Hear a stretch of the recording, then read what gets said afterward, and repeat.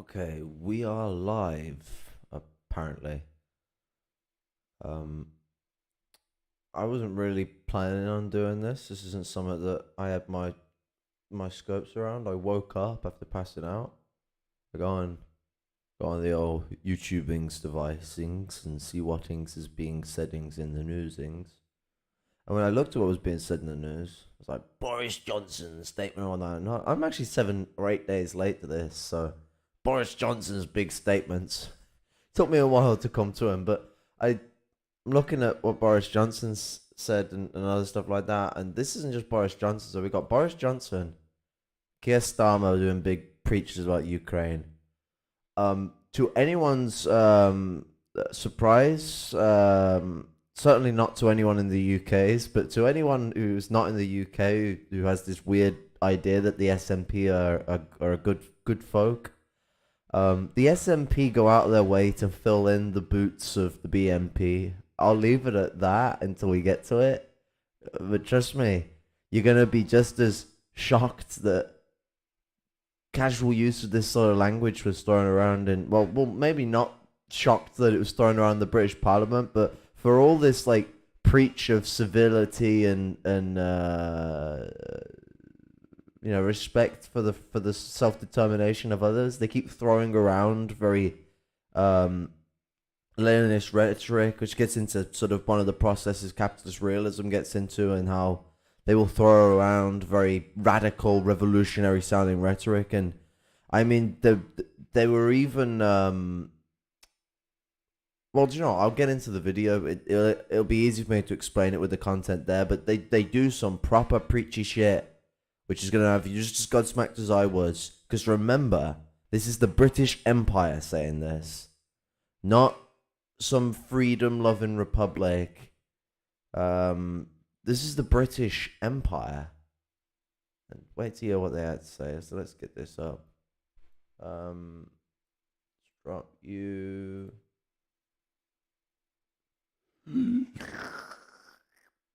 Oh, we're on the channel dashboard. Behind the scenes sneak peeks.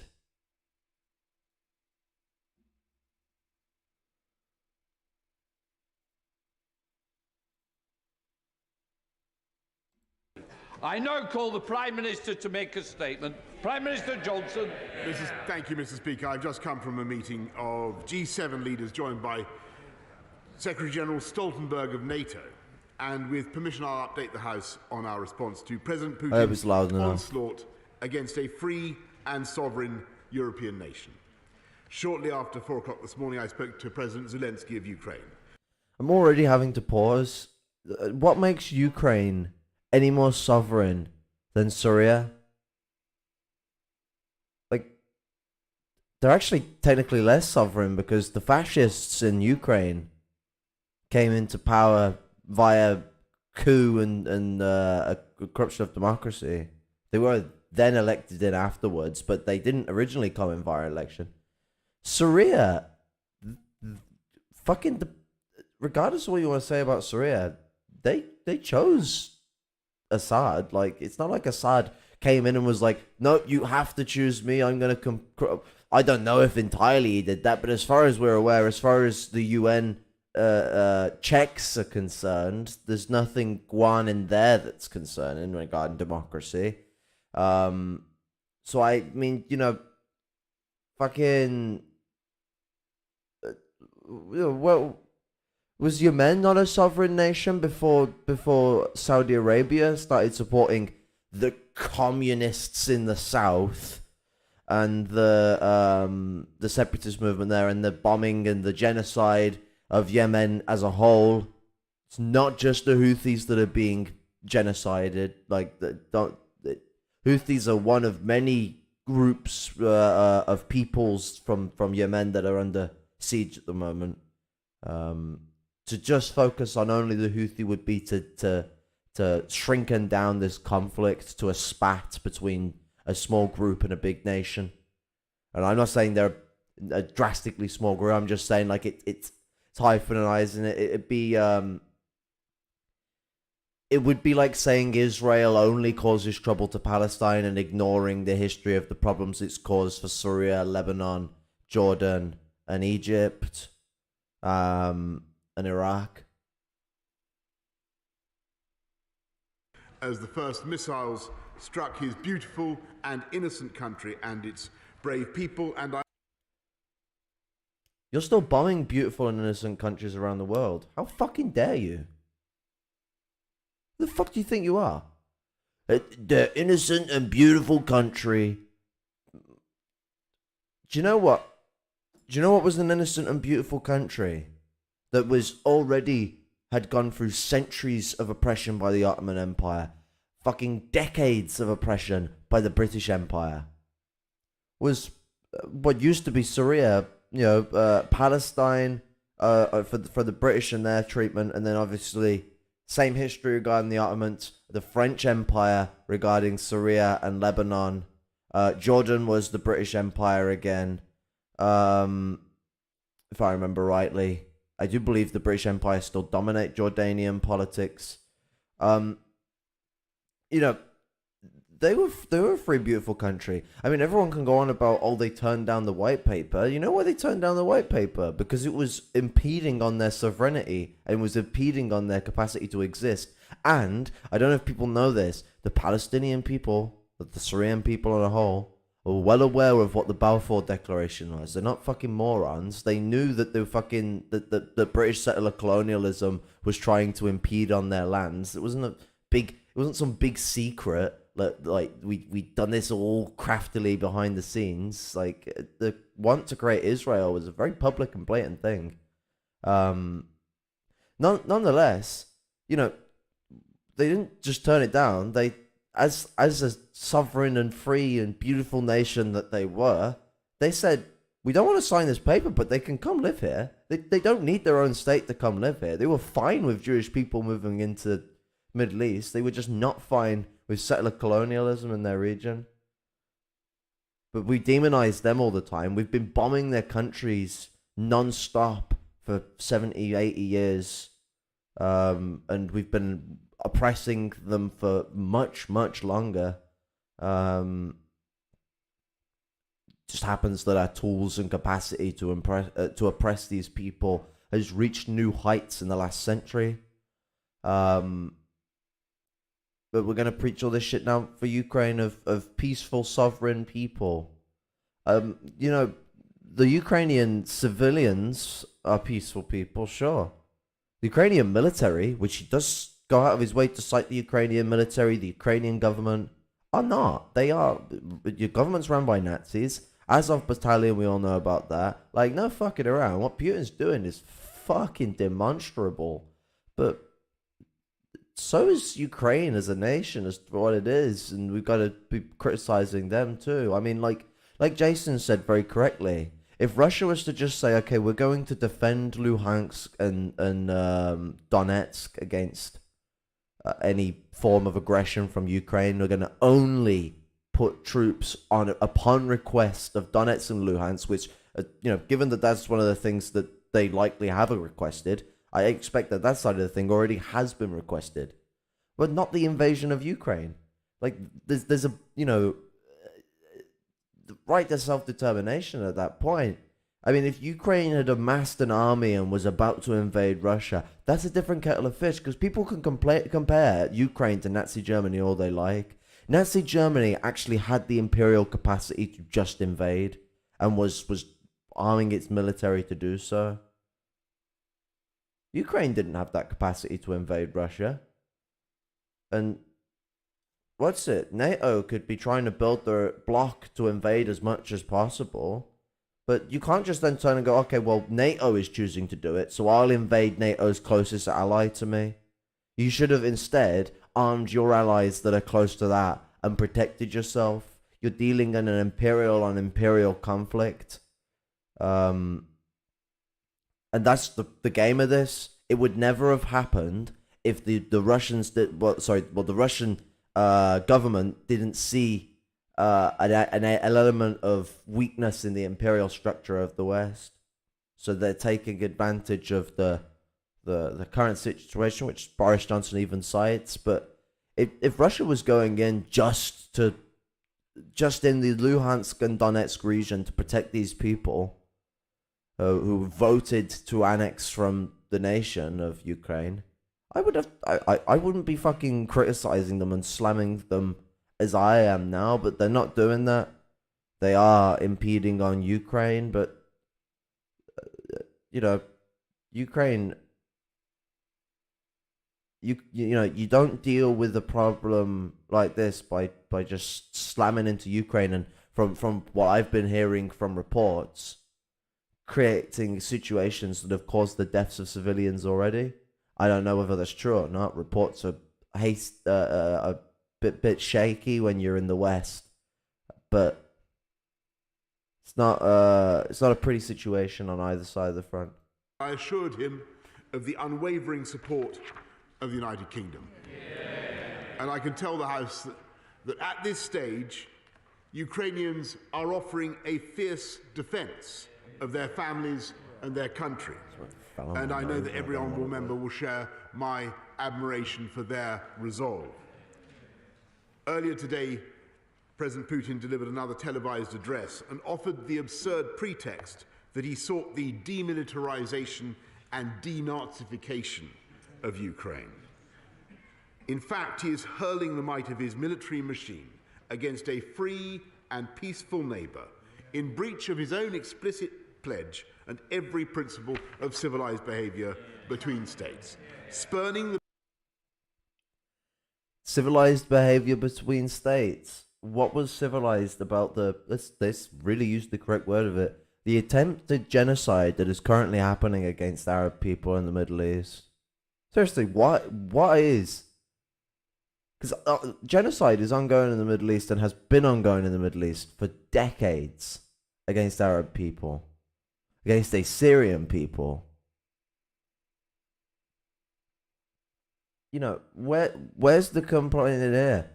Where's the outrage? They use strong language that you can correctly assign to the situation over in Ukraine. You can correctly assign that this is the nasty situation for the Ukrainian people, for the Russian people, But what about Palestine? What about Yemen? What about Syria? Seriously, civilized behavior between states. The British talking about civilized behavior between states. The empire that is responsible for 1.8, and this is an estimate, and we know what estimates are like with death tolls with the British Empire. Usually they're low for what the reality of the situation is. But 1.8 billion is the estimate for how much we killed in our oppression of India. And the British Empire is turning around and trying to talk about civility. Please give me a break. The best efforts of this country and our allies to avoid bloodshed. For this, Putin will stand condemned in the eyes of the world and of history. He will never be able to cleanse the blood of Ukraine from his hands. And although the UK and our allies tried every avenue for diplomacy until the final hour, I'm driven to conclude that Putin was always determined to attack his neighbour, no matter what we did. Now we see him for what he is, a blood-stained aggressor who believes in imperial conquest. I am proud that Britain did everything within our power to help Ukraine prepare for this onslaught, and we will do our utmost to offer more help as our brave friends defend their homeland. Our embassy took the precaution on 18th of February of relocating from Kiev to the city of Lviv in western Ukraine, where our ambassador Melinda Simmons continues to work with the Ukrainian authorities and to support British nationals. Now we have a clear mission, diplomatically, politically, economically, and eventually militarily. This hideous and barbarous venture of Vladimir Putin must end in failure. I need to find a lighter, 1 second.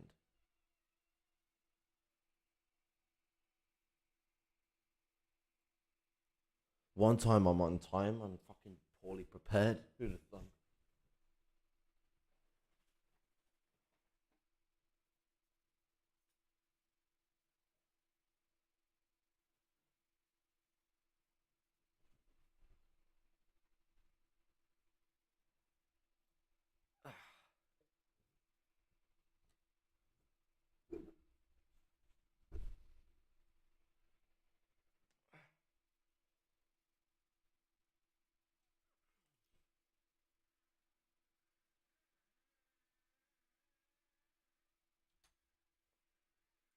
No, no. I thought I was on the video again. I'm like pressing space. At the G7 meeting this afternoon, we agreed to work in unity to maximise the economic price that Putin will pay for his aggression.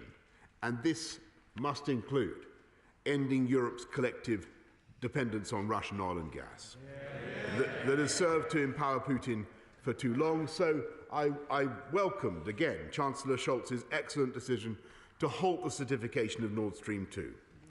Mr. Speaker, countries that together comprise about half the world economy are now engaged in maximising pressure, economic pressure, on one that makes up a mere 2%. For our part today, the UK is announcing the largest and most severe package of economic sanctions that Russia has ever seen.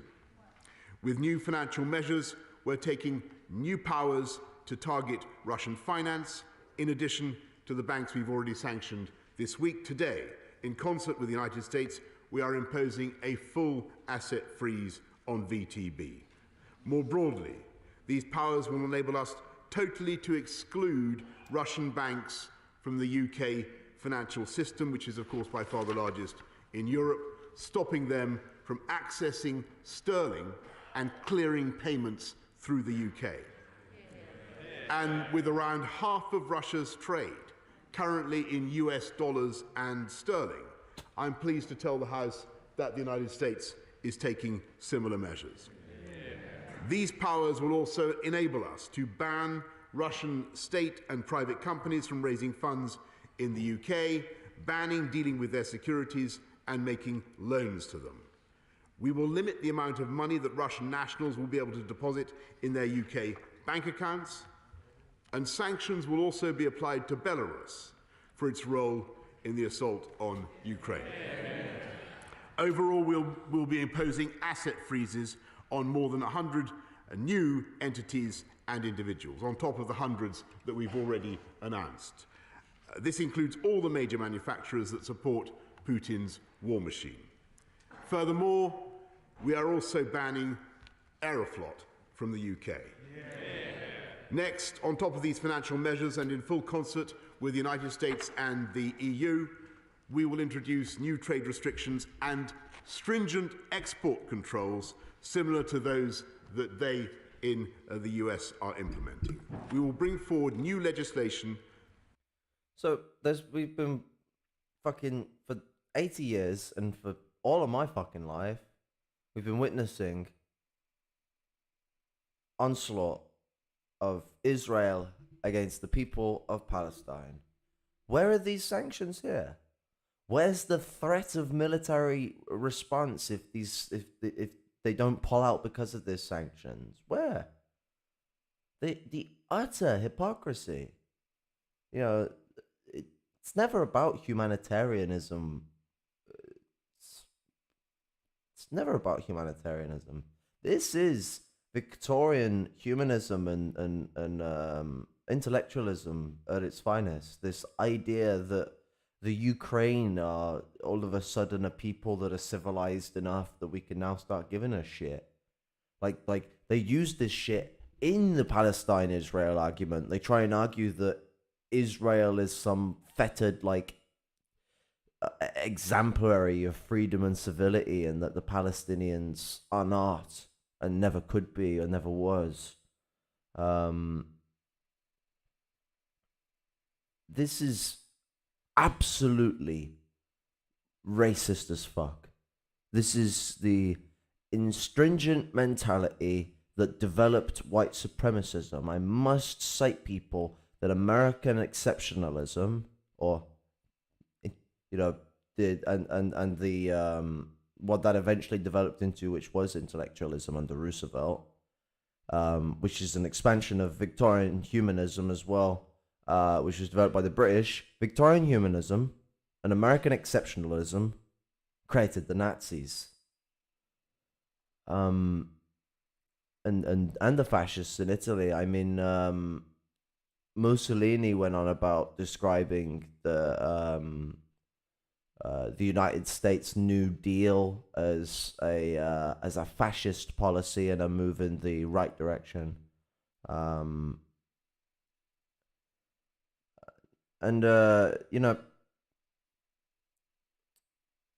Sort of a point to lay down on what I've laid down about fascism a lot as well as a nice little side note, because I've always I've been going on about a lot about the fascism as a response is built off the class interests of the aristocracy when they go class consciousness.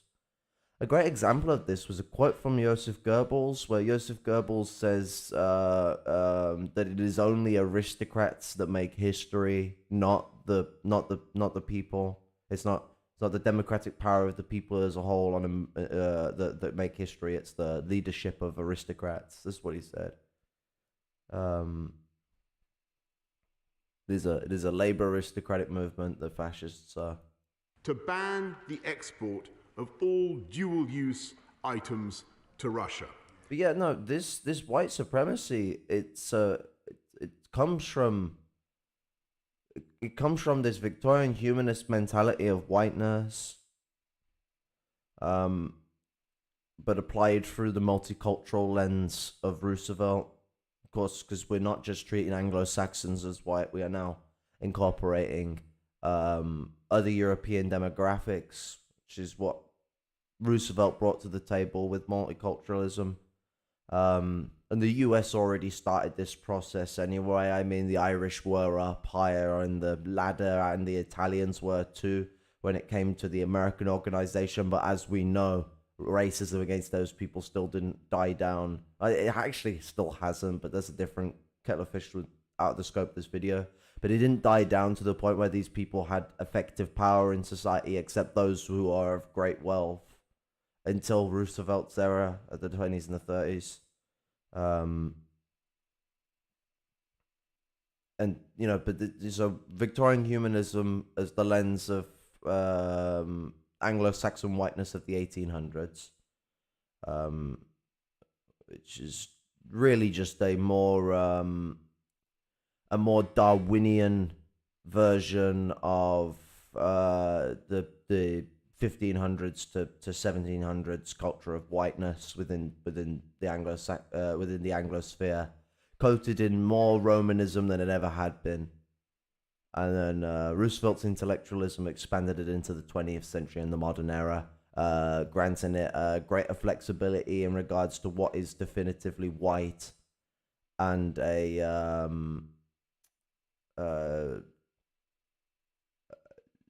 dropping some of the more eugenic rhetoric without dropping the quality that of racism that comes with that rhetoric. You know, the eugenics isn't gone out of whiteness. It's if anything at the moment stronger than ever, but it's shrouded in language the better avoids citing eugenics. I mean, as we all know, the West and capitalism on a whole has denounced eugenics over the last century. Maybe just a bit longer than that, other than, of course, the big rise in Nazism. But the mentality hasn't gone. The culture of eugenics is, like I say, now stronger than ever. It doesn't disappear. So the way in which that we have essentially demonstrably denounced the people of West Asia, the people of Africa, and in general the people of the global South, but I'm mainly citing those two because they have experienced war like no other over the last over the last 30 years. Cite South Asia into that if you extend it over into the last 50 years with Vietnam and all the other wars we've presented there.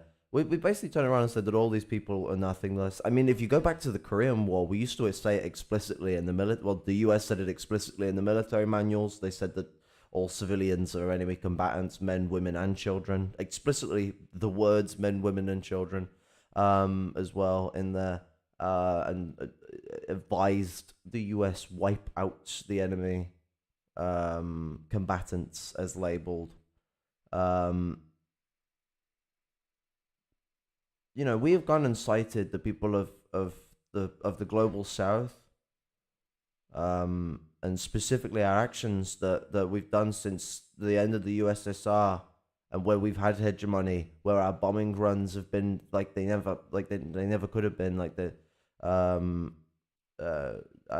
mean, our use of depleted uranium in the Iraq War, the amount of people that we have committed the genocide of, the fact that we are openly supporting genocide of Yemen and of Palestine as we speak at this second, we are still supporting genocide. And we have basically denounced these people as inhuman by turning around and throwing out this outrage for Ukraine, but not a fucking beat for Palestine. Not a fucking beat. And all these people calling for military action, calling for this, promoting all of the military action of Ukraine. Okay. You are the same, most of these people end up being the same fucking people who turn around and say, I understand, Palestine, it sucks. What Israel is doing to them is bad, but the Palestinians are just as bad for standing up against it. You're the same hypocritical motherfuckers who would dare criticize Palestine for fighting back against apartheid. Check your fucking hypocrisy. Utter white supremacical bullshit that we're dealing with right here is beyond disgusting and makes me sick to the fucking core. Including a range of high-end and critical technological equipment and components in sectors including electronics, telecommunications, and aerospace.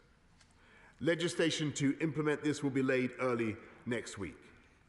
These trade sanctions will constrain Russia's military, industrial, and technological capabilities for years to come.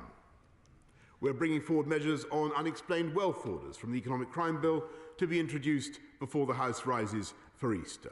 And we will set out further detail before Easter on the range of policies to be included in the full bill in the next session, including on reforms to Companies House and a register of overseas property ownership. We will set up a new dedicated kleptocracy cell in the National Crime Agency to target sanctions evasion and corrupt Russian assets hidden in the UK, and that means oligarchs in London will have nowhere to hide. And Mr. Speaker, I know that this House will have great interest in the potential of cutting Russia out from SWIFT. And I can confirm, as I've always said, that nothing is off the table. But for all these measures to be successful, it is vital that... Isn't it funny to hear the UK talk about kleptocracy? Like, do you know how much wealth we've stolen from the world? Like, couldn't even fucking measure it. It's so fucking much. We have stolen so much wealth from the world. Even the German Empire, who was seeking to do the same, they called us barbarians and pirates and literally then went and invaded China in the same way that the British would have moments later. So it's all hypocrisy. But they managed to rise up on the position that the British are pirates. Not just because we sailed the seas, but because we sailed the seas and stole. We are well known for being the biggest thieves in history. Probably even bigger than the US has ever stole.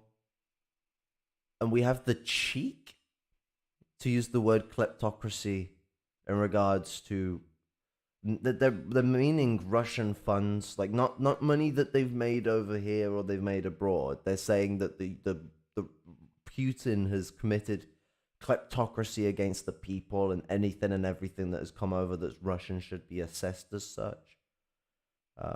Except of course the money that Boris Johnson has accepted of Russia in the past. He's not gonna deal with that issue.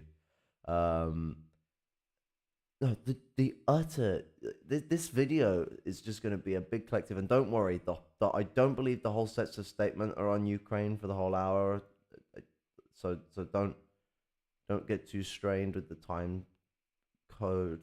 But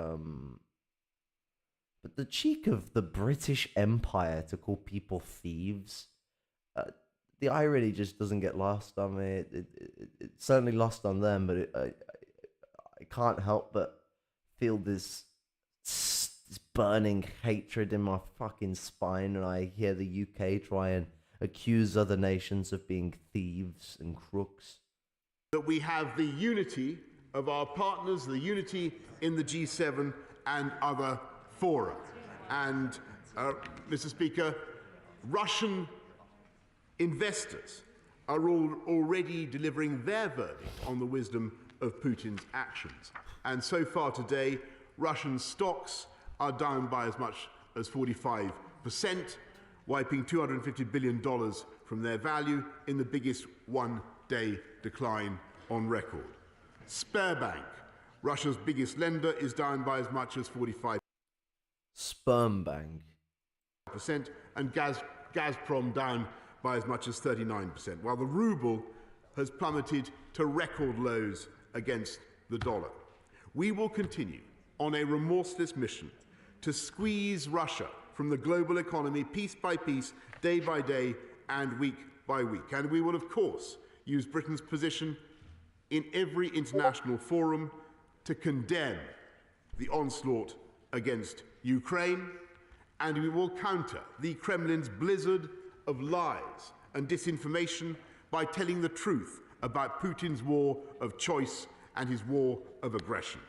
And we will work with our allies on the urgent need to protect other European countries that are not members of NATO and who could become targets of Putin's playbook of subversion and aggression. And we will resist any creeping temptation to accept what Putin is doing today as a fait accompli. There can be no creeping normalization. Not now, not in the months to come, not in the years ahead. We must strengthen NATO's defences still further. And so today I called for a meeting of NATO leaders, which will take place tomorrow, and I will be convening the countries that contribute to the Joint Expeditionary Force, which is led by the United Kingdom and comprises both. This comes into what I was talking about a little while ago. The UK is really putting its foot in the door when it comes to making statements as to what's to be done with NATO.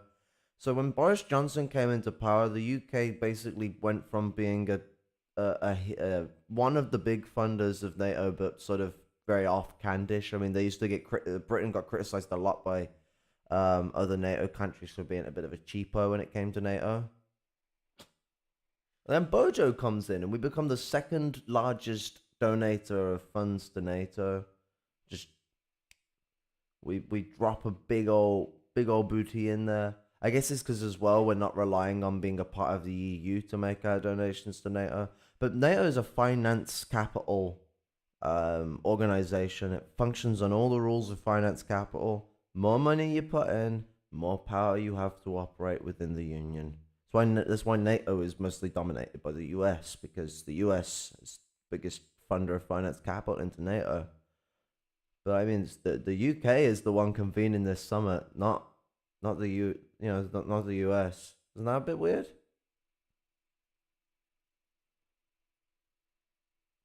Just one of them things. Like, the UK seems to be bigging its boots up, which would come into line with the way the EU has been bigging its boots up. We're seeing very World War scenarios, and the last time there was an East-West sort of conflict in a World War sense, the hegemonic position changed when the Nazis went to war against the world. Not a very good strategy if you want to win. The imperial hegemony changed in the West from the British to the Americans. As World War starts now, we are going to see the same change. Every time there's a Great Depression, it's always a few years later there's a war. This World War seems to be starting just a couple of years after the Great Depression this time. Very similarly to World War One. World War One started 4 years after the 1910 Great Depression. Not quite the big, 12, well, 10 if you go to the Spanish Civil War, but 12-year start for the war in Europe that time. It was, although it would be 7 years if you or 6 years. I think it was 1933 that the Japanese invaded Manchuria and set up the puppet state of Manchukuo. So 7 years, 6 years in the case of the 1926-27 crash. But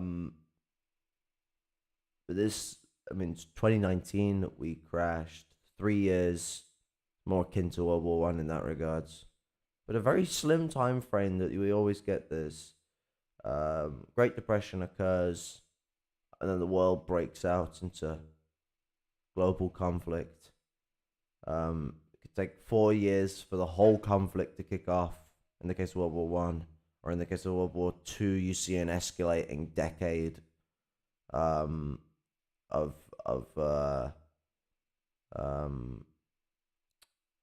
empires that are not the hegemonic power starting to flaunt themselves around like it. I mean, the Japanese big fuck you to the League of Nations was really the start of World War Two. It showed up to everyone that the League of Nations had no power anymore over other empires. Like, the other empires were showing that they could freely throw their shit around and no one's going to stop them. NATO and non-NATO members. Last Saturday, I warned that this invasion would have global economic consequences, and this morning the oil price has risen strongly. The government will do everything possible to safeguard our own people from the repercussions for the cost of living. And of course, we stand ready to protect our country from any threats, including... Do fixed prices.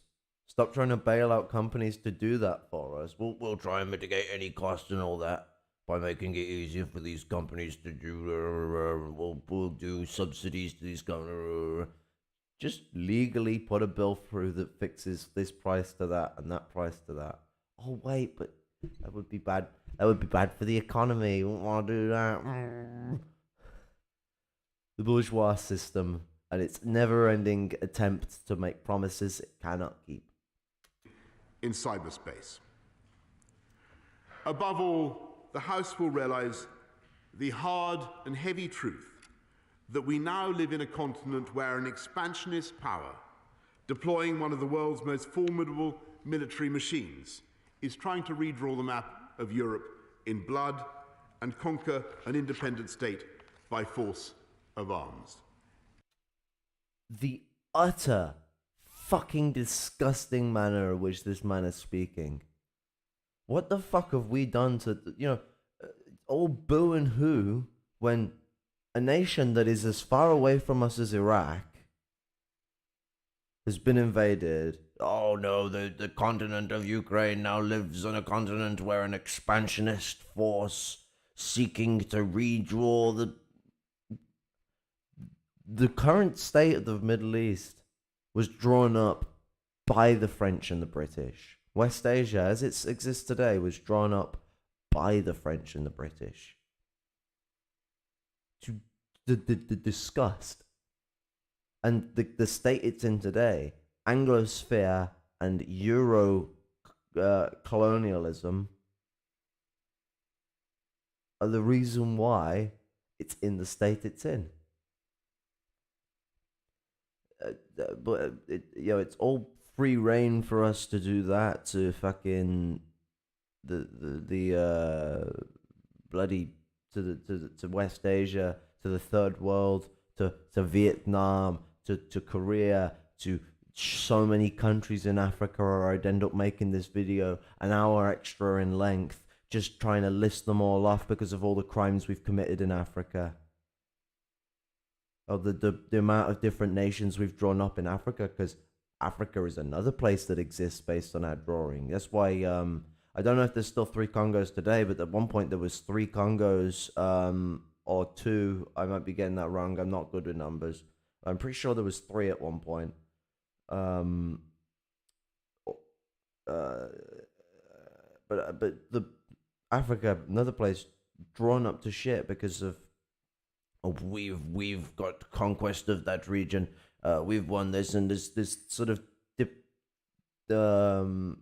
weird diplomacy thing that occurs when an empire becomes hegemonic is that they start all agreeing around each other on how to chop things up so they don't have needless wars with each other, because it's fine for them to go and genocide brown people, black people, and red people, but and all that, but it's not, but as soon as they start going to war with each other, it's tragedy, it's heartbreak. How could we do this to each other? Civilized people. And Victorian humanism is where this language of civilized comes from. This, we are the civilized people of the globe. It's a Darwinianism based off of Greek humanism, which translated to sort of the modern era would mean individualism, and actually the individualism that the Protestant church based its movement off was sourced from the Greek idea of individualism or humanism.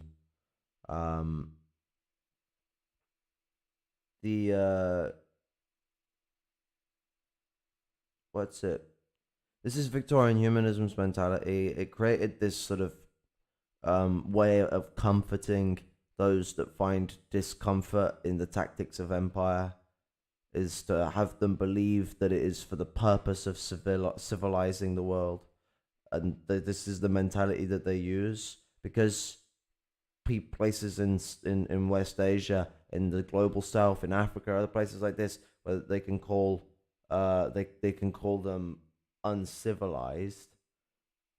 Any war that we do there, any action we do there, any horrific conquest or consequence in which we cause in that region, they can justify it to themselves as us bringing civilization to the uncivilized lands.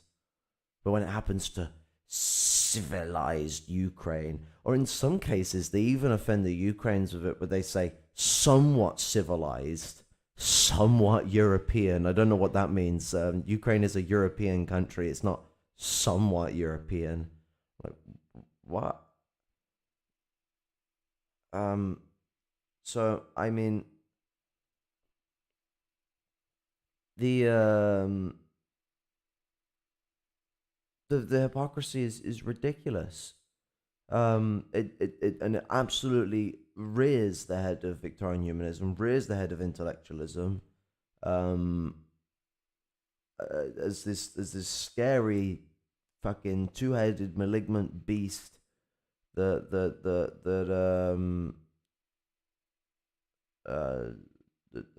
sort of scours over the mentality of these white people. But do you know what? The people supporting both sides taking on this mentality, we've seen this same mentality with the people who are supporting Russia and people who are trying to do whataboutism on the existence of the Ukrainian and Belarusian people, like Caleb Maupin has been doing. We're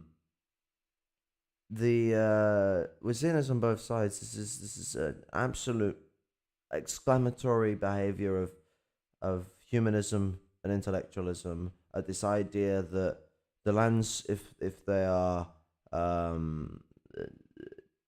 perceived to be uncivilized in the mentality of an imperialist nation and what it predicates civility on, which hint, it's about how much strength you have in oppressing your neighbors. That's why they treat regional powers better than they treat the other nations there. That's why it's all tea and biscuits with certain countries that we still treat as unhuman compared to what we might treat the other countries in the region. It's literally based on supremacy. It's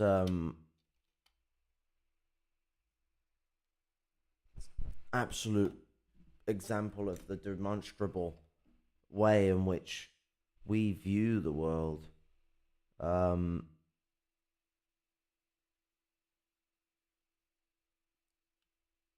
it's vital for the safety of every nation that Putin's squalid venture should ultimately fail and be seen to fail.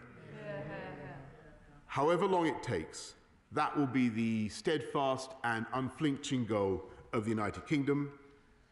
I hope of every member of this House and every one of our great allies, certain that together we have the power and the will to defend the cause of peace and justice as we have always done. And I say to the people of Russia, again, whose president has just authorized an onslaught against a fellow Slavic people, I cannot believe that this horror is being done in your name, or that you really want the pariah status that these actions will bring to the Putin regime. And to our Ukrainian friends, in this moment of agony, I say that we are with you and we are on your side. Your right to choose your own destiny is a right that the United Kingdom and our allies will always defend. And this is why I get into the capitalist realist stuff. They're using the flamboyant language that has been used against these empires in the past. UK didn't care about right of determination of countries, and the only place they must have got that rhetoric from is from the amount of freedom movements that has risen up against them that have claimed for the same want. The amount of freedom movements in West Asia, South Asia, but to be fair, all of Asia with the British Empire. We've conquered many places in that region. We haven't conquered all of it, but we've been fingers in the pie of East, West, and Central Asia.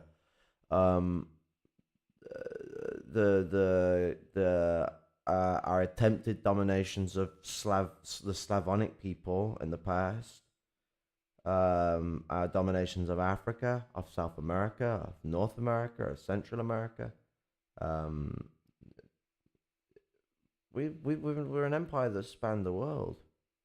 We didn't give a shit about their determination, but when we've heard all these peoples calling for it, when we have the criticism of imperialism written in book by Lenin, and I tell you now, intellectuals like this, these people have likely read that book. Not all of them, but if you want to be a smart imperialist, which I can tell you now, any empire, any person in a high position in an empire would like to be a smart imperialist, you would maybe read one of the most popular books in history that has criticized imperialism.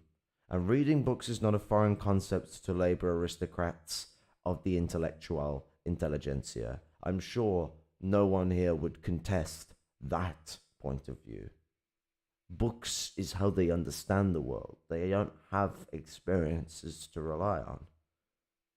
If they feign the time, they would have read it, and probably have. Which means that they do understand the criticisms that would be leveled against empire and how in which they need to utilize not only the rhetoric of that shit on the basis of neocolonialism, and that's why you don't truly understand imperialism until you also understand neocolonialism. Nkrumah Ture is an absolute must-read author, especially his works on neocolonialism, the highest stage of imperialism. You're gonna embolden radical rhetoric into the mannerisms of empire to just disguise empire and give empire this sense of the love of freedom and all that. Not, and they did this during the Cold War, and it's claiming your enemies to be of an imperial character or oppressive character. We've been doing that with the Middle East the whole fucking time. The term Soviet Empire was actually designed around this mentality, and ironically, not entirely untrue given social imperialism that did create an imperial structure for the Soviet Union. But they were using that term before the Soviet Union had developed an imperial structure. They were actually using the fact that the Russian Empire used to be an empire and the Soviet Union had similar borders to the Russian Empire. So, bada bing, bada boom, you can exclaim it to be not the anti-imperial thing it is. That was sort of what the tactic was molded around. Maybe it's a case of maybe it's a case of labeling. They labeled the Soviet Union. This is why you should never label people. When you label people, it creates an enforcement good. I don't want to diminish labeling with a joke. Labeling is an actual true thing that should be concerned of, but no, it wasn't labeling in this sense. It's not a psychological issue that caused this. But it was a funny joke. Don't bully me. Spirit, I join you in saying Slava Ukraini, and I commend this statement to the House. I now call the... Can we also state, just on a little non-serious side note, the hilarity of every time he says, and I say, like, fucking fulfill the British stereotype, I say. The leader of the opposition, Keir Starmer. Oh, Sir Keir Starmer. A guy who manages to be more fascistic than Tony Blair. At least with the fact that he's a much more successful operator of that political philosophy, at least seeming more likable than Tony Blair did. Although to be fair, Tony Blair was actually quite liked when he first came about. I'm one of Blair's forgotten youth. That's what they call the generation I'm from. So we don't have the fondest of opinion of Tony Blair. Thank you, Mr. Speaker. In this dark hour, our thoughts, our solidarity and our resolve are with the Ukrainian people. Invading troops march through their streets. Missiles shell their cities. They've been cast into a war through no fault of their own, because Putin fears their freedom and because he knows that no people will choose to live under his bandit rule unless forced to do so at the barrel of a gun. The consequences of Putin's war of aggression will be horrendous and tragic for the people of Ukraine, but also for the Russian people, who've been plunged into chaos by a violent elite who have stolen their wealth, stolen their chance of... Who plunged them into this violent elite? Because the Soviet Union has a lot of responsibilities in regards to its demise. But so does the West. You guys were pushing it for ages. And when the Soviets did collapse because of their own contradictions and the external contradictions, the West absolutely made an example of the Russian economy. With their asset that they had got into power in the turmoil of the Soviet demise, they managed to sell the Soviet economy off for pennies compared to what it was worth, crippling the Russian economy for decades to come. Was, not Putin that did that. It was Yeltsin, the US asset. And Putin was originally a US asset. Russia, when Putin came into power, had strong ties with the United States and a working relationship and out of work relationship with the Bushes. Putin's family and the Bush's family used to go fishing together. Fucking utter cheek and his hypocrisy of these dickheads. It's unbelievable. Democracy and stolen their future. And we must prepare ourselves. Yeah, like I said again, that future was stolen by you, motherfucker. For difficulties here. We will face economic pain as we free Europe from dependence on Russian gas and oil and clean our institutions from money stolen from the Russian people. But the British public have always been willing to make sacrifice. Got to be careful when empires use this kind of rhetoric, because when they acquire the funds stolen from a people, which, I mean, all money in capitalism is stolen from the people. That is how capitalism works. Are you aware how the oppressive system you have set up works? Are you a fucking moron? So, I mean, like,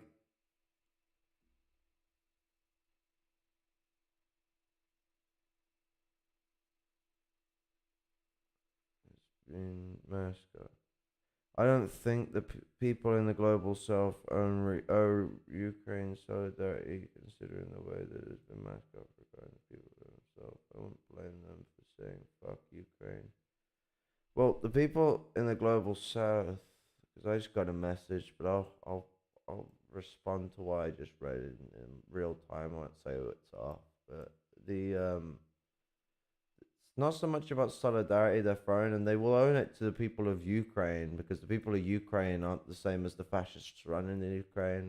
They're not owing solidarity. What their point is that the people of the global south are insulted that as Ukraine is being fucking shown all this, that, and the other, solidarity, this, solidarity, that. No one's shown a penny of solidarity.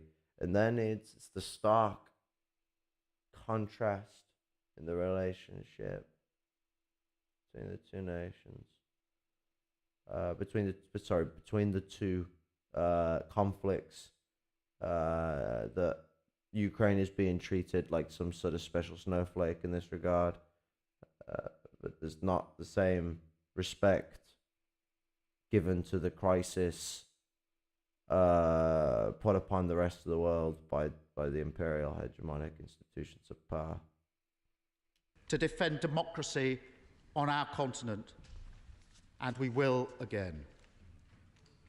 The consequences of Putin's actions will be felt throughout the world for years, and I fear for decades to come. Russia's democratic neighbours and every other democracy that lives in the shadow of autocratic power are watching their worst nightmare unfold. So all of us who believe in democracy over dictatorship, in the rule of law over the reign of terror, in freedom over the jackboot of tyranny, must unite and take a stand. We must support the Ukrainian people in their fight, and we must ensure that Putin fails. Putin will eventually learn the same lesson that European tyrants learned in the last century, that the resolve of the world is harder than he imagines, that the people's desire for freedom burns brighter than he can ever extinguish, and that the light of liberty will... Maybe that's something that you guys need to fucking realise. The British Empire will burn to the ground, so will the US Empire, so will the French and the German unified empire of the European Union, so will the Russian Empire, so will the Chinese Empire. These empires will burn into dust because the people's desire for freedom will burn brighter than the fucking bullshit you push onto the world, the tyranny you push onto the world, the anguish you push onto the world, the corruption against the people. It's demonstrable from capitalism. This is not East or Western specific. This isn't Russia doing something that's exclusively just something that Hitler's done. Always remember, the British Empire certainly should more than anyone, because we like to go on about how it was civilizing what we did. Fascism and colonialism are very akin to each other. It's where the similarities to fascism are seen in liberalism. Fascism and colonialism are distinctly fucking similar. And that we are no different to the tyrants. And I'm not saying that because they're not tyrants. I'm saying that I'm doing the... because it's funny that we are specifying here just the tyrants of the last century. We were tyrants in the last century. What was Nazi Germany and Italy so different to the British Empire or the US Empire in regards to tyranny? Oh, but the only difference was they did that to white people. They brought imperial tyranny to white people.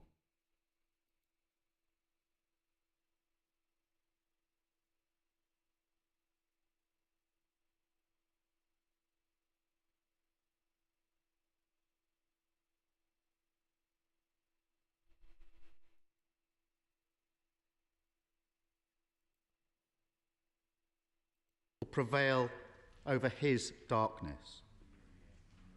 For that to happen, we must make a clean break with the failed approach to handling Putin, which after Georgia, after Crimea, after... He cites this and even uses the word imperial. And then he literally goes on about, okay, handling Putin. As, you know, one would talk about someone they have control over. With that failed way of handling Putin. You can't turn around and call something imperial and then just turn around and use an imperial mannerism literally sentences after. That's so fucking within the moment hypocritical. It's beyond hilarious to me. After Donbass has fed his belief that the benefits of aggression outweigh the costs. We must finally show him that he is wrong. That means doing all that we can to help Ukraine defend herself by providing weapons, equipment, and financial assistance, as well as humanitarian support for the Ukrainian people. We must urgently reinforce and reassure our NATO allies in Eastern Europe, who now stand at the frontier of Putin's aggression. And the hardest possible sanctions must be taken against the Putin regime. It must be isolated, its finances frozen, its ability to function crippled. How about do that to Israel? What's stopping the UK right now doing that to Israel? And then threatening a war as well, like they're doing now. What's wrong with them doing that? Oh wait, but Israel is a part of our settler colonial oppression of the world. We can't have the same standards. That'd be too decent of us. You know what?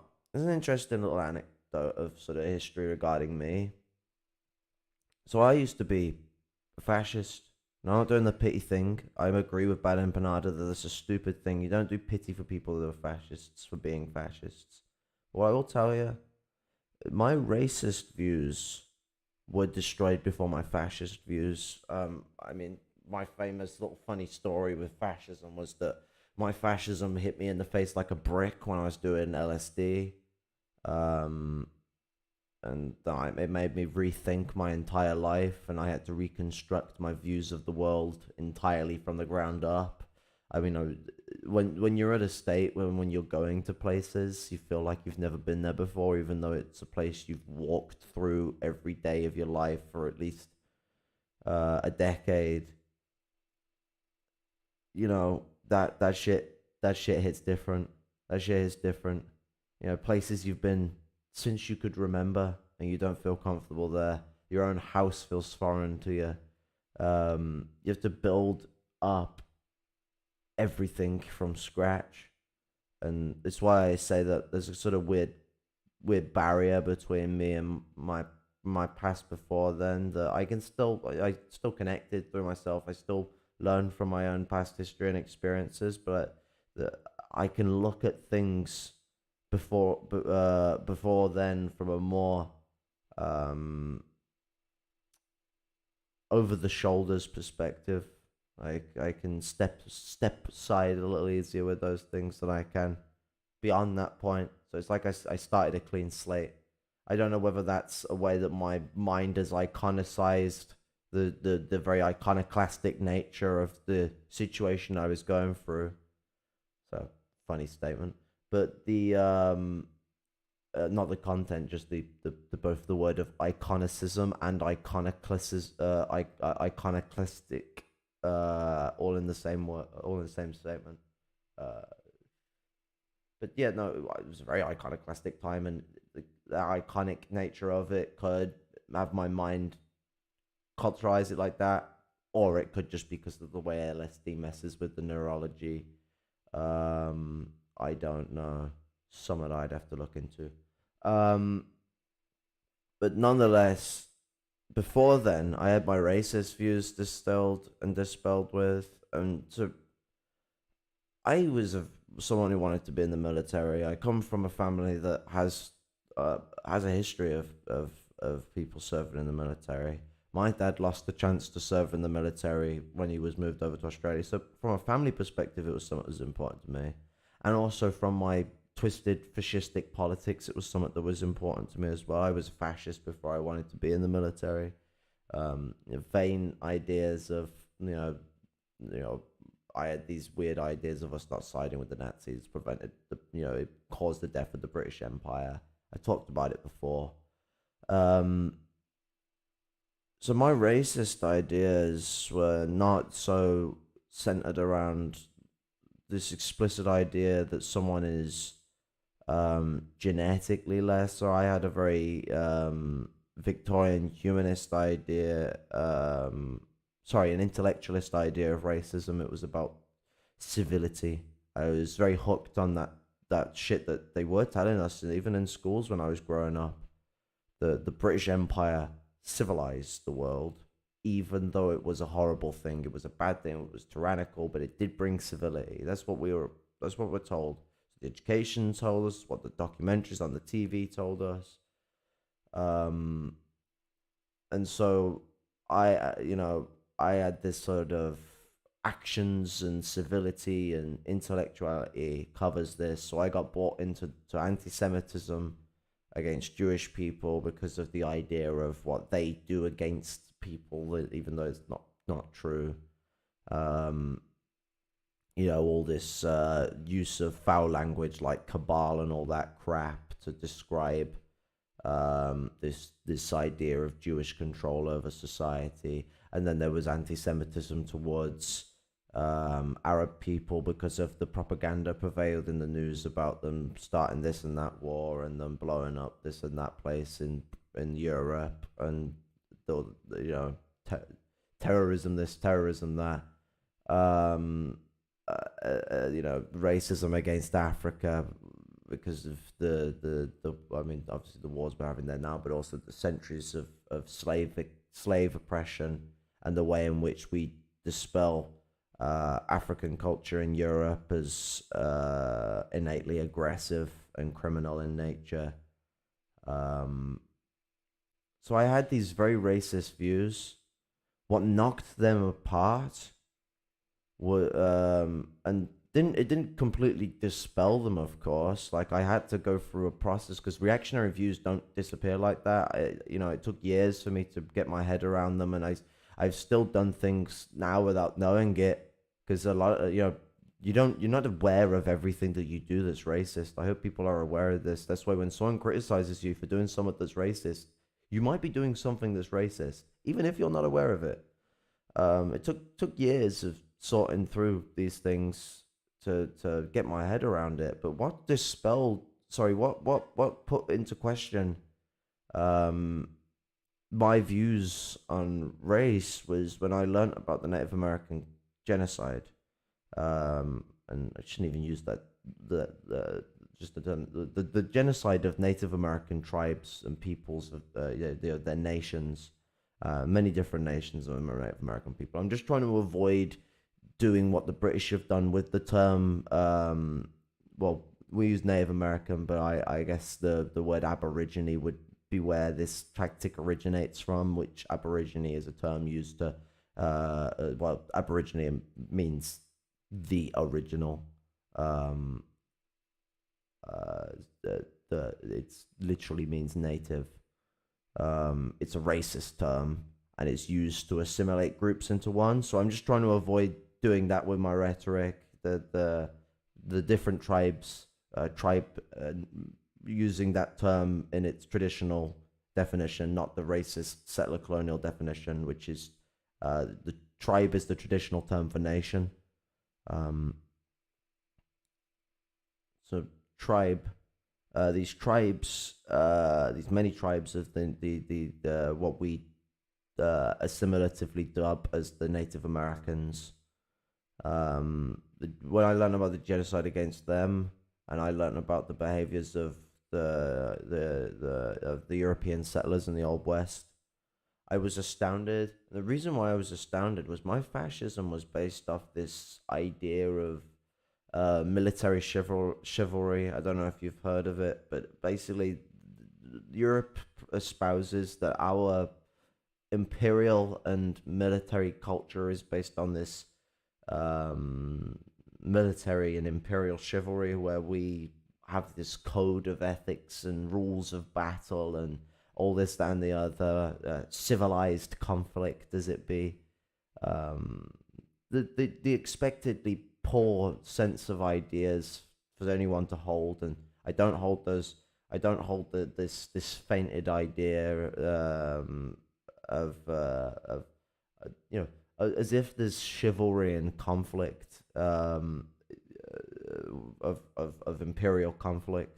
Imperial conflict is anything but chivalrous, and that's what hit me like a brick when I learnt about the genocide in America. When I learnt that there were these different tribes that were showing different degrees of peace, but peace nonetheless, to either ones who wanted to integrate or those that wanted to make deals that would secure their individual sovereignty and control over specific plots of land, which I'm not saying either of them are more acceptable than the other. I'm just showing that one, because let's be real, the most acceptable is the natives getting control over their land. But what I'm sort of ploying at here is it didn't matter what tactics they used, whether it was integration waving a US flag, or whether it was just them asking for a right that Europe is supposedly, these European settlers supposedly understood when they were fleeing the attacks on their own determination in Europe. Because that's what America rose on. It rose on this victimized mentality that we're all expelled and excluded from Europe, even though they weren't. I mean, most of these people were actually European nobles, but a lot of them were also people running away from Europe.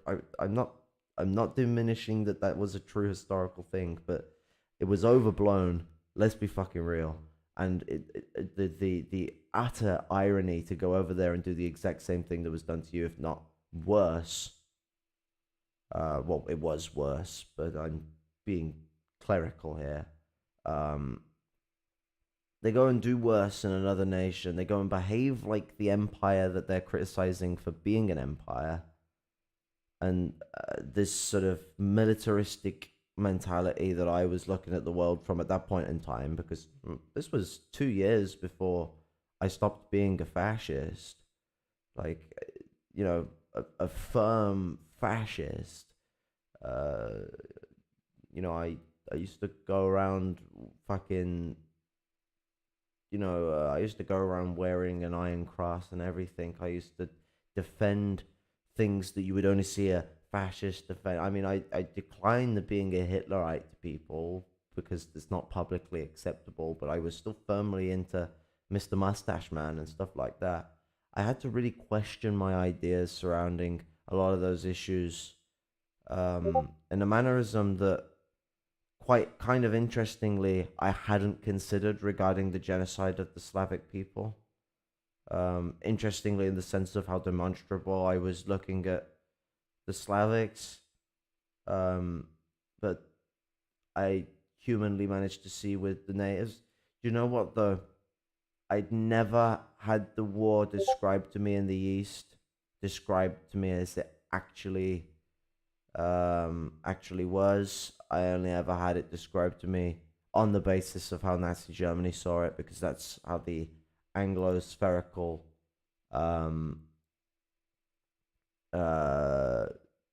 history and teachings of World War II are centered around the conquest of the East. So I never actually managed to see it from such a perspective where I could be put in such shock and awe.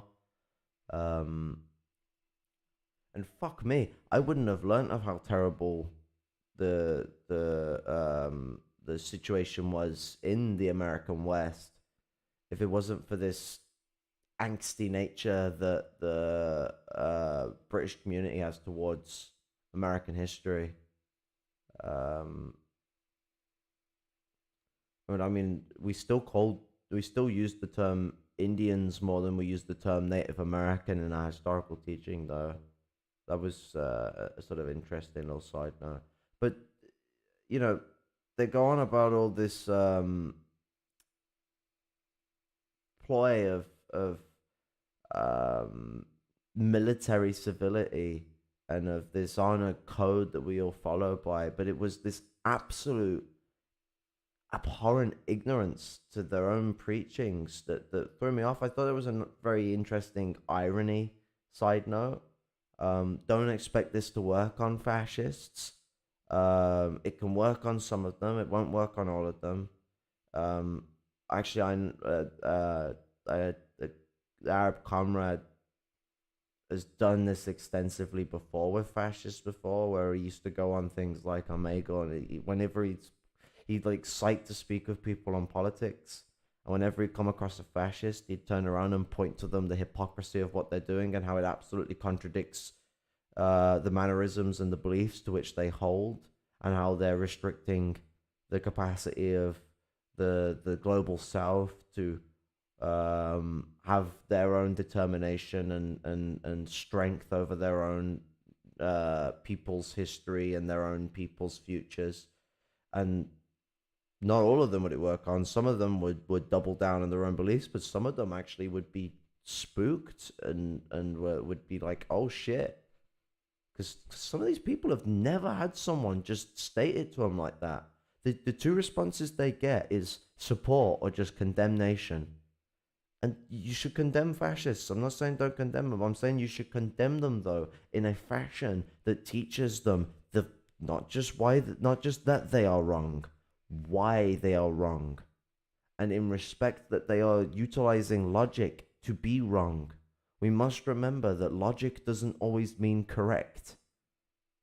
The enemy, if they are going to be sane in their practices, and I'm not using sane in the insulting manner, I mean insane in the complete center of that you are someone who is not lost the absolute plot. Like, you are, you know, in the most respectful sense, capable of functioning to the degree that is required to make the complex rhythm and logical patterns associated with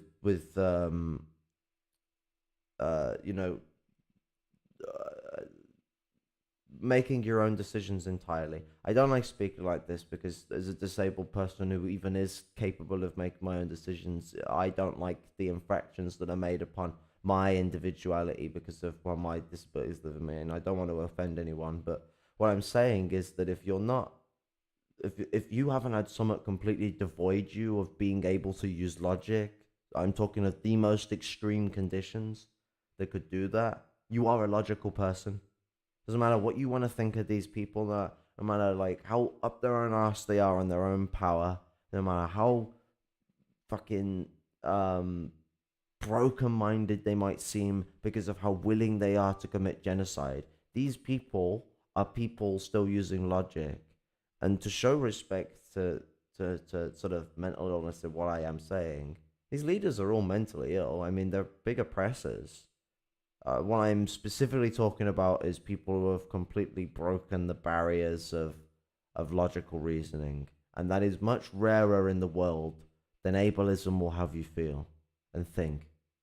Ableism has you think that insanity is as common as fucking breadcrumbs off of fucking, you know, it's not that simple. And to actually go devoid of logic is much rarer than people might think. So when operating in criticizing fascism, we must not devoid fascism of its very logical principles regarding the class interests of the labor aristocracy. But we also must note that when criticizing and dealing with them, if we use logic against them, you can crumple them into 2 points. They either side with the fact that you have pointed out a complete contradiction in their narrative, and they also go one or two routes. Then they want to learn a way out of their hypocritical narrative, or they find a way to learn a way round your criticism of their hypocrisy because their class interests are more dire than the hypocrisy, or they blatantly show a double down in the situation and show you there and then that they're willing to double down. Like I say, a fascist showing that they've acknowledged the hypocrisy that you're showing doesn't mean that they're going to run it out. But you have a greater chance of criticizing and running someone out of their ideas if you can show the hypocrisy in their ideas, rather than relying on them being a fascist as condemnation itself. And if you are to just jump to condemnation, if you were to use the term fascism as the jump to condemn someone rather than the actual explicit ideas that they hold, you would embolden them into being a fascist. A lot of people who are fascistic in their ideals might not identify themselves with the term fascist, even though they are fascists. So you are best looking at the ideas to criticize and condemn them, and then when they double down in your condemnation, you can then call them a fascist explicitly as condemnation. You shouldn't jump to conclusions instantaneously. You should operate within the veil of their ideas, but you should be there are certain situations where you should jump to conclusions, and classism, punching down of the poor, should be seen as unacceptable. Waste your time with someone who has feigned ideas, but if they come out with explicit racism and explicit classism, that should be taken with the utmost seriousness and should be treated as an argument of no quarter. So all statements, all ideals, any capacity for them to respond should be put on freeze until they have responded to the classist ideas and racist ideas they've put forth, to clarify either support or to understand the ignorance of which they've displayed there. And if they do not correspond within the means of respectability and solidarity to those people, to rebut the statements that they have made, they should be condemned as a fascist and cut off from any form of attempt to pull them away from their ideas. We should hold firm and strict grounds when involving ourselves with fascists. But I just thought this was an interesting side note on the actual logic of fascism is works against itself when it's tipped on its own head, or more so the logic of colonialism that is embroidered in the logic of fascism really falls on its head because it relies on this idea of military chivalry in a lot of aspects when it comes to European versus European conflicts, but that military chivalry and that does not apply to conflicts that are in Central Asia, West Asia, just the global south in general. I'm doing a Indrance citing specifics, but what we've been doing in West Asia and Africa in the last 30 years, and what we've been doing in the global, well, within the world that is not Europe. I mean, the American supercontinent is not entirely globally south. There is a north sector to it. What we've been doing globally for centuries, we have not extended the same military chivalry to those people of colors, not white, those who are black, those who are brown, those who are red. We have dehumanized them beyond belief. We have not extended out the same respects. And this hypocrisy is very relevant to the situation now, as it is being blatantly shown and echoed within the walls of Parliament and within the walls of Washington. That means excluding Russia from the financial mechanisms like SWIFT and banning trade in Russian sovereign debt. I welcome the set of sanctions outlined by the Prime Minister just now and pledge opposition support for further measures. And there are changes we must make here in the UK. I definitely won't mute notifications. I'm trying to mute notifications because it's pissing me off. I'll just close the app. How about that? End task. Too long, our country has been a safe haven for the money that Putin and his fellow bandits stole from the Russian people. It must now change.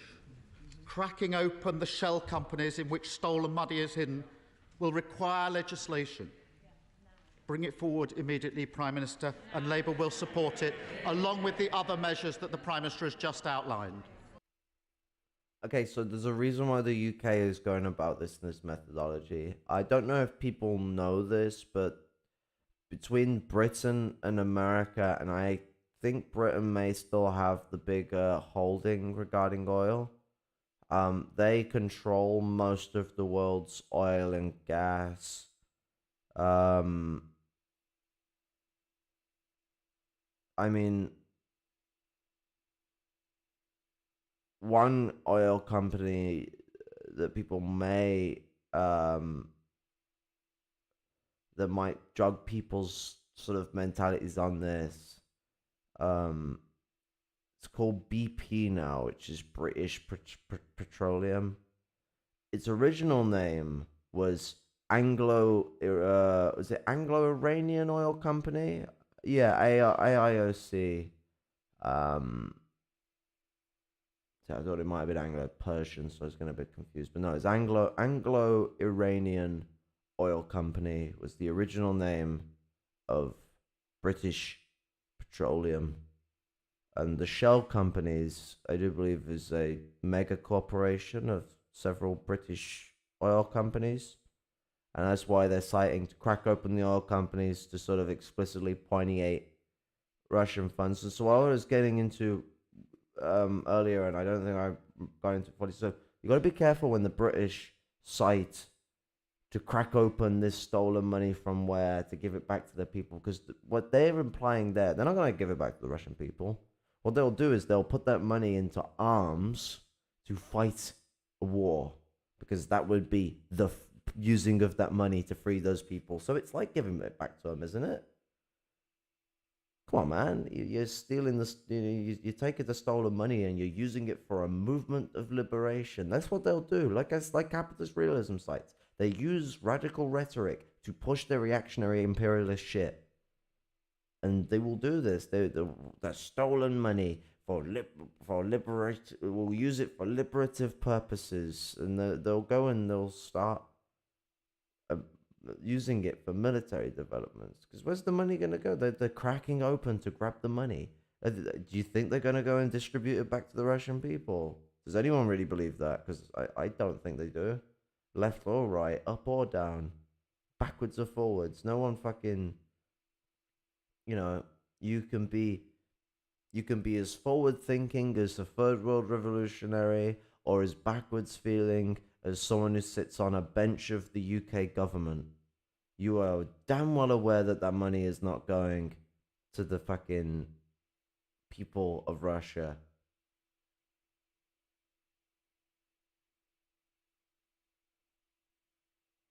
No, it will be put into the backward-thinking policies of the British Empire and its conquest of the globe that still continues to this day.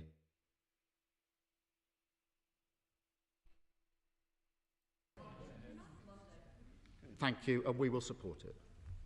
Mr. Speaker. I mean, when they're all going on about Anglo-spherical dominion and the need to manhandle the Russian Empire and the need to support fascism in Ukraine, as much as I am against Russia's invasion of all of Ukraine, you know, this interesting pointation.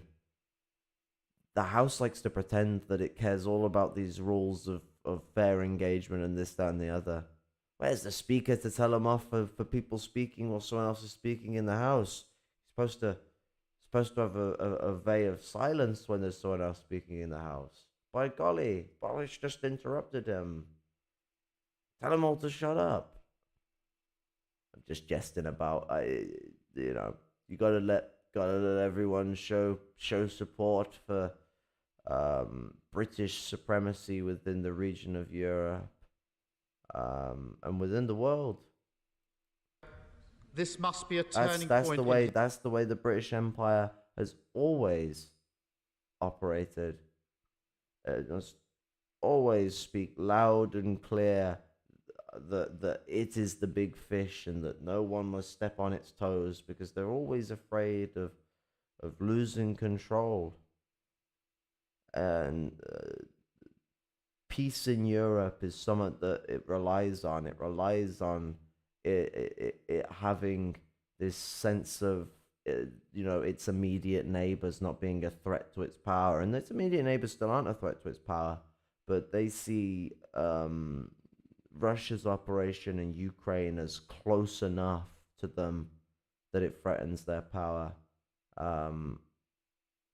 that it brings a war onto their doorsteps, whilst we have bombed the houses that connect to the doorsteps of Palestinian, of Iraqi, of Syrian, of Arab, and whole Yemeni, African neighborhoods.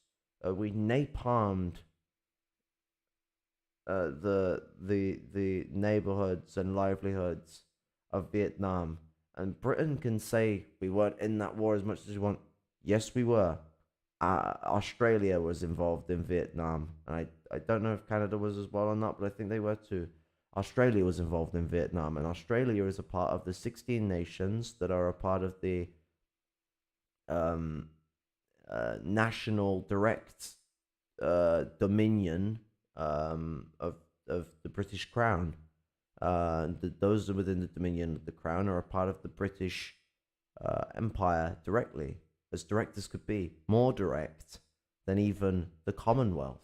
The Commonwealth is still a part of the conglomerated British Empire, but the 16 nations that are in dominion of the British Crown, even directly so, their governors are heads of state of those nations, not just ceremonially. They are the heads of state. They sign every bill in through government. They can decline the bills. They head the houses of lords of these nations. And most of these nations do have a distinct House of Lords, Australia and Canada especially. So, I mean,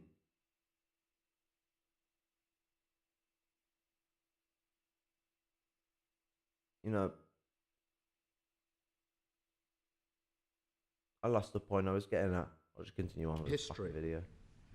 We must look back and say that this terrible day was actually when Putin doomed himself and doomed his plan to reassert Russian force as a means of controlling Eastern Europe to defeat.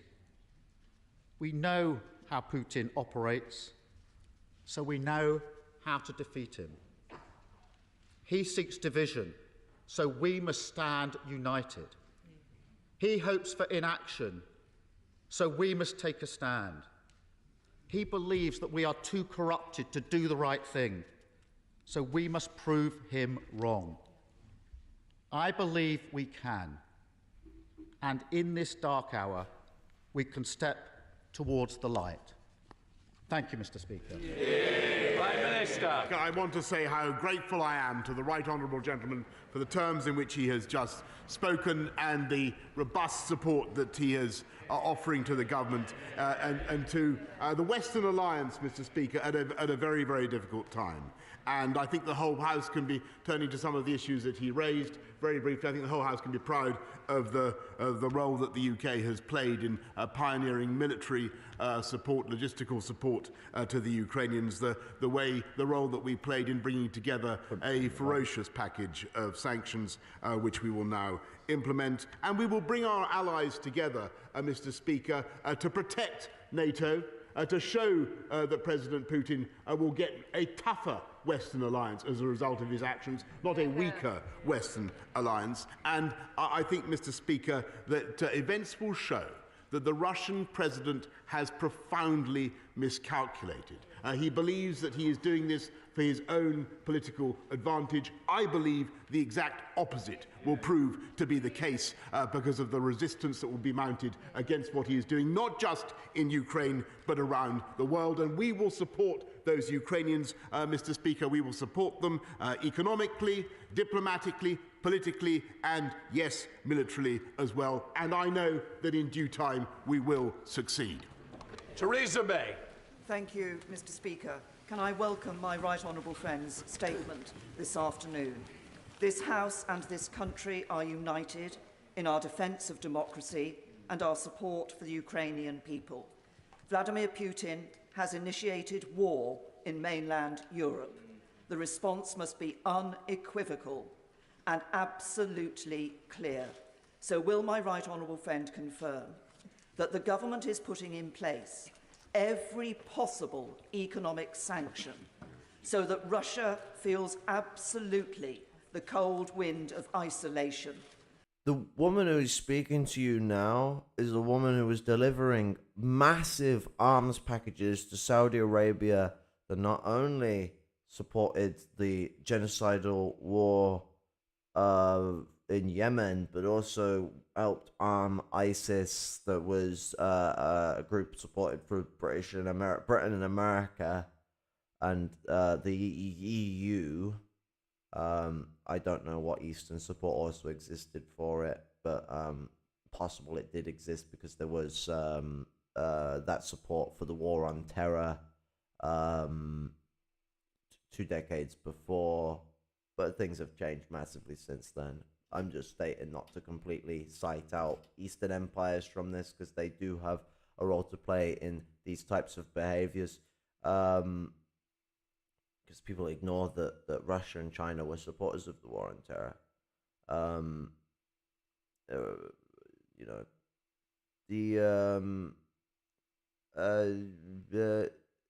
But yeah, no. So Britain and America, they support the creation of ISIS. They support Saudi Arabia in arming ISIS.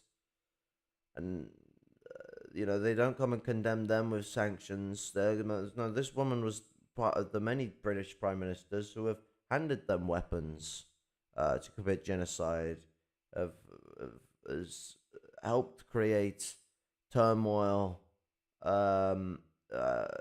greater turmoil again and again, as every decade we seem to have more and more ways to create turmoil in West Asia.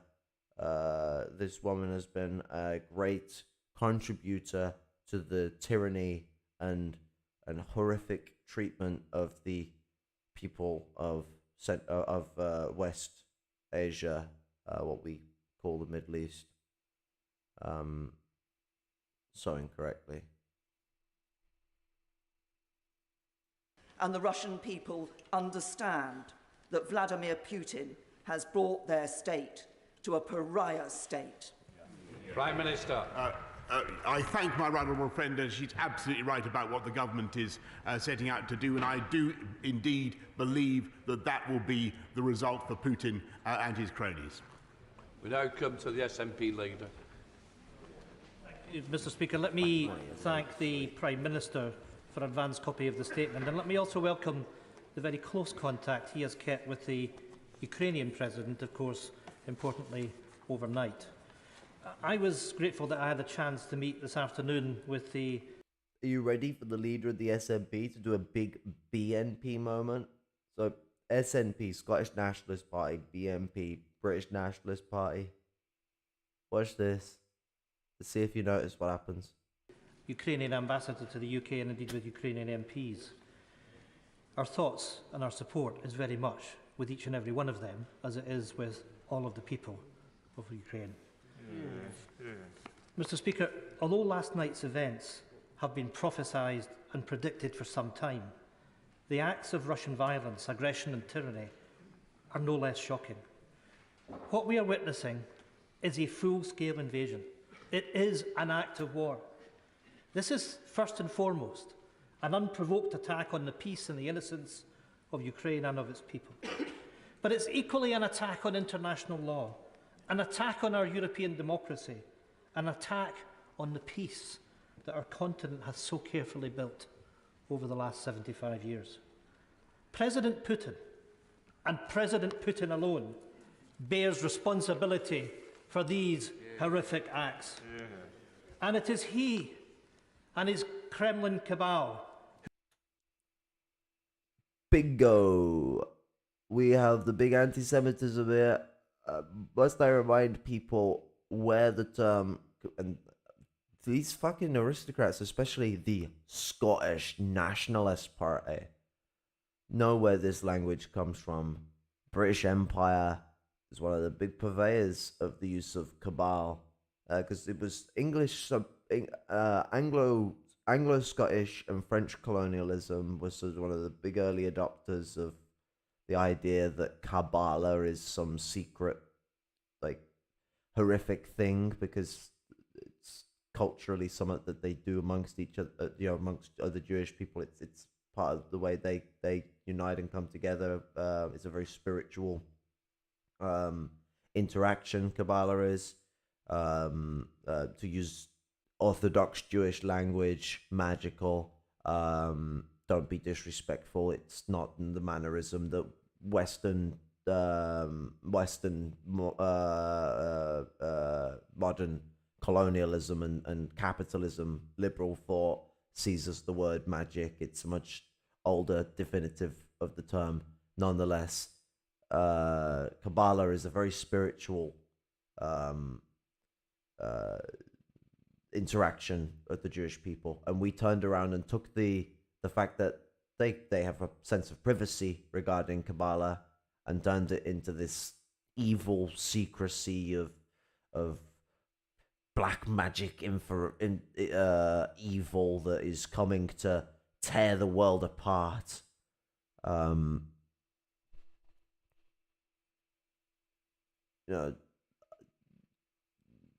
Coming from the Christian colonialism of that era was somewhat ironic in two ways. That we were the ones actually creating tyranny and ruining people's lives around the world. Even at that point in time, we had already started great conquests of many places.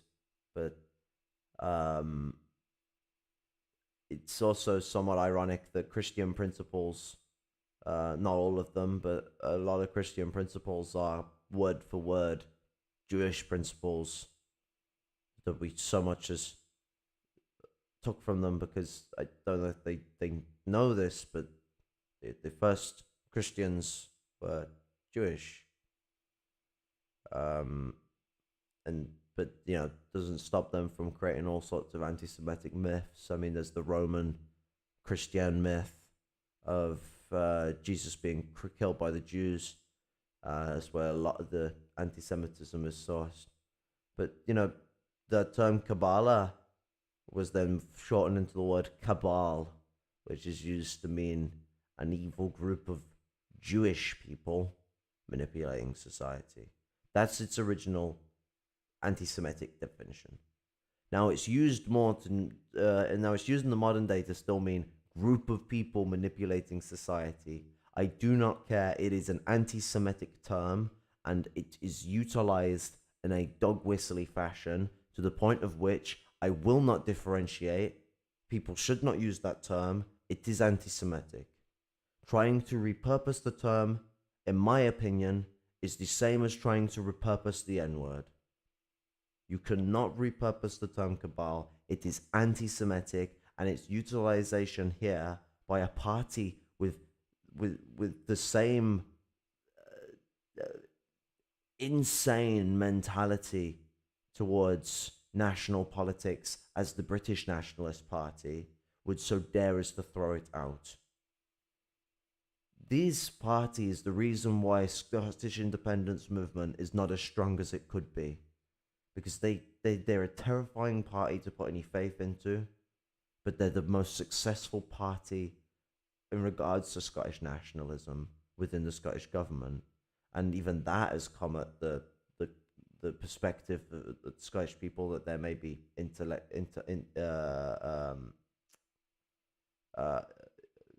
election fraud in regards to this, because the Scottish people are not too fond of the SNP in the north, in the northwest of Scotland, the Highlands. SNP rubs off a bit wrong to a lot of people there, especially those that want to bring back the Scottish monarchy in the SNP. But they won't tell you about that in the House of Parliament. They wouldn't speak of it like that there. They like to act like they're some big radical force. They're a bunch of fascists, the SNP are. And nothing shows more true than, rather than them specifying that it's Putin and the society of the upper class of Russia, the upper class of Russia supporting his motion, he chooses an intellectual man of petty bourgeois intelligentsia. This guy is not a moron either. He's well in the intellectual class, and he's not a moron. This guy knows what he's speaking about. I ain't of the petty bourgeois intellectuality, and I know this. So he's got to know this better than I could. The use of that term has been chosen within his language. As he said at the start, thank you for giving me your speech in advance. Here is my carefully written and checked by many members who assist him. There'll be at least 2 or 3 people working with him to make sure that what he has written is the way they want it to be said. That is how parliamentary accord works. Any parliamentary minister who's written a response to something has had more than one person working on that response. This is carefully written and chosen language, and he chose to use the words, quote, Kremlin cabal, end quote. Keep that in mind when thinking about what the SNP are and what they represent. Who must pay a massive price. And mind you, these people are going on about we're against being in Britain, we want our freedom, this, that, and the other.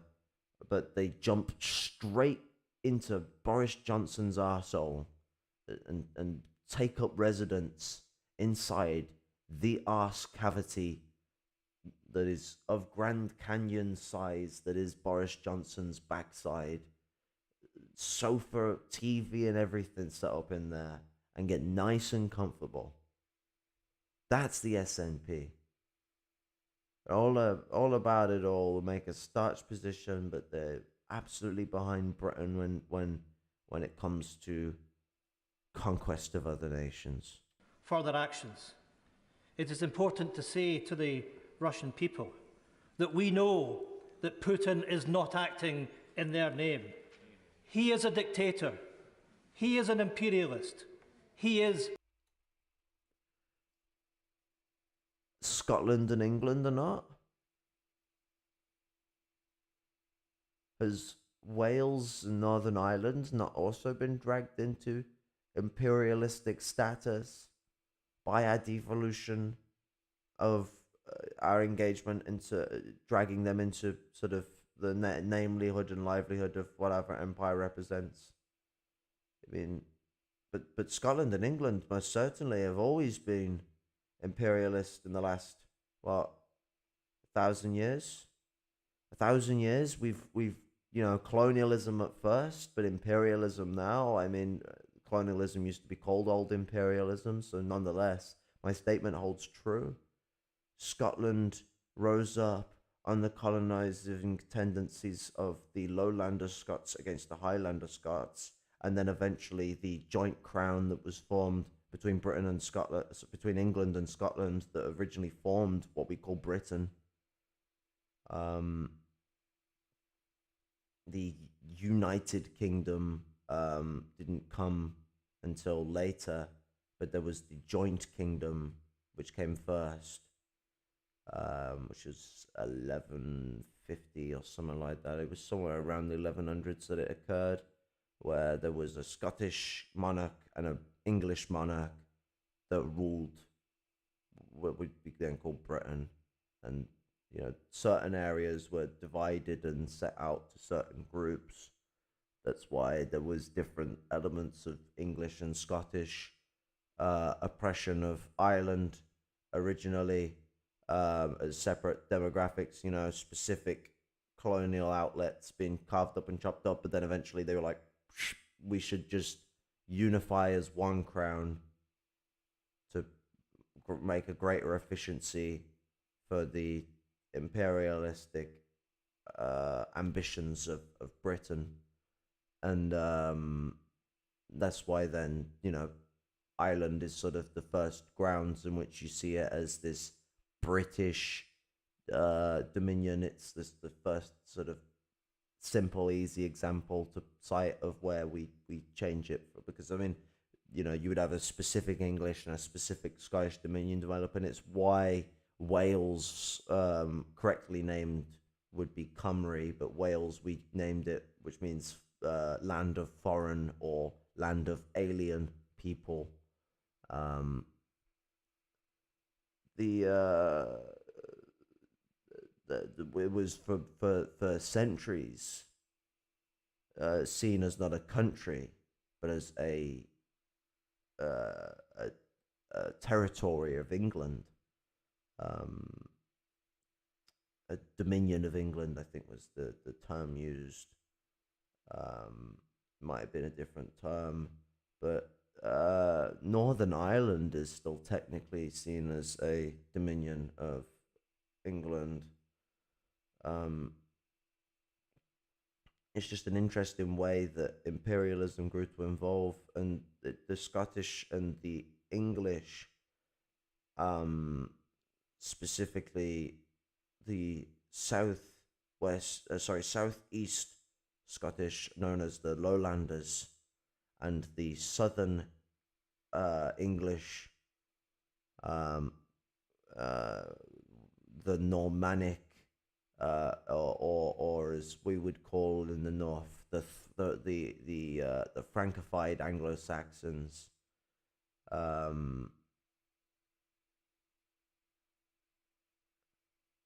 Because for people that aren't aware, at the era of the joint kingdoms, the south of England spoke in a great deal of its areas French. Not all of it, but a massive portion of it spoke French. Especially with the higher quantity of noble populace within lowland Scotland and southern England. Aristocrats and nobles spoke French for the most part in the region, and the poor, especially those who lived in the north, the peasants and the serfs, especially those in the north, spoke Anglo-Saxon, and I mean before 1250 in England they also spoke Celtic. Was the push of I think it was in 10. I think it was in 1020 or 970 that there was a king that came to the throne in Britain that pushed that we need to deal with the Breton people, which was used as a slur. Um, I don't think it originated as a slur, but it was used as a slur against the remaining Celtic population that existed in Cumbria. There was this move, this policy of eradication of culture that was pushed by a king, and I can't remember the specific century and the specific king, but that eventually culminated in what by the time of 1250, the last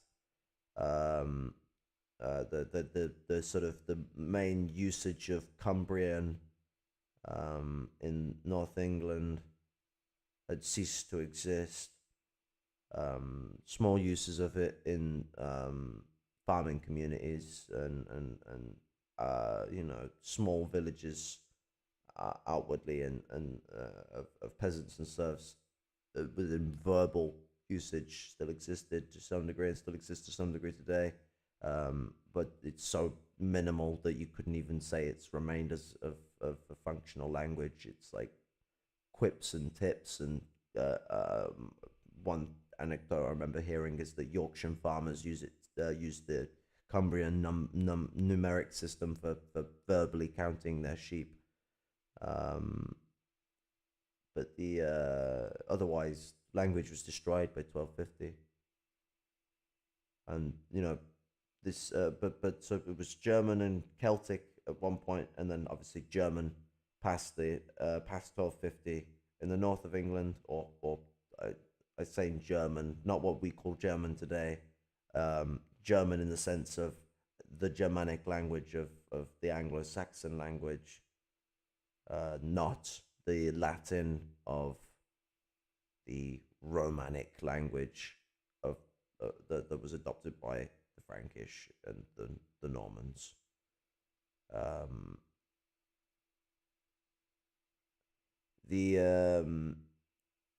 And this distinct sort of separative blanket is sort of where you then see the main because all of us are a part of the imperial culture, but you see different demographics. You have the oppressed and how they relate to the empire, and you see the group demographics, and then you've got the oppressors and how they relate.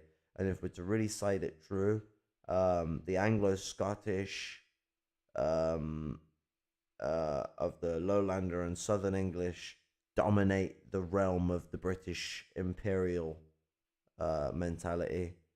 And mind you, and fuck me, my Irish comrades would be screaming it already while this video has been going on before I can get to it. We've seen even Cymric and Irish provenance in imperialism of the UK, and them playing a role in it. It's not just the Scottish and the English, but they are the predominators, and you can even cite within the Scottish and the English that it is the South English and the Lowlander Scots that were the dominators of it. That's why I say that, like, when people try and cite British imperialism as purely Anglo-Saxon, I cite it as Anglo-Scottish. Lowlander Scottish culture is not just Anglo-Saxon. It still has its Scottish roots. It's just the oppressor culture of Scotland that they have chosen to center themselves around. They are representatives of the oppressors within their region. The Olmyads of the Scottish people.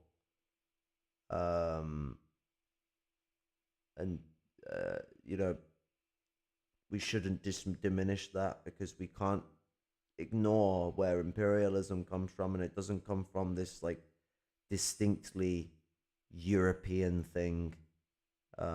We were just the first people to create that kind of oppressive culture.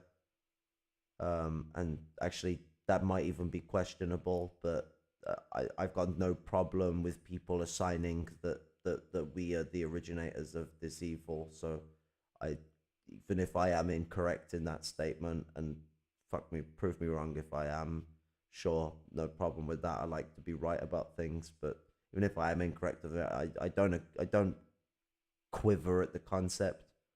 We are likely the first to have reached that mentality of oppressive evil. But deep down, it's some of this come from humanity all throughout history. I mean, the earliest known empire we know in history does come from Africa. I mean, so it's human history that has shown that we can be devoidically evil and ignorant the needs of our own people, because the first people that any people ever oppress are their own. But this guy talks of imperialism, Anglo-Scottish imperialism. It's dominated the world for centuries. I mean, the US was born from, the mixture of Anglo-Scottish imperialism with um, the victimized Europe being given a a chance to operate the helms of empire, and you saw like Anglo sort of essentially Anglo-Gaelic imperialism to sort of, it's hard to say Anglo-Scottish Irish and have it sound coagulant, so I'm using Gaelic as the big language group of the two regions. I know that the US has not showed any respect for their language in the same sense that the British have not. I'm not saying that the US respects the Gaelic language. I'm using it as one would use Anglo-Saxon to denote a people. The Anglo-Gaelic imperialism of the United States has also dominated the world.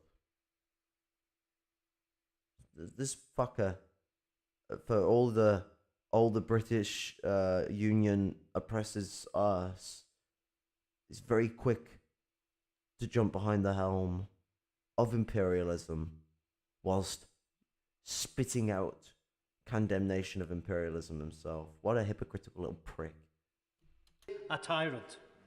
He is much a threat to his own people as he is to all of us. You're a threat to your own people. Mr. Speaker, this is a moment for unity. And it's The Lowland Scots see you correctly as the bootlicker of the fucking British crown that you are, you waste man. It's especially a moment for European unity.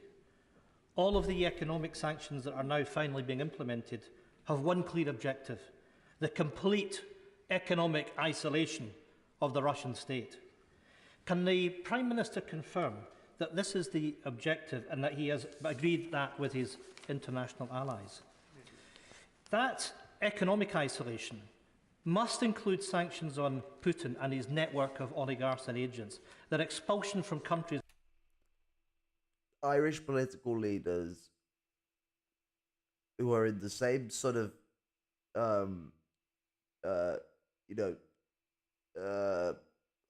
underdog position that the SNP likes to see themselves as. How much of an underdog are you when you comply to the imperial hegemony as much as possible? But, these guys are actually more underdog than this fucker. I heard someone say that they might be trots or not. I don't fucking know. I don't know much about Boyd.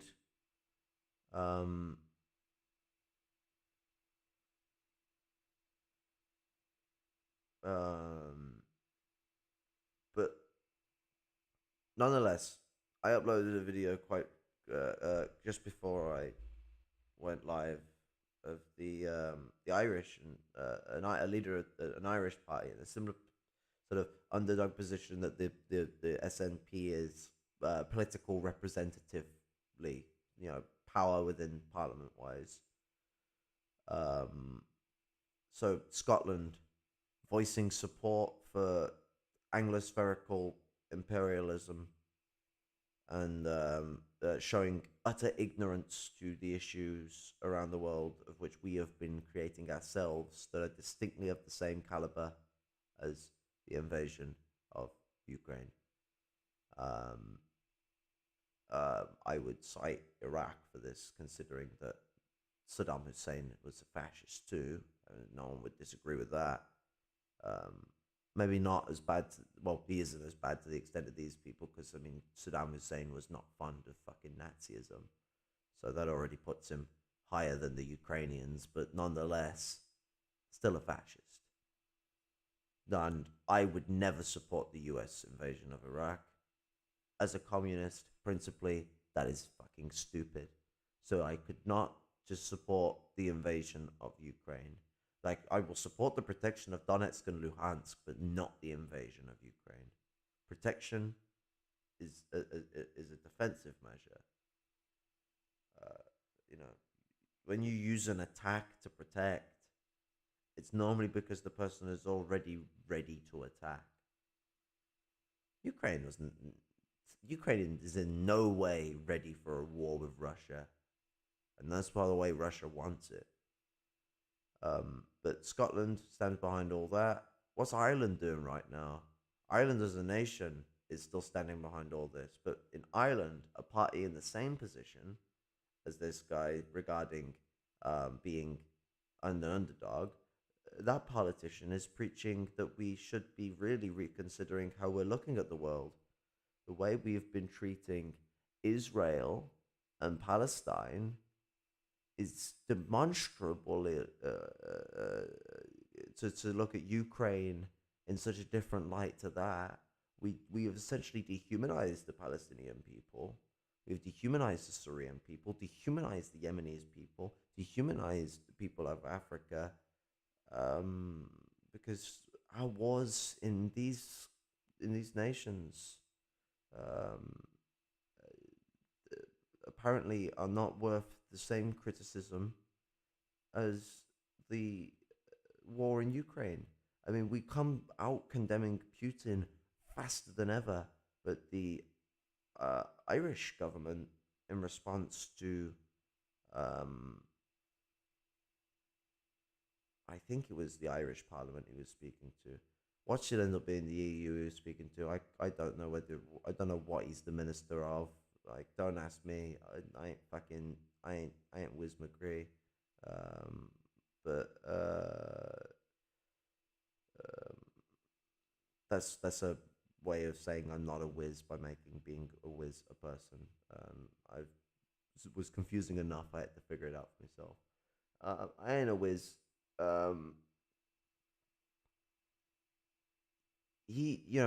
They turned around to him when he said, that Israel needs to be labeled as an apartheid state. I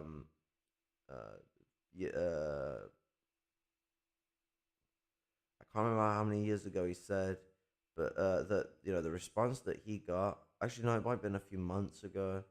The response he got was that it wouldn't be helpful, but it's all the help in the world now. So I mean, what is it? Is it helpful? Is it not helpful? The mentality is absolutely skewed around white supremacy, as expected with these imperialist powers. White supremacy is the motif to which they drive East and West, the northern hegemonic powers that control the world ride their mentality off white supremacy. Around the world, sanctions on his banks and their ability to borrow and function, and sanctions on his energy and mineral companies. And as I said yesterday, it must finally mean clearing up the sewer of dirty Russian money that has been running through the City of London for years.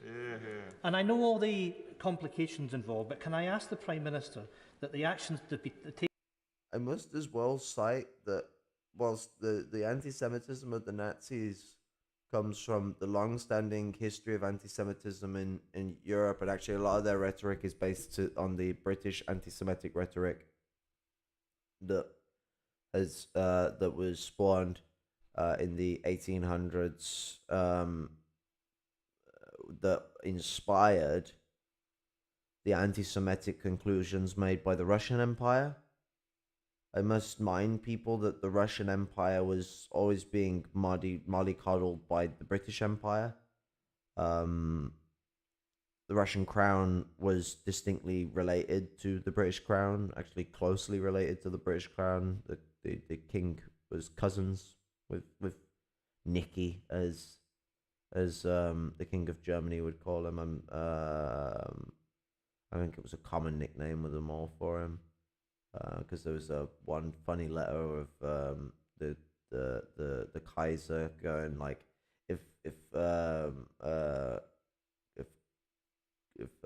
Granny Vicky was around still, she wouldn't allow any of this to happen.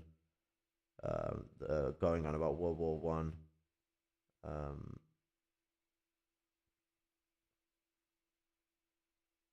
Which I X to doubt. But what a the German Empire rises on all this weird idea of being better than the British and all that during the life of Queen Victoria. And then when war breaks out between all these empires, what would occur eventually as of an empire rising in conflict with another empire, which they very brazenly did in the 1850s to 1870s. The rhetoric was very pointed about being this rising force against British imperialism, whilst doing the same imperialism. When they then go to a war with them all, they're like, why can't we have the British Empire back where they were making sure we weren't fighting each other? White people shouldn't be fighting white people. We're speaks loads of Victorian humanism during the process. I mean, to be fair, their faint-hearted criticisms of the British Empire as problematic was sourced from a position of Victorian humanism anyway. So, I mean, it comes into this thing where they will hurl shit at each other, but, I mean, it's not taken to heart all the time. When doors close, a lot of the time it's all shaky hands, and that was the same with the British and the German Empire during the 1800s. They were more in each other's pocket than they were out each other's pocket. It's one thing for one color, one thing for another. But no, so the Russian anti-Semitism that was sort of written into the I can't remember the name of the anti-Semitic published document that was made in Russia that created a mass anti-Semitic movement against Jewish people in Russia. I can't remember the name of the document. It was published, I think, in the early 1900s. It was during the Russian Empire. It was published by the Russian Empire. The Russian government supported it, the White Russian.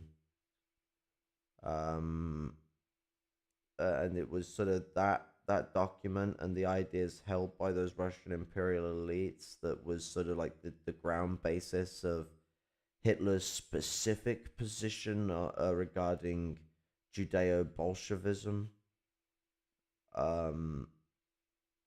and the modern conception of anti-Semitism. So when they use the specific term Kremlin cabal, that is specifically sourced from the ideas of Jewish Bolshevism, Judeo-Bolshevism, sorry, to use the specific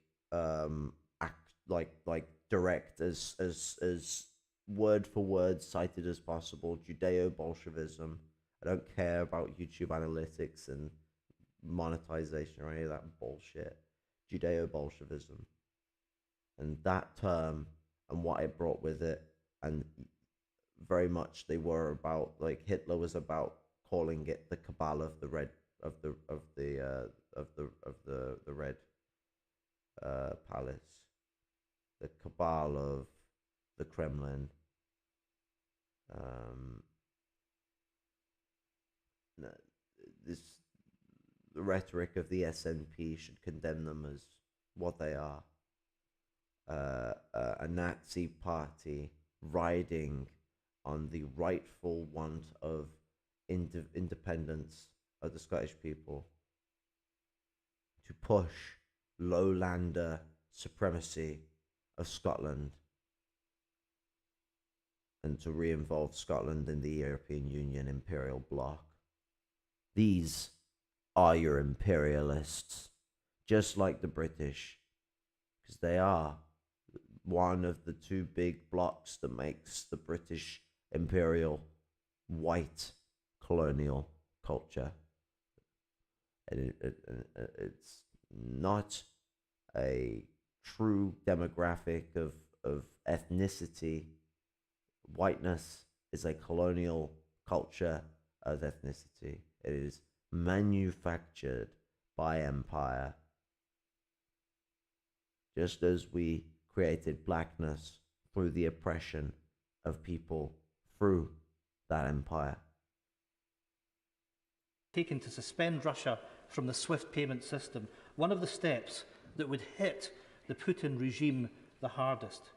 But just as we rightly seek to punish Putin, we must redouble our support and solidarity for the Ukrainian people. Can the Prime Minister give further details on the humanitarian aid being deployed and the plans in place to offer refuge and sanctuary where necessary to those that have been displaced? And what plans are in place to evacuate the families of UK citizens currently in Ukraine, given that commercial flights have now stopped? Mr. Speaker, let's not fall for the Kremlin propaganda that they are prepared to soak up any sanctions. If we act now, if the sanctions are targeted enough, swift enough, severe enough, if we impose nothing less than economic isolation. So, in the case of Israel, everyone's like, it wouldn't help, it wouldn't do anything. How could any of this shit work? You know, sanctions, it wouldn't work. You can't do that. But then with Russia, when they're being told that their resolve was unbreakable, your sanctions will do nothing to us, they're like, no, they will work. They work. If you do them quick enough, you get them down, you make big enough sanctions, you do a packet, you push your positions across. What is it? Which one is it? Do they work? Do they not work? Imperialism is so full of shit. Lie every second of every day. You're all a bunch of lying wankers. Fuck. Putin and his cronies will suffer the consequences of their actions. So let us act together, stand together, and most of all, let us stand with the people of Ukraine. Mr. Speaker, can I thank again the right honourable gentleman for the wisdom and the statesmanship with which he's just spoken, and just on his points in particular, we've put 1,000 troops on standby to help with the humanitarian exodus in the adjacent countries. We have people in forward presence in the adjacent countries to help UK nationals come out. And he's quite right, Mr. Speaker, that the way to make these sanctions work, as we discussed today in the G7, where there is a great deal of unity, is that we do them together and we do them at the same time. And that's what we're doing. Can I just say to everybody, the Prime Minister's got some very important meetings. We'll be running this to 6:30.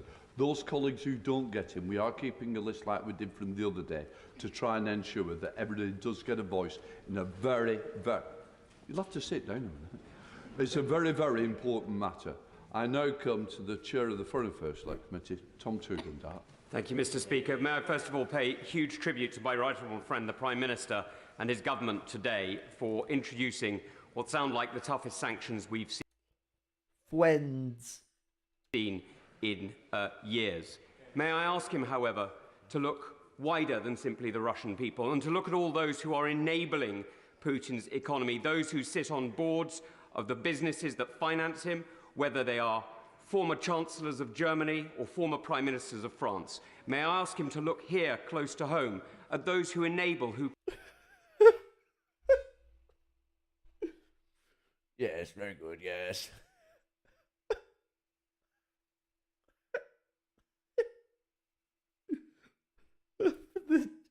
Angela Merkel is a Russian agent, bottom text.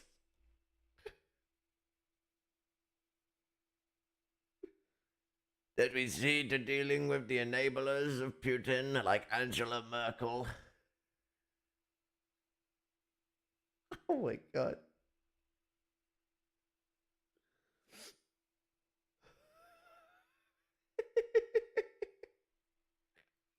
Propagate the propaganda that is being used by Putin to undermine his own people and free people everywhere, and to update the Treason Act so that we can identify them and call them what they are, traitors.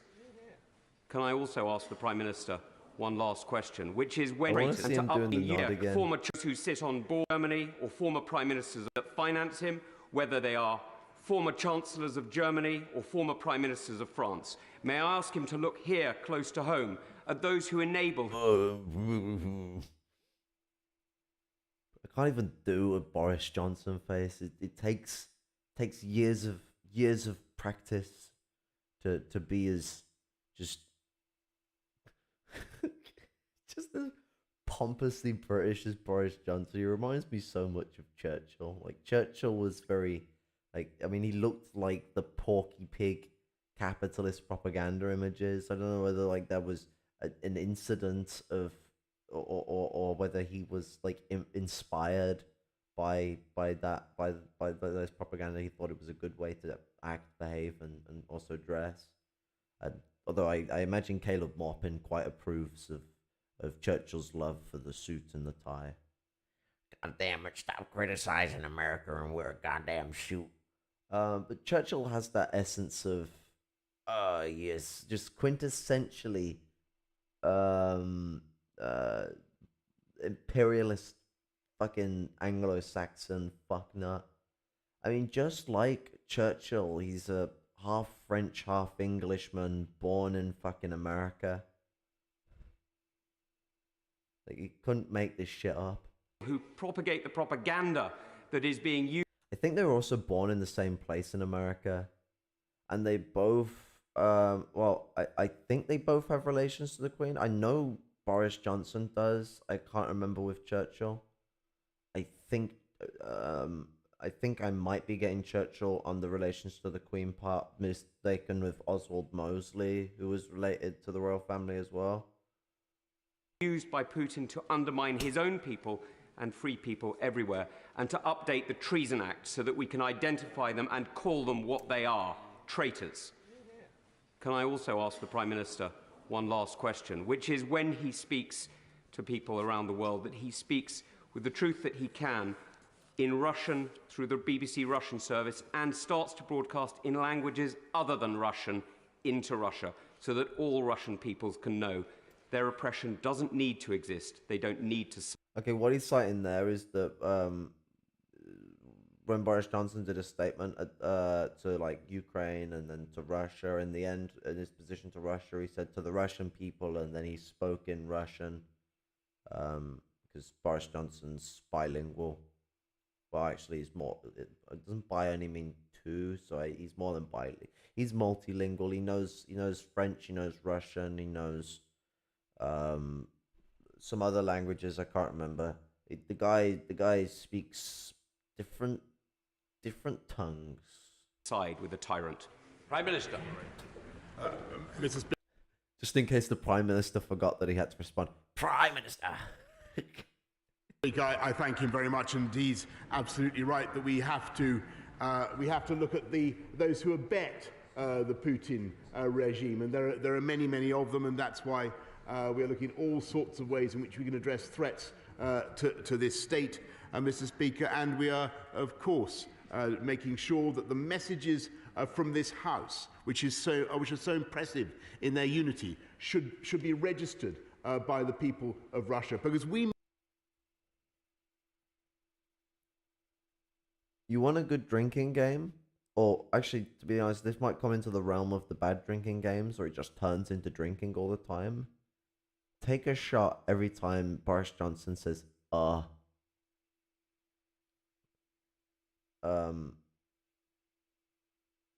or every time I say or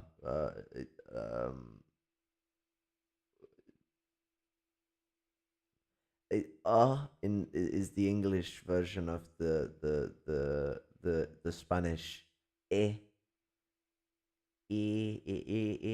Whenever they're trying to speak and they sound like a velociraptor calling.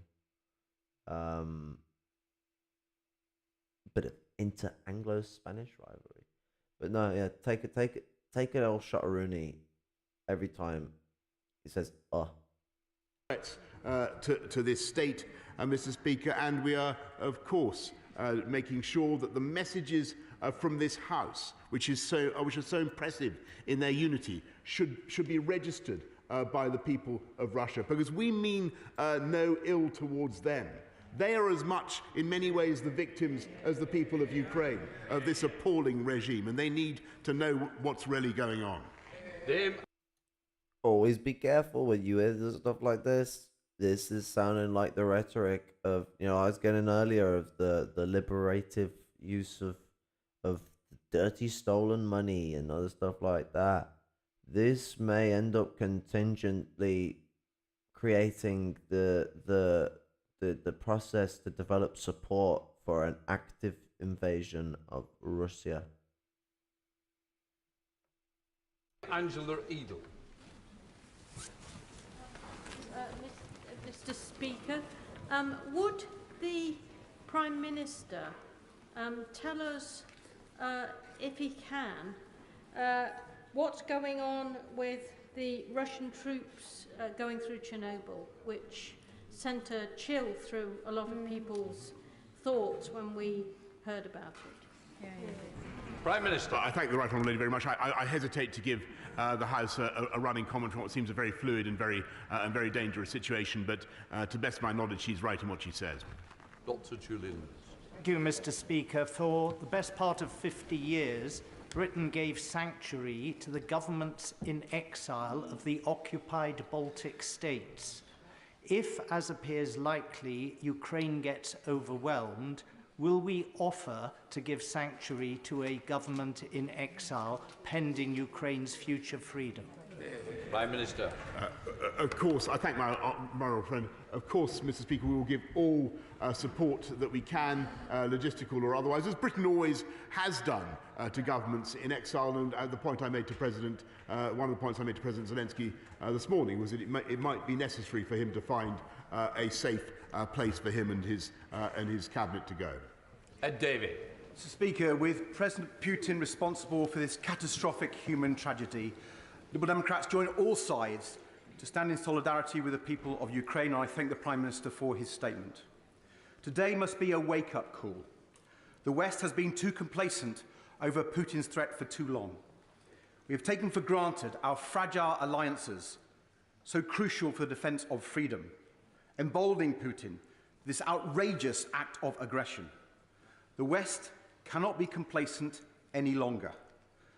So will the government reverse its proposed troop cuts to the British Army and offer far greater military support to our NATO allies in Eastern Europe? And Mr. Speaker, Putin must face the most punitive of sanctions. The world must isolate Russia like the rogue state it is, including the state-backed oil giant Rosneft, 20% owned by BP. So will the Prime Minister commit to banning UK investment in Russian oil and gas companies with immediate effect? Prime Minister. Mr. Speaker, on his point about investment in Russian oil and gas, as I've said, we must move away from all our dependencies on Russian oil and gas, and that is the objective of the UK government. We're lucky in this country in that we have only 3% of our gas that comes from Russia. Other European countries are in a much more exposed position. On his point about supporting Eastern Europeans, we have, as he knows, doubled the size of our commitment to Estonia. We've gone bigger in Poland, another 350 Marines from 4-5. Britain looks like it's taking advantage of a situation that would bereft the EU. That's an interesting situation that applies a contradiction into the imperial Western hegemonic sort of union that we've got going on here with NATO. I mean, the UK has played a lot of plays. Russia was sort of Russiagate, for one, was sort of started for Bellingcat, a group that is that was created by it's a company that's sort of born from the British intelligence service that's used to basically just produce articles of media that justify imperialist conquest from the Anglo-spherical perspective. They take money from anyone. They've done jobs for the CIA plenty of times before. But it seems that the British may have been the first funders of Russiagate style broadcasting, and then it was whipped up by the Americans like Swiss cheese.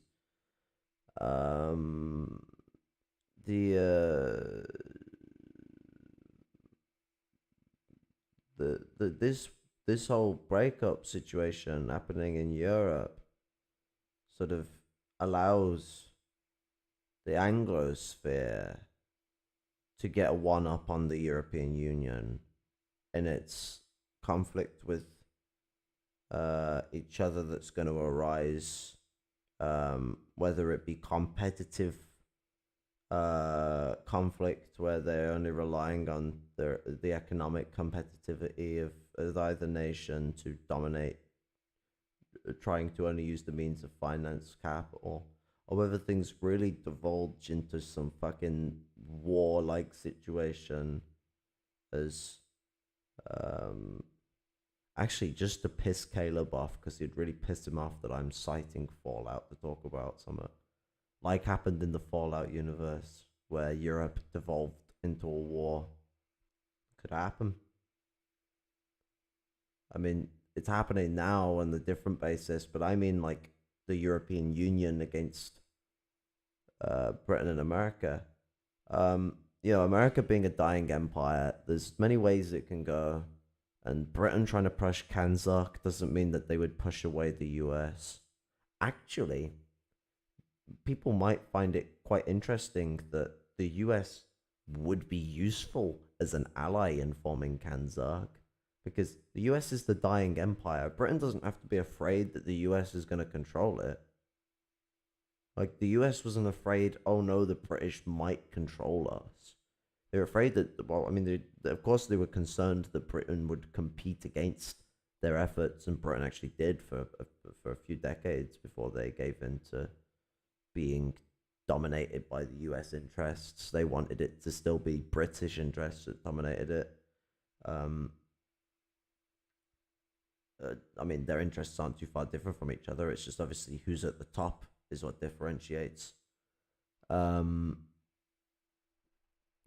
But if the US is the dying empire and the British are having an open door chance to start again because of the unionism of powerful nations to form bigger conglomerative empires, what's it? Then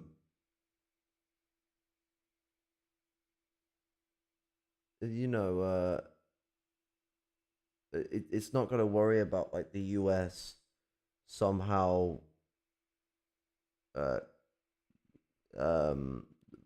beating it down in the relations, like overpowering it in the relationship. All it would have to worry about is the US trying to strike out against the relationship and take a different path than the one Britain is trying to prescribe. Commando, we're in the skies above Romania. I don't believe there's another country in NATO that is currently doing more to strengthen NATO's eastern defences. Listening Buckham. Thank you, Mr. Speaker. My constituency, Kensington, has strong historical connections with Ukraine, so I welcome this robust approach. My constituency also has seen significant property investments by Russian investors. Can I urge my right honourable friend to accelerate the introduction of a register of beneficial ownership of property?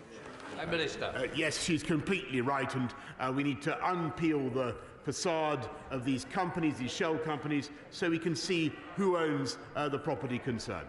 Hilary Benn. Thank you very much indeed, Mr. Speaker.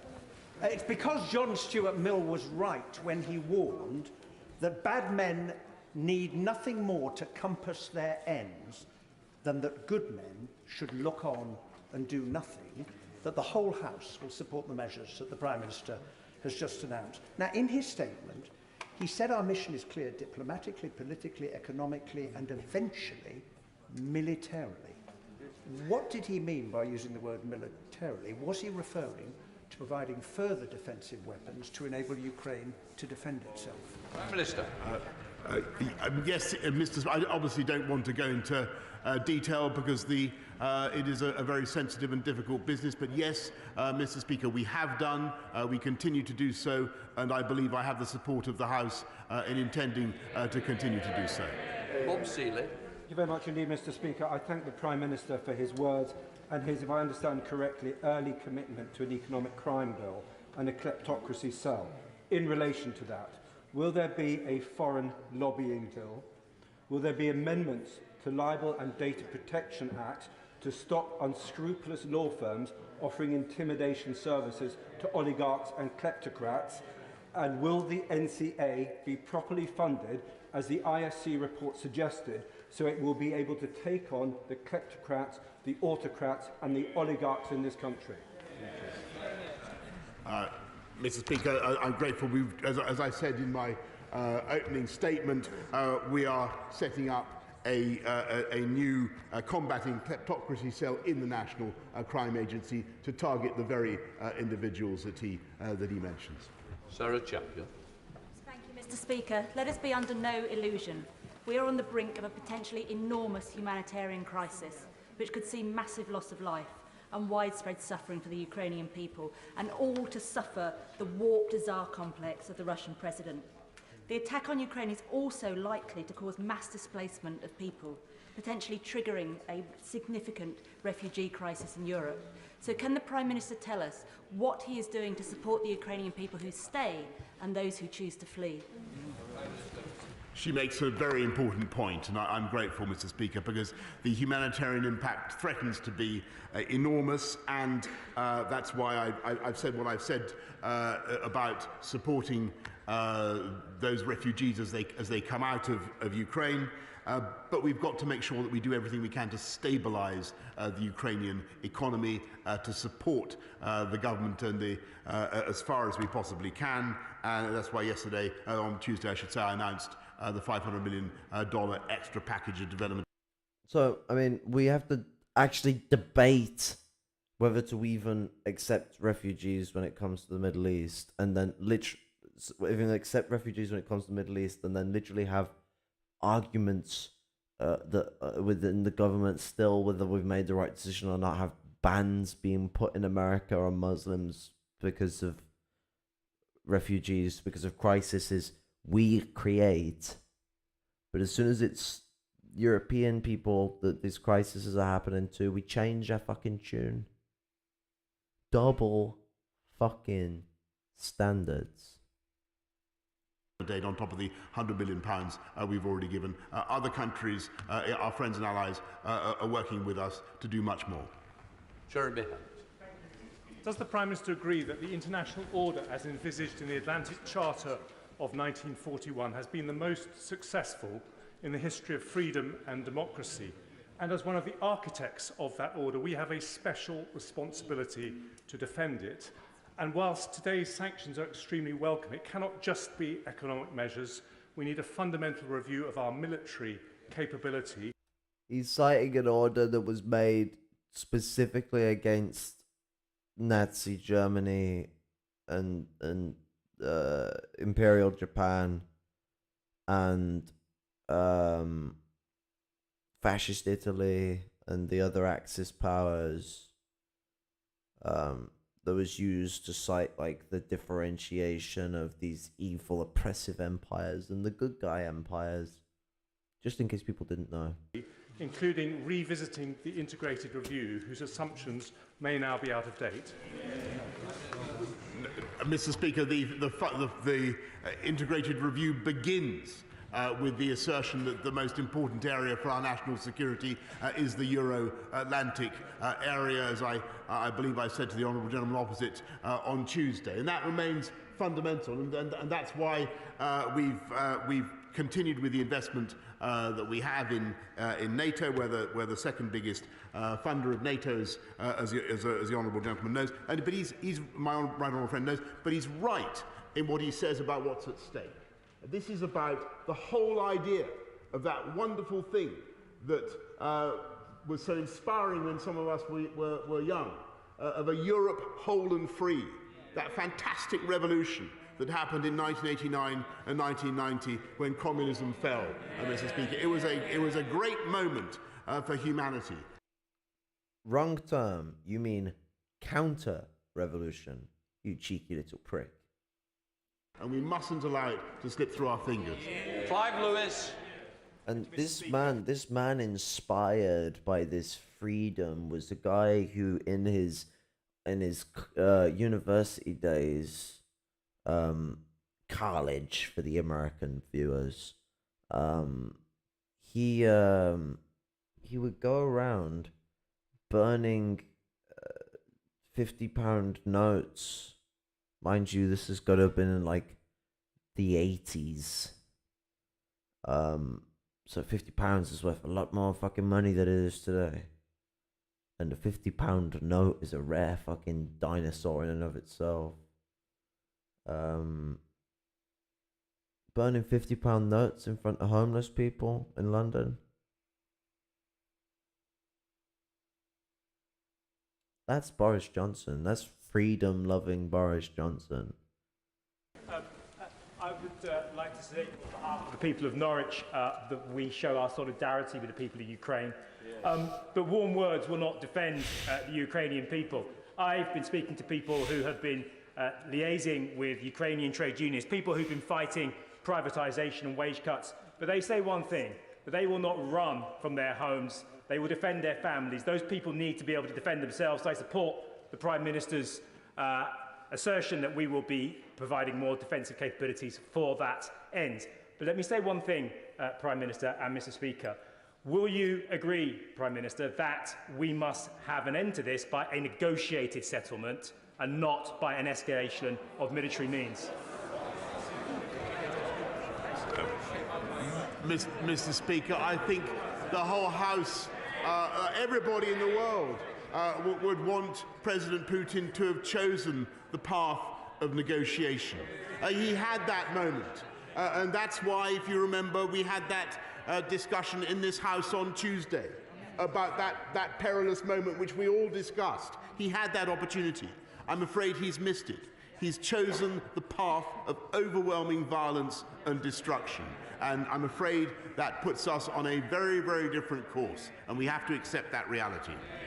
Exactly what I was saying earlier. They have directed their position to war. This is only going to escalate further. David Davis. Everybody will wholeheartedly support the Prime Minister's sanctions, hopefully against all 140 Russian oligarchs that support Putin and against all the major banks. The Prime Minister also described the Russian state as a pariah state.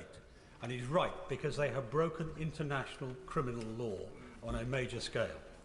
Can we actually implement our view of the pariah state by ensuring that everybody involved in that decision, if they leave Russia to go abroad, face international criminal sanctions wherever they go? I thank my right honourable friend, and that is exactly what we can now do, thanks to the measures that this House has passed. Neil Hamby. Thank you, Mr. Speaker. This morning we woke to the worst possible news. and I make no apology in hoping for a diplomatic solution. However, my party and I condemn the escalating Russian aggression. This is a fluid and developing situation, but we are now in uncharted territory. I can update the House that whilst there have been calls in this place for Alex Salmond to cease broadcasting on Russia Today, negotiations have obviously been happening in the background, and I can confirm that he has suspended broadcasting on Russia Today. But we must prepare for the worst.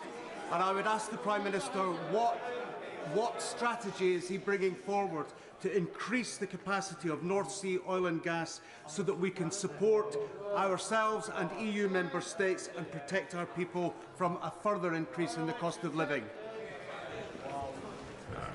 Mr. Speaker, I must say I disagree profoundly with what he has had to say about negotiating now. I don't think that option is open to us. We must do our best to support and protect the people of Ukraine and working with our international friends and allies to constrict what Vladimir Putin can do. And on his point about Russia, You see them just having a laugh there while we're talking about like, oh, this meaningful crisis that's pouring their hearts out.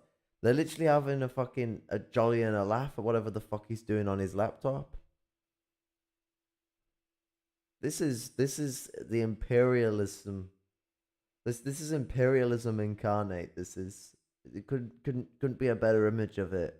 Boris Johnson trying to show this like serious, we care, was so heartbroken of the oppression that could be done here, and then his cabinet ministers, direct members of government, just having a good old laugh.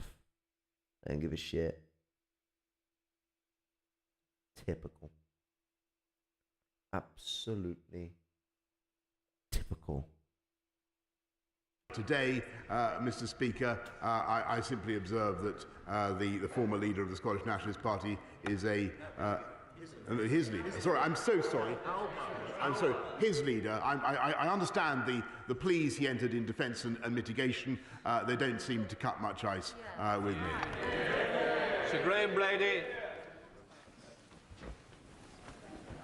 Even when they're like doing like this like solidarity thing, he still keeps doing the thing where he keeps purposefully, like, though he did it accidentally here, but to piss off the SNP. He always purposefully labels out like Alexander Salmond, who's now the leader of Alba Party because he was once the leader of the SNP, as the leader of the SNP, and he did it even now when they're like supposed to all be coming together. This is the Stockholm syndrome of Scotland, like of the SNP. That even when they're sucking up, they still get smacked. The SNP still gets smacked on the fucking nose and taken the piss out of. I wasn't standing. Like, so-called nationalists, not too far from the vein because they are centering themselves around Anglo-Scottish,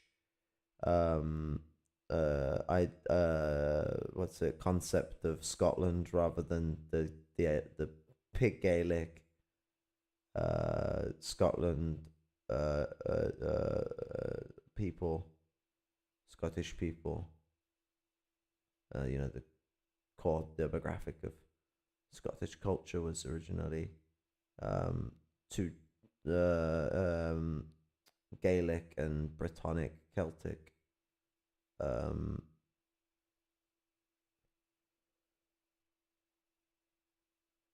The SNP doesn't seem to want to roll down the road of a Gaelic Scotland. Steve Crabb is the name. Mr. Speaker, I strongly welcome the further set of sanctions announced by the Prime Minister this evening, and we look forward to further steps being taken in the days ahead and not being held back by perhaps some of the slower-moving members of the alliance in Europe. But does the Prime Minister agree with me that if sanctions are really to bite on Putin and his gangster government, then inevitably it will mean cost and inconvenience to UK economic interests, but that cost and inconvenience will be of as nothing compared to what the people of Ukraine are going through, and we stand with them this evening. Yes, I'm afraid my honourable friend is right. It will mean cost, it will mean inconvenience, it will mean difficulty for us in the UK. But that will be a price worth paying, Mr. Speaker, for defeating the objectives of Vladimir Putin and showing that aggression does not pay. Dame Diana Johnson. Could I just follow up on the question from the Honourable Member for the Isle of Wight about the Combating Kleptocracy cell in the National Crime Agency, and just seek from the Prime Minister a view whether additional powers will be required for the National Crime Agency and additional resources for them to do their work? I thank her very much. Every time I hear emergency powers, I just think about Chancellor Palpatine, and I'm like, oh no. Evil shit happens when you give people emergency powers. Just be careful here. Let's not go too far. Don't create an intergalactic empire, please. Well, of course, they have plenty of existing statute, but the additional powers that they will have, amongst other things, will be the ability to peel back the facade of ownership, which I think will be extremely valuable. Jonathan Ginocchia. Thank you, Mr. Speaker. Whilst this terrible, appalling incident is, of course, directly the cause of Russia, I think it's appropriate that we also recognise that over the last 14 years, the UK, the EU, the US collectively have not been attentive to Russia in the way that we should. Can my right honourable friend now say that whatever happened in the past, moving forward, we are not going to let Russia fall between our fingers again? Mr. Speaker, I think the lesson of 2014 is that the whole of the West failed to respond in the way that we should. And when a sovereign country was invaded and part of that country was occupied, I'm afraid it was quite wrong that we tried to manage the situation with the various diplomatic processes that we did, which in the end produced absolutely nothing except finally this catastrophic invasion today. We have to a bitter lesson, Mr. Speaker, about how to deal with Vladimir Putin. Thank you, Mr. Speaker. I agree with the Prime Minister that it seems like the curtain has now come down on that era that began.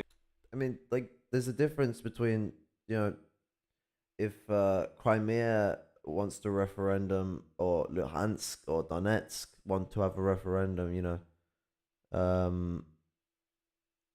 then they're allowed to leave. Russia is allowed to, you know, if they want to join Russia, they can join Russia. But, I mean, it's the process of them pushing that further than that. And I mean, Russia is taking advantage of the tricky position of Luhansk and Donetsk. They are in a tricky position. Their country's just been taken over by Nazis, and so they're taking advantage of the Russian nationalism that struck over in Russo-Ukrainian region of Ukraine to try and push control over the Ukrainian region.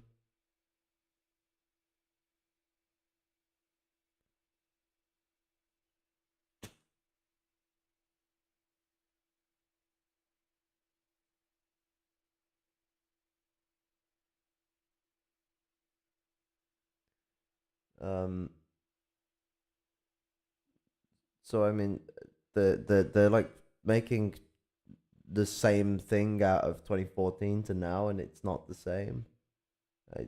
It's somewhat quite of a different caliber. In 1980, it spawned from those developments, but it's not the same shit. and we've lived in an era of change since then. This now feels like a change of era. In this new era, the permissive environment that we created for the Kremlin's quartermasters to live, to invest, and to party in London, sometimes with the Prime Minister himself, that must now come to an end. So let me ask. My man just beefed. Oh, man. In this new era, the permissive environment that we created for the Kremlin's quartermasters to live, to invest, and to party in London, sometimes with the Prime Minister himself, that must now come to an end. So let me ask... Oh, by God, we weren't partying, we were having a meeting. It was important work. He has to do the thing for publicity. I've got to look down. I've got to look ashamed of myself. How could I have done this? Boris Johnson looking ashamed. So let me ask the Prime Minister this. Will he undertake to ensure that every visa issued to a Russian dual national is now reviewed, and where proximity to President Putin is proven, that citizenship should be stripped? We did this with like Germany, where we like rounded up the Germans and started sticking them in camps during both world wars. Sometimes just permanently, not because they were associated with the other nation, but because we were suspicious enough with the person. They looked suspicious. They chose to be German. That was enough. We had internment camps, as we like to call them. Correctly, we should really be citing them for what they were, which was concentration camps. I do believe the term concentration camps comes from the British. Or is it the Spanish? It's either the British or the Spanish. I think it may have been the Spanish in the Caribbean first, but nonetheless, both were very horrific places to be sent.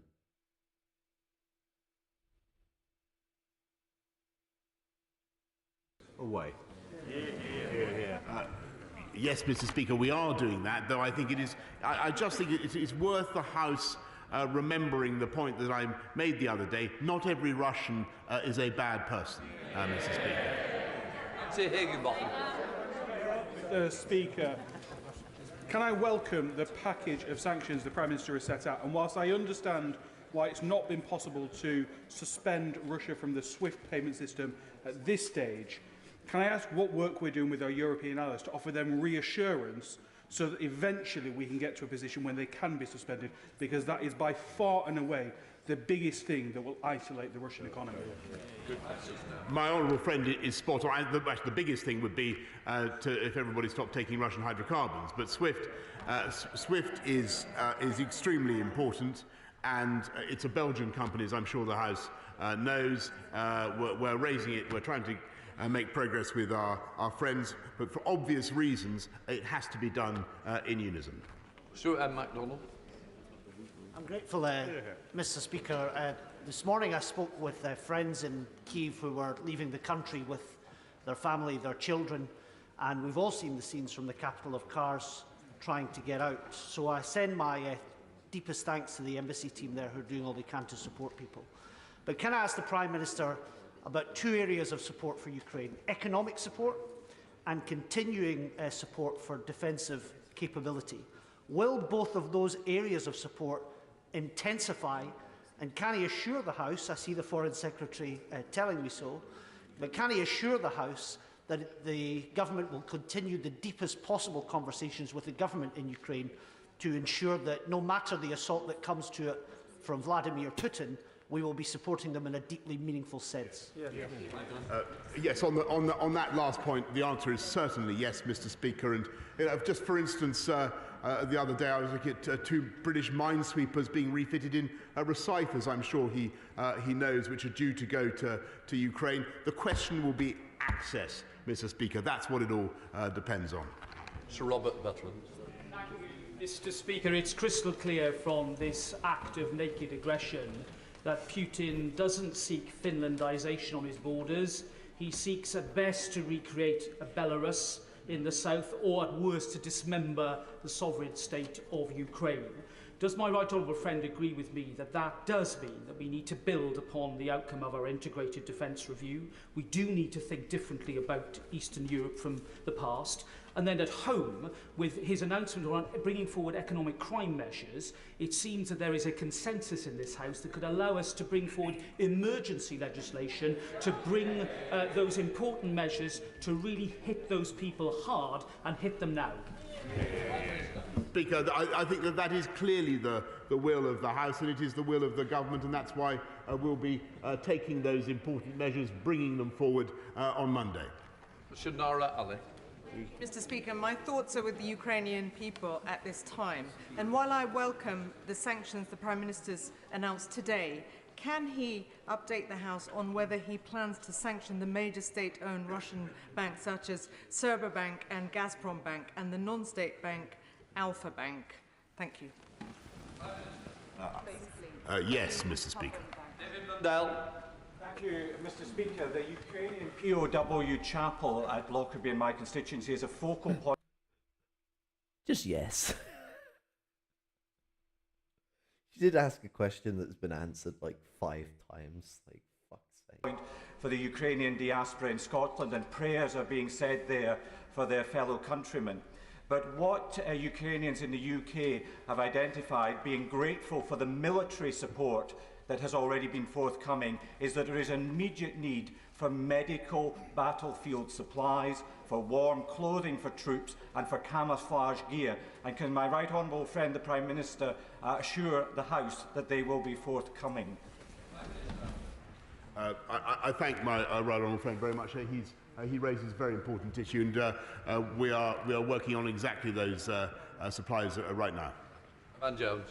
I thank the Prime Minister for his statement and very much welcome the sanctions that he's announced today. But can he give an assurance that the sanctions that are going to target individuals will also target relatives and connected parties?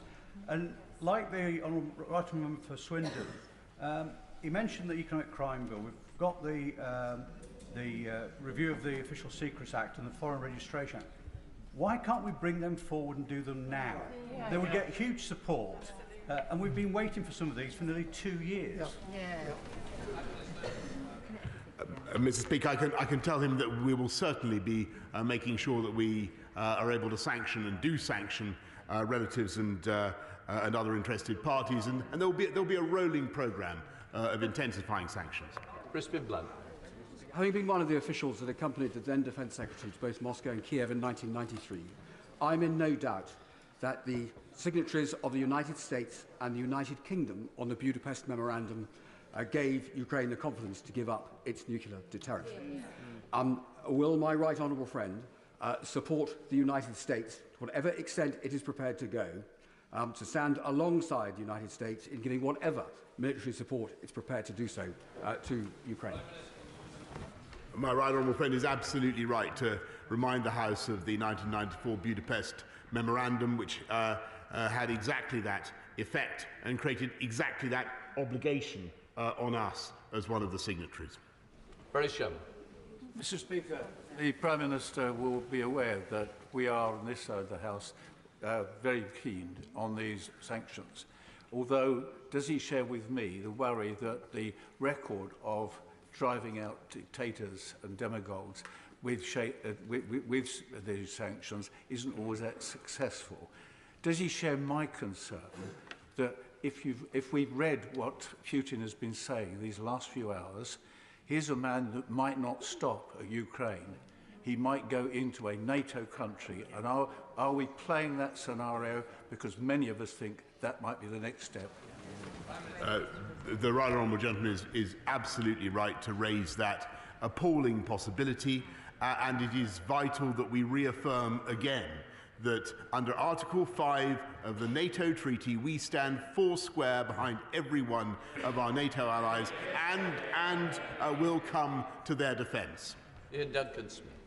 Speaker, can I say to my right honourable friend that with Ukrainian men and women dying to fight against the Russians for their freedom today, those who are calling for negotiation at this point can only please that rambling wreck of a neo-Nazi sitting in the Kremlin, and they should be shunned.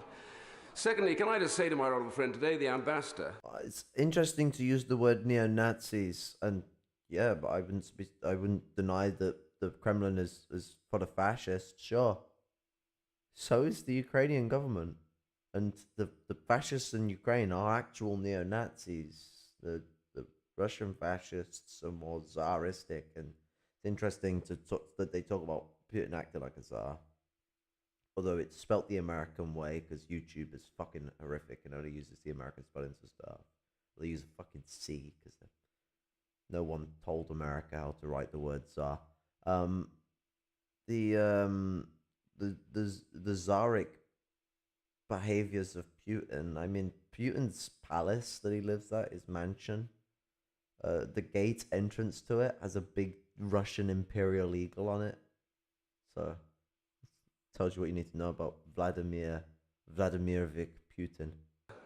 From Ukraine, asked desperately whether NATO would look at a no-fly zone. I know it's a difficult choice, but could my honourable friend step to the dispatch box and make it clear that in this particular case, he rules nothing out?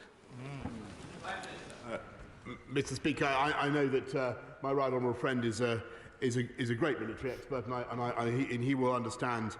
And I understand the attractions of the no-fly zone. I remember the no-fly zone that was created in 1991, as I recall, in northern Iraq. The situation here is very different. We would face the risk of having to shoot down Russian planes, Mr. Speaker, and that is something that I think the House would want to contemplate with caution. Lord Russell Moyle. Well, so there's no caution when you shoot down Iraqi planes with Iraqi people in them, but there is caution when you shoot down Russian planes with Russian people in them. Double standard never fucking ends with these fuckers.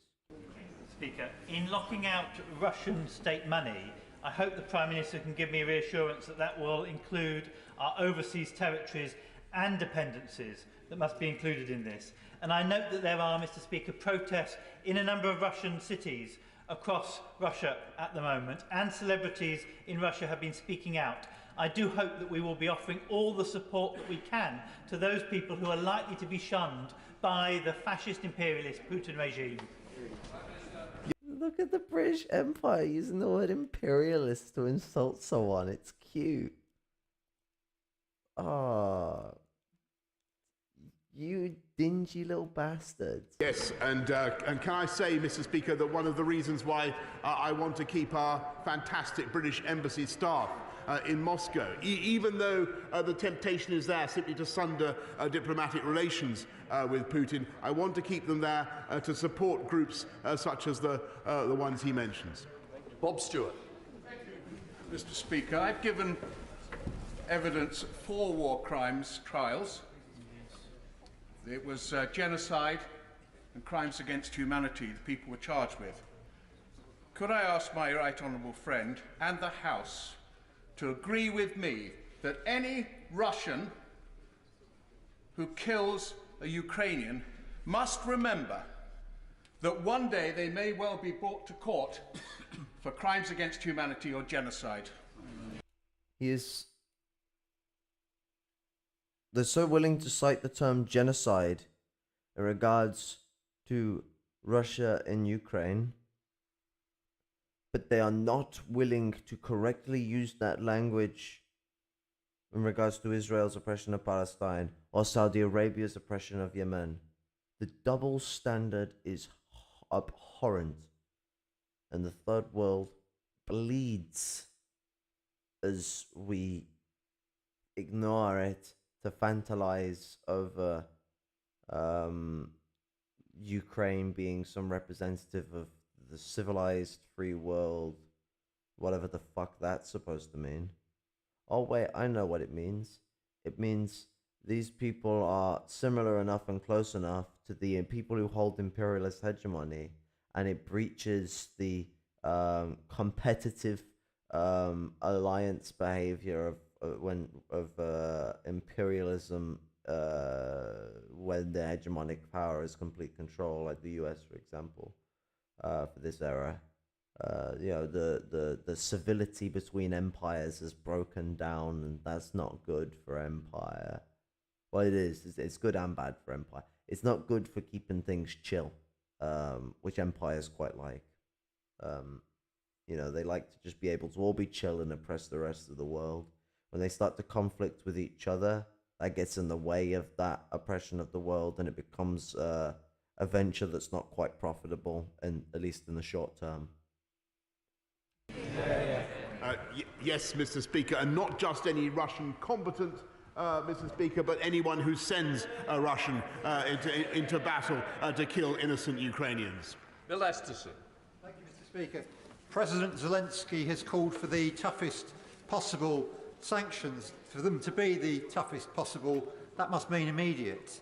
So in his statement, he talked about in the next session for the economic measures, including on Companies House and on the Register of Overseas Property Ownership.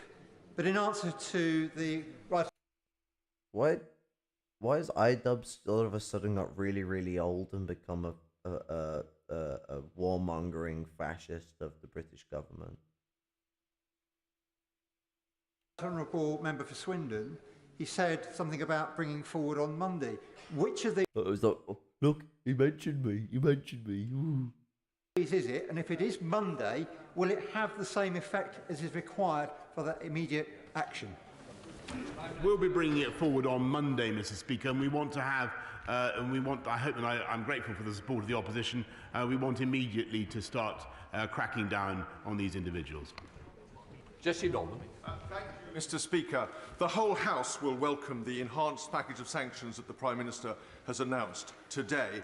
But can I raise the question of football, much beloved to Russian hearts, and in particular issues of ownership, of property and of shareholdings, and of the future participation of Russian clubs in international matches? He's right. My right honourable friend is completely right.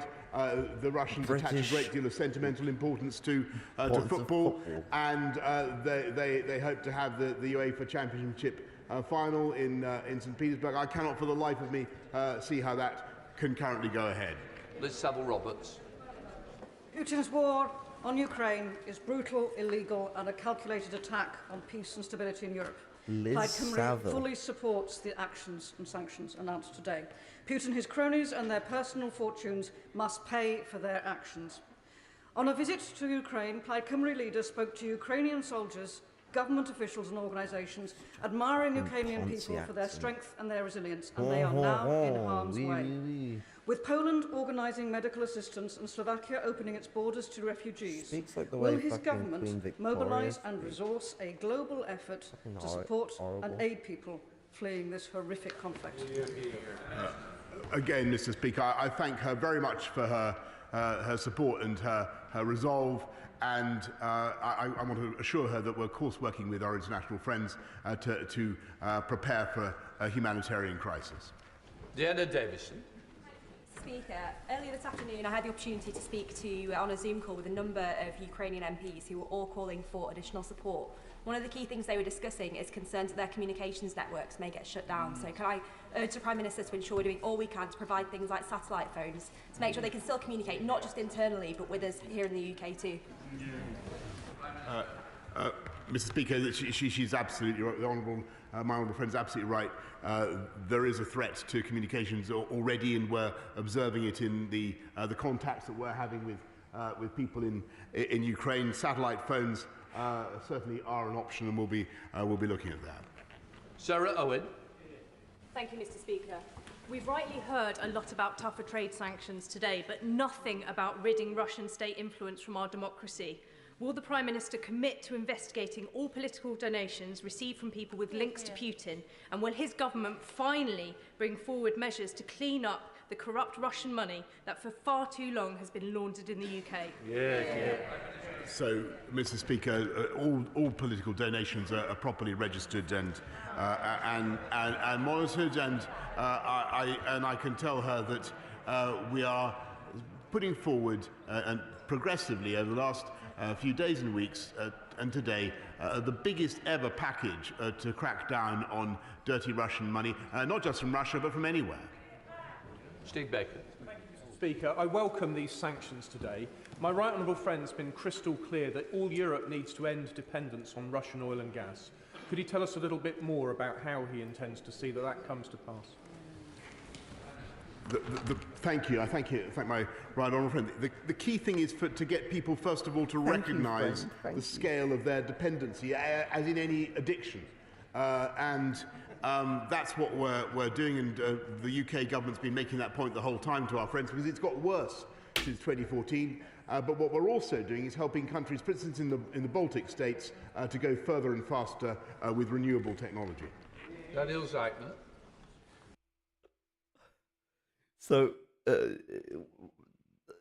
the end of the world because of global climate change isn't enough to spark a bigger interest in renewable energy, but an empire that has a lot of money in oil and gas rising up against them, and then they're like, fuck, how are we going to get out of this? Aha, there's that green technology that people have been telling us about that doesn't rely on oil and gas as much as everything else. We should use that more. Like, you can tell these fuckers that the world will end, but but they're like, yeah, but the world will die before my empire dies. But if you tell them their empire will die before the world will die, which I can't see how there's a difference there. If the world dies, your empire dies, you fucking morons. You tell them their empire is under threat, and they'll fucking jump to green energy. Like, yeah, fuck, we should make quicker backwards, but we should help people in Eastern Europe get to green energy too. That's how we're gonna solve it. It's like, couldn't you just have already started this notion towards green energy, like, I don't know, fucking 30, 40 years ago, when you all knew that climate change was a real issue, needed to be solved? Actually, 50 years ago, I think it is altogether, because it was like 72 or 73 or some shit like that when I can't remember which oil company it was that did the study, but an American oil company did a study and found out, oh yeah, but climate change, oof.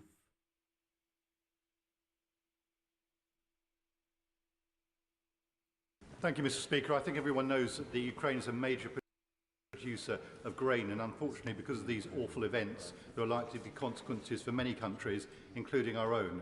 Could I ask the Prime Minister to look again? Is that Fauci?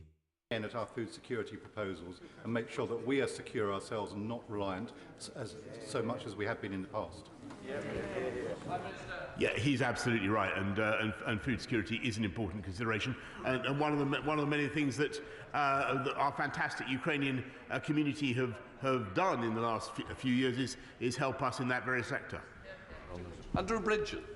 Thank you, Mr. Speaker. Does my right honourable friend agree with me that Western Europe's ongoing reliance on Russian oil and gas has been a major factor in emboldening President Putin in the mistaken belief that he can invade his peaceful neighbour with relative impunity? And in the UK, shouldn't we refocus our energy policy on maximising the use of our own natural resources, looking again at fracking while we invest in low-carbon alternatives? Yes, the honourable gentleman is totally right. My honourable friend is totally right when he talks about the excessive dependence on hydrocarbons. We're moving away from it in this country. I do think there is a merit, I think he and I might be in agreement on this, there is a merit in a transitional phase in continuing with the use of hydrocarbons in this country rather than pointlessly importing them from abroad. Emma Lewell-Butt. Mr. Speaker, Putin's imperial bloodlust won't stop at Ukraine. We're rightly focused on sanctions, military and humanitarian support, and our commitment. The British Empire. Putin's imperial bloodlust.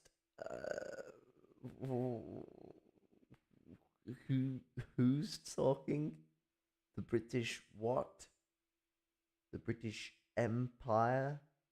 We still, I mean, one of the biggest sort of foundative knowledge organization in Britain is known as the Imperial Museum. Like, we still use that term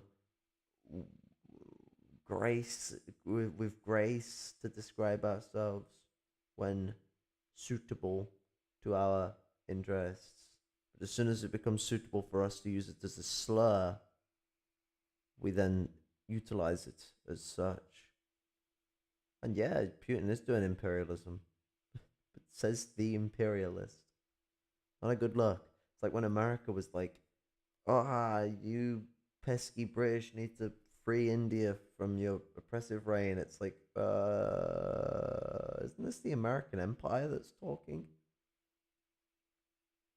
You know? Genociding natives, as they were saying it. Genociding the African people in their region, in their nation, for as they were doing this. Oppressing Puerto Rico, Alaska, Hawaii, the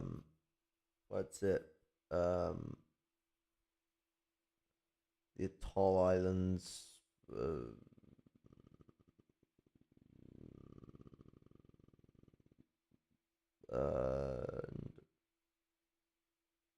think, and the Philippines and South America at the time, along the platform of the Anglo-Saxon rulebook.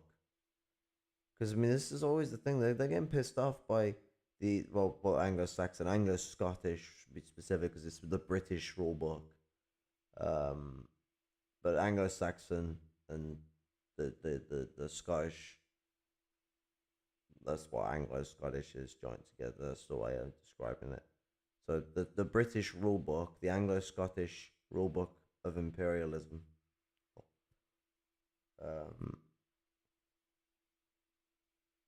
They're always following it by the T, and then it's like the writers of this book are always the ones getting pissy when it goes and gets used with other people for behaving like they are, or get pissy when they get criticized for behaving in that mannerism. You know, they're so quick to feign people as what they are, and criticize them for it. But when it suits their interests, it's completely devoid of the situation. Israel has been committing genocide against the Palestinians for 80 years straight now. And where's the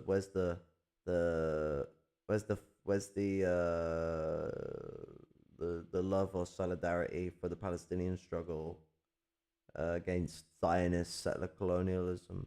None of it, because it's comes from the Anglosphere. To Ukrainian freedom, but the Prime Minister knows there's been a phenomenal increase in Russian submarine activity over the last 20 years.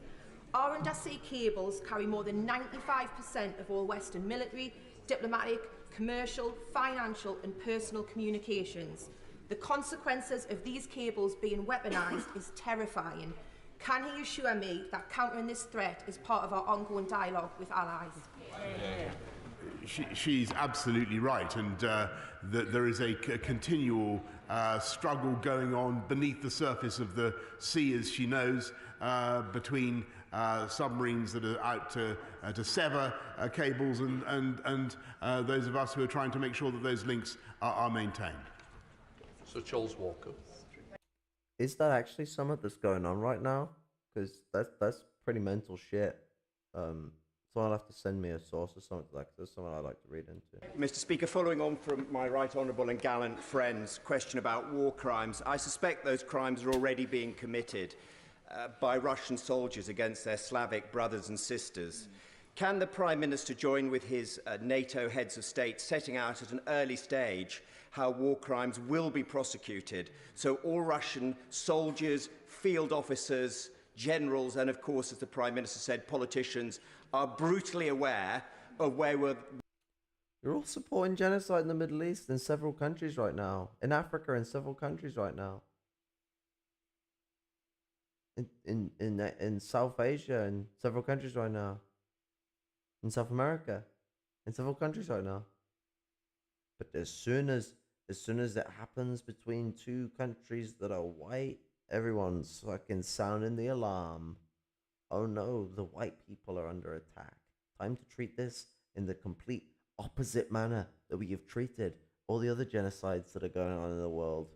right now and over the last many centuries. Where they will end up in a few years' time. Yeah, very good. He is absolutely right, and I thank him very much, my honourable friend. That's why we're working on setting up a particular international war crimes tribunal for those involved in war crimes in the Ukraine theatre. As well as being incredibly ruthless, President Putin is also incredibly rich, with one assessment saying that his personal wealth is up to $200 billion. So can the Prime Minister ensure that President Putin himself pays a heavy price? 200 billion? Isn't that like more than Jeff Bezos?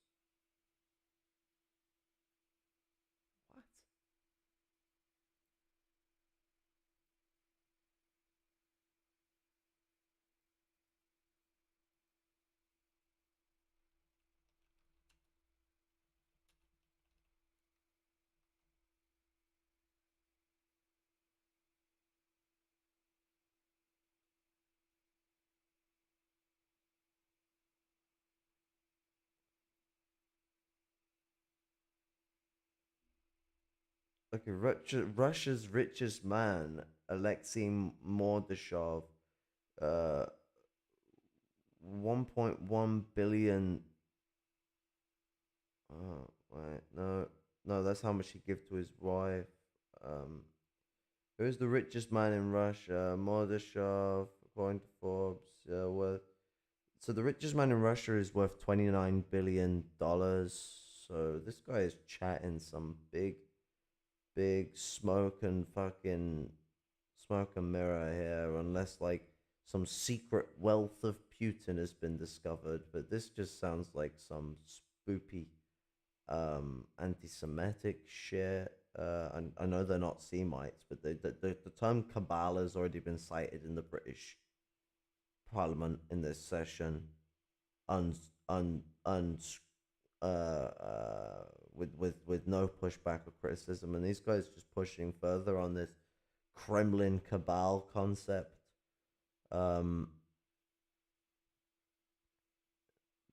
By targeting his own cash and assets. Yes, absolutely, Mr. Speaker, and not just him, but as the House has heard over the last few days, as many of his immediate cronies and family as we can hit. Second Batty. Mr. Speaker, and I thank the Prime Minister for all that he's done. Just before the statement, I spoke to some of the Ukrainian protesters who are outside. One of them was holding back tears as she spoke about her mother in a cellar as her house is surrounded by Ukrainian tanks. So any member of this House who's asking for a negotiated settlement needs to go and speak to them, because all they want is to live their lives as free and peaceful people. Will the Prime Minister confirm to the people of Ukraine that he will do everything he can to end the tyranny of Putin, and that he will do everything he can to make sure that they live as a peaceful and free people? Yes, I certainly can confirm that, Mr. Speaker. And what I can also say is that I believe by making this invasion, I think that President Putin has done more than anybody else to bring his regime to an end. Because I think in the end he will pay a huge price for what he has done, and I know that this House will want to make it so. That House had no problem with the Israeli apartheid government and still has no problem with the Israeli apartheid government.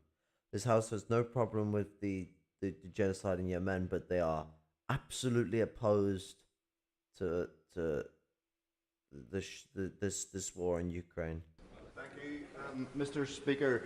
Can I welcome and support the measures outlined by the Prime Minister today?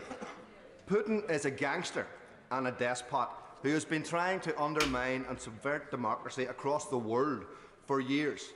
One of the tools that he uses is through political donations to political parties, including in this country. Will the Prime Minister commit today to ridding the democracy in London from to ridding Russian money out of democracy in this country?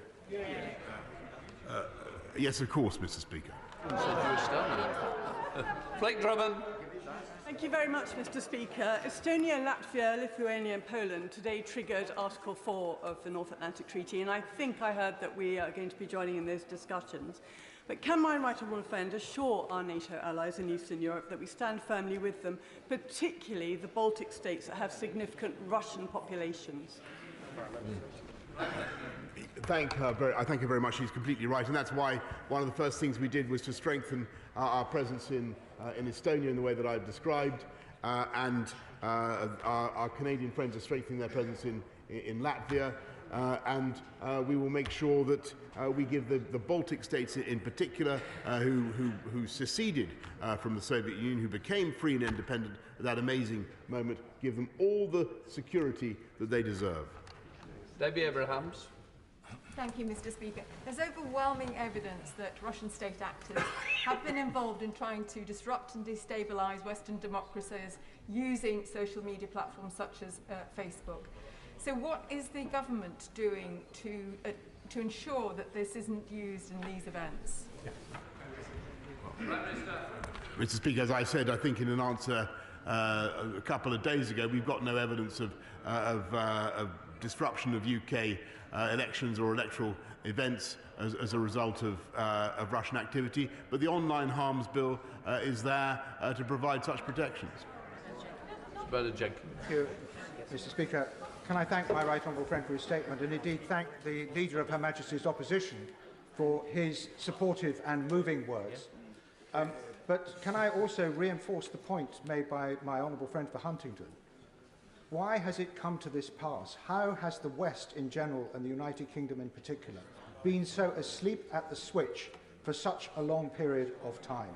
And I commend the Defence and Security Review, but isn't it now time to ask what the permanent and impartial machinery of our government does, failing to provide ministers with consistent advice about the strategic threats that our country faces?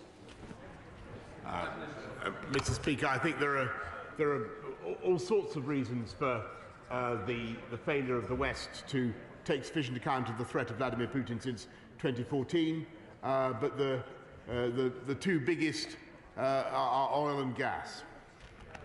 Nick Smith.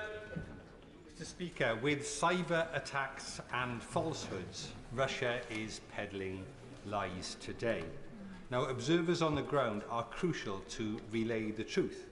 Now, in recent weeks, the UK has withdrawn its team from the OSCE Special Monitoring Mission because staff safety is key. But can the Prime Minister look again to support international efforts like this to get to the facts and counter Russian disinformation? I thank the MMR teams. They're wonderful. I've met them, and they do a fantastic job. I'm sorry that they've had to be withdrawn for the duty of care reasons that he rightly alludes to, and we will keep it under constant review. I'll be right back. Just need to sort some of that out.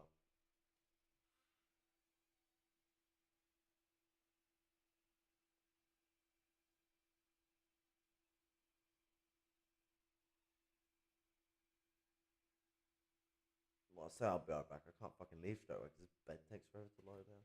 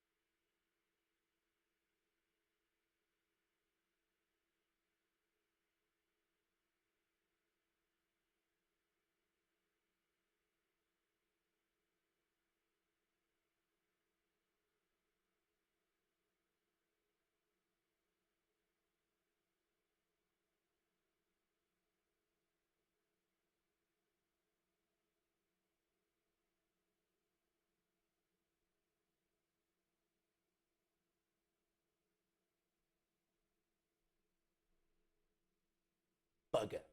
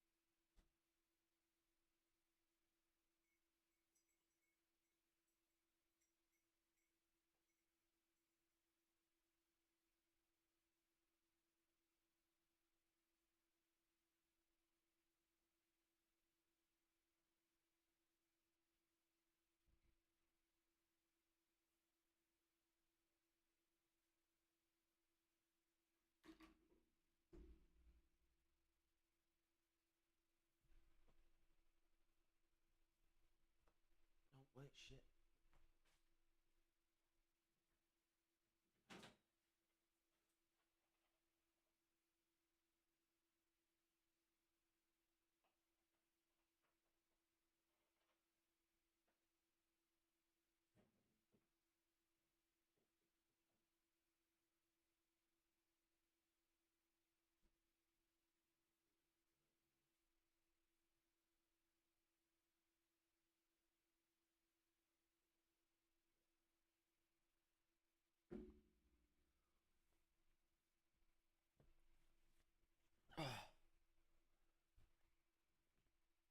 Just making my tea with my out-of-date milk.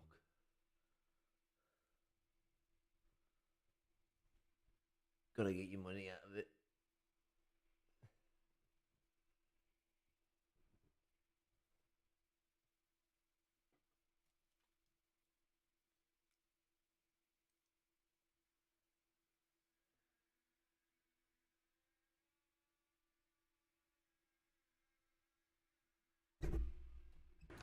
Liam Fox.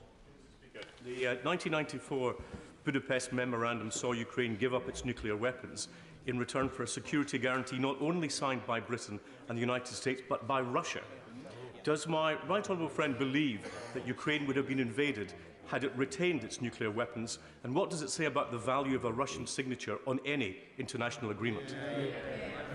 Well, it's clear that President Putin sets no store by international law, whatever, and that is just one of the legal obligations that he has torn up. Kirsty Black. Thank you very much. Mr. Speaker, we awoke this morning to images of innocent families cowering in tube stations. We know the Putin regime's propensity for repression and tyranny, particularly when it comes to minorities. Will the Prime Minister ensure that humanitarian aid is delivered not just in concert with other international partners, but also with third sector organisations? Yes, of course. The third sector plays an invaluable role. Graham Stewart. Mr. Speaker, I welcome the Prime Minister's statement and his specifically ruling out the threat of creeping normalisation, because this House should be under no doubt that Putin is well prepared. He has hundreds of billions of foreign currency reserves. He has a military that has been tested. And will the Prime Minister do everything he can to convert the current intent into frameworks that cement our intent over time, because he is betting on the fact that it won't be? My honourable friend is absolutely right, because the plan that the G7 have agreed on and our friends and partners have agreed on is that Putin must fail. Putin must not succeed in this venture. But we've got to put in place all the steps we need to take, diplomatically, economically, and yes, militarily, in order to ensure that that is the case. And that's what we're doing. Very good. The Prime Minister is right to have set out the most stringent possible set of sanctions against the government of Russia. Can he outline for the House what the implications will also be for cooperation at the International Space Station? I thank him. I thank him very much. We will have to see what further downstream effects there are on collaboration of all kinds. I must say that hitherto I have been broadly in favour of continuing artistic and scientific collaboration, but in the current circumstances it's hard to see how even those can continue as normal. Sir John Hayes. Speaker, the mix of practice and principle is the test of democratic politics, exemplified at its best when this House comes together in common cause. The test of leadership is the mix of vision and will, and the Prime Minister is to be commended for his willful, clear-sighted determination. So will he now reassure the House that he's in close touch with those countries close to Ukraine, where nerves will be frayed, and that will he send them an urgent message that this House and this nation will always stand alongside and behind free nations?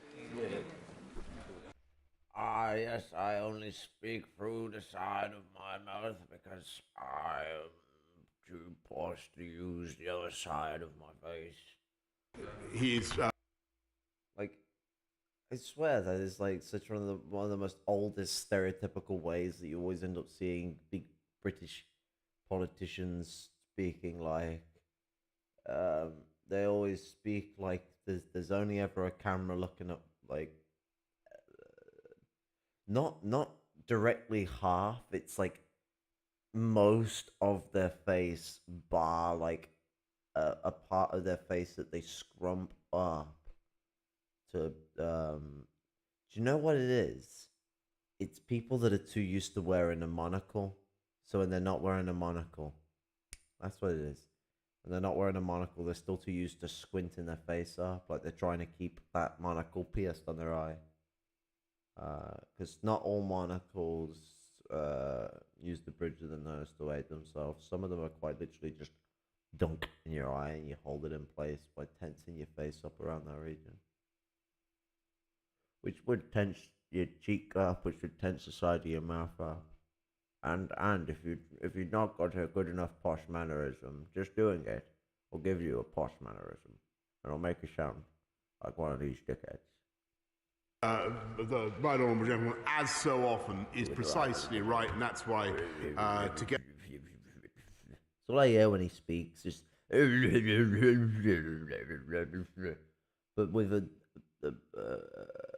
very insulting level of politeness behind his very disgusting words. Together with my right honourable friends, the Defence Secretary, the Foreign Secretary, we've been visiting Poland, Romania, the Balts, all those who are now feeling such deep unease at what is happening.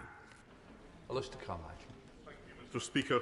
As we speak, the Softcom Flot tanker NS Challenger is berthed at Sullomvo in Shetland, taking on a load of crude oil for export. Softcom Flot, as the Prime Minister may know, is a company owned and operated by the Russian government.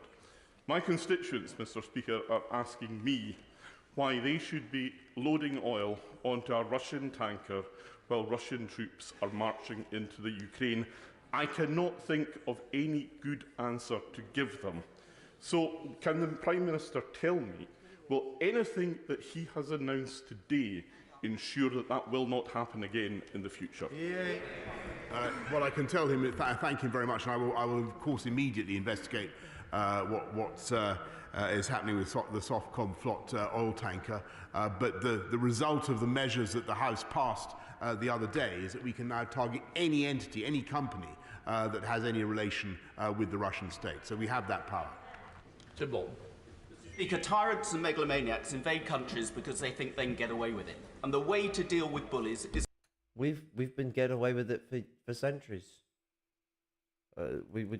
What have we been doing in the Middle East? Seriously. ...to stand up with them. So I'm sure he will acknowledge that the way the West responds to this aggression will have repercussions not just for Russia and Ukraine, but for other bullies like China as well. And will he be mindful of the need to show support to Russia? Gotta throw a dig in at China while you're at it. I mean, China are a rising empire, sure, but once again, hypocrisy is rendered. I mean, hypocrisy doesn't always render someone's criticisms invalid. It usually does, let's be real, but it doesn't always. In this situation, the hypocrisy is to such a dire extent, it negates any value to the criticism that the British Empire dares level against other empires for being empires. The hypocrisy is too dire. Russia's smaller southerly neighbours, especially Georgia and Armenia, who feel particularly vulnerable at this time. Yeah. Yes, I thank him. He's right, because the read across, the knock on is obvious for Georgia and Armenia. What he proposes to create, Putin, is a new sphere of influence, a new Yalta, in which those countries come behind his new Iron Curtain. Stu Wakeford. Thank you, Mr. Speaker. As a member of this House with Ukrainian heritage, this issue particularly troubles me. I'd like to thank the Prime Minister for his tone of his statement and the resolute and swift action that he's proposing in tackling Russia, but the resolute and swift support. You can't effectively speed up these fucking British people when we speak, because we speak just quick enough that it gets too quick. But it's speaking just slow enough that they're driving a drill into the back of my skull. I feel like I'm being trepanned. His offerings for people of Ukraine. During his speech, he also highlighted the... Boris Johnson always looks like he's having a fucking a world-shattering revelation when people speak to him. His offerings for people who... Yes, I've still trying to grapple with the fact that there is a Poland. My foreign secretary was telling me about this wild land called Poland. Great people. Never knew they existed before then. Of Ukraine. During his speech, he also highlighted the issues of the cost of living and the rise of Actually, tackling what's speech. it, like, if you just resolute and swift support his offerings. If you just like played the fax machine sounds over him now, it's like great. Like, what's it? Oh, where's my mouse? There it is.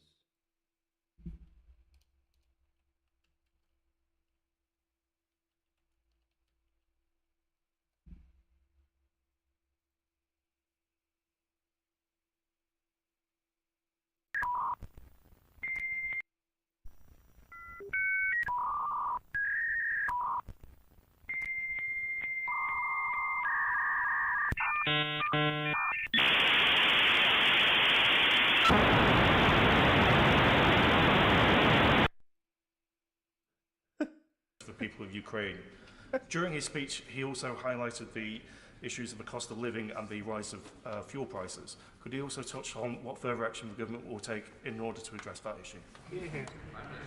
I thank him very much, and I think he's quite right, because I think people across the country will be thinking about the effect on us all of the increase in the price of oil and gas as a result of a war in Ukraine.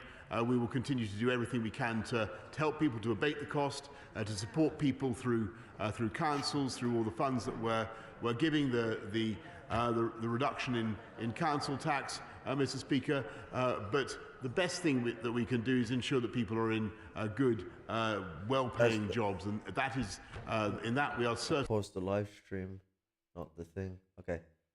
That sounds cool. I wouldn't mind a reduction in council tax. I do owe them a lot of money. So that'd be helpful. Still doesn't mean you can just go and do a war. Also, he hasn't specified which type of council tax.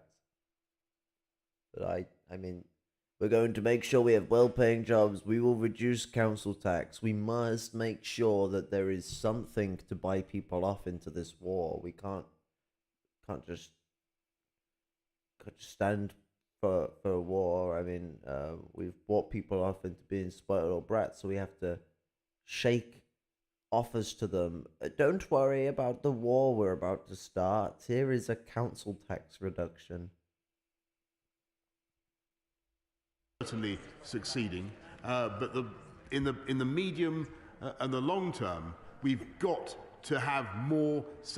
You never get these good things just for the point of giving the good thing. It's like I said, it would be great for our housing tax and all that reduction. It'd be great. You know, I owe them a lot of money. Although it wouldn't affect that, it'll only affect the extra money pay under there. It's just a funny place to place a joke about my massive debt crisis, but nonetheless, it'd be great and helpful to do stuff like that. It only ever comes when they need to do it. And when I say need, I don't mean because of the needs of the people. I say because of the needs of the empire. That's when they do it. They do it because the empire needs to encourage the people of the UK and same for the other empires, for their own people within their nation, to go to war. Self-reliance in this country on our own energy supplies, and that is what this government is also committed to building. Geoffrey Clifton-Brown. Mr. Speaker, one of the most important economic sanctions we can take against Russia is by freezing its sovereign debt. Will my right honourable friend confirm that the bill proposed on Monday on economic crime will include powers to do so?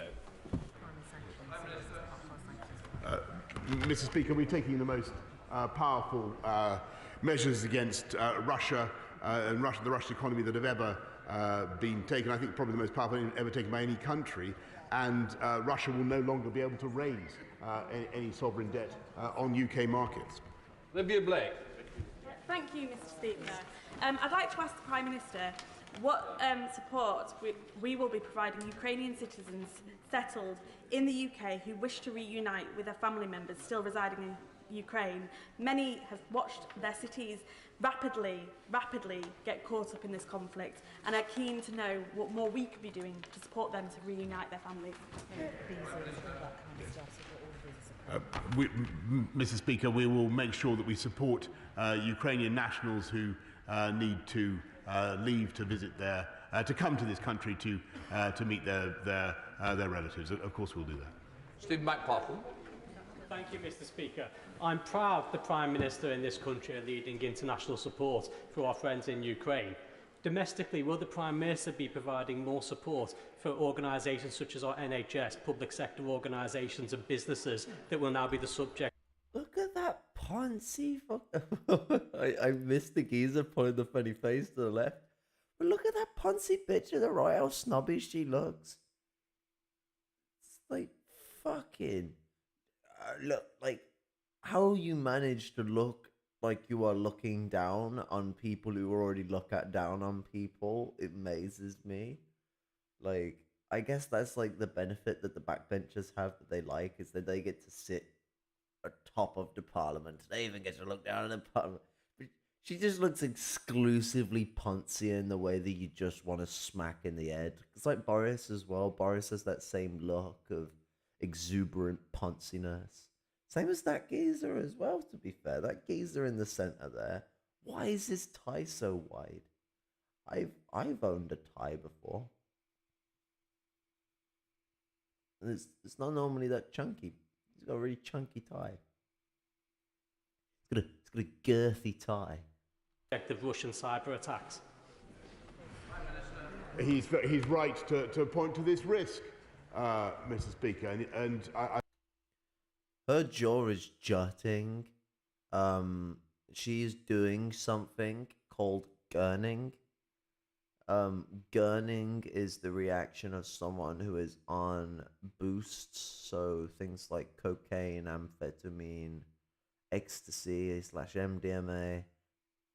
It wouldn't surprise me that Patricia Patel is a big amphetamine taker. That would not surprise me at all.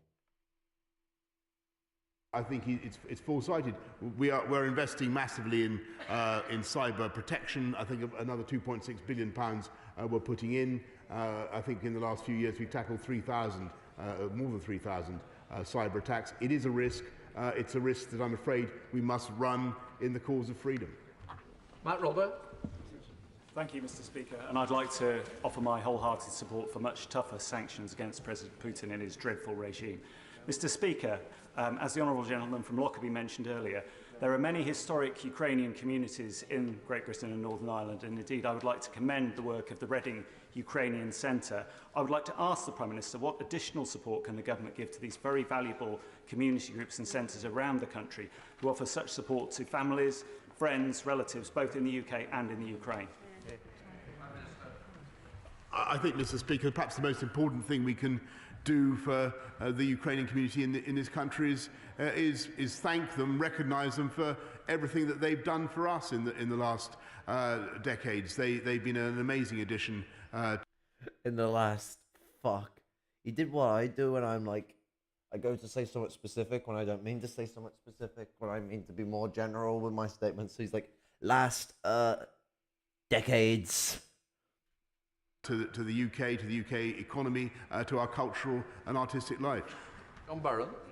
Thank you, Mr. Speaker. The House is united in its condemnation, but I suggest to the Prime Minister that the lessons to be addressed from this affair started with the invasion of Georgia, Russia's invasion of Georgia in 2008 and not 2014. And given, many of us across the House have been warning about Russia, and yet the response has been weak. Does the Prime Minister accept that as we enter the battle for democracy globally, we have got to understand that the sooner you square up to the playground bully, the better, and that we adequately support our hard and soft power to do that. Yes. England is the bully that cries he's being bullied because like they've now moved to a new school and he's now being the victim, but he's not even like it's that. He's not even moved school. What's happened is he is still the bully of a group, but there is a bigger bully that's bullying.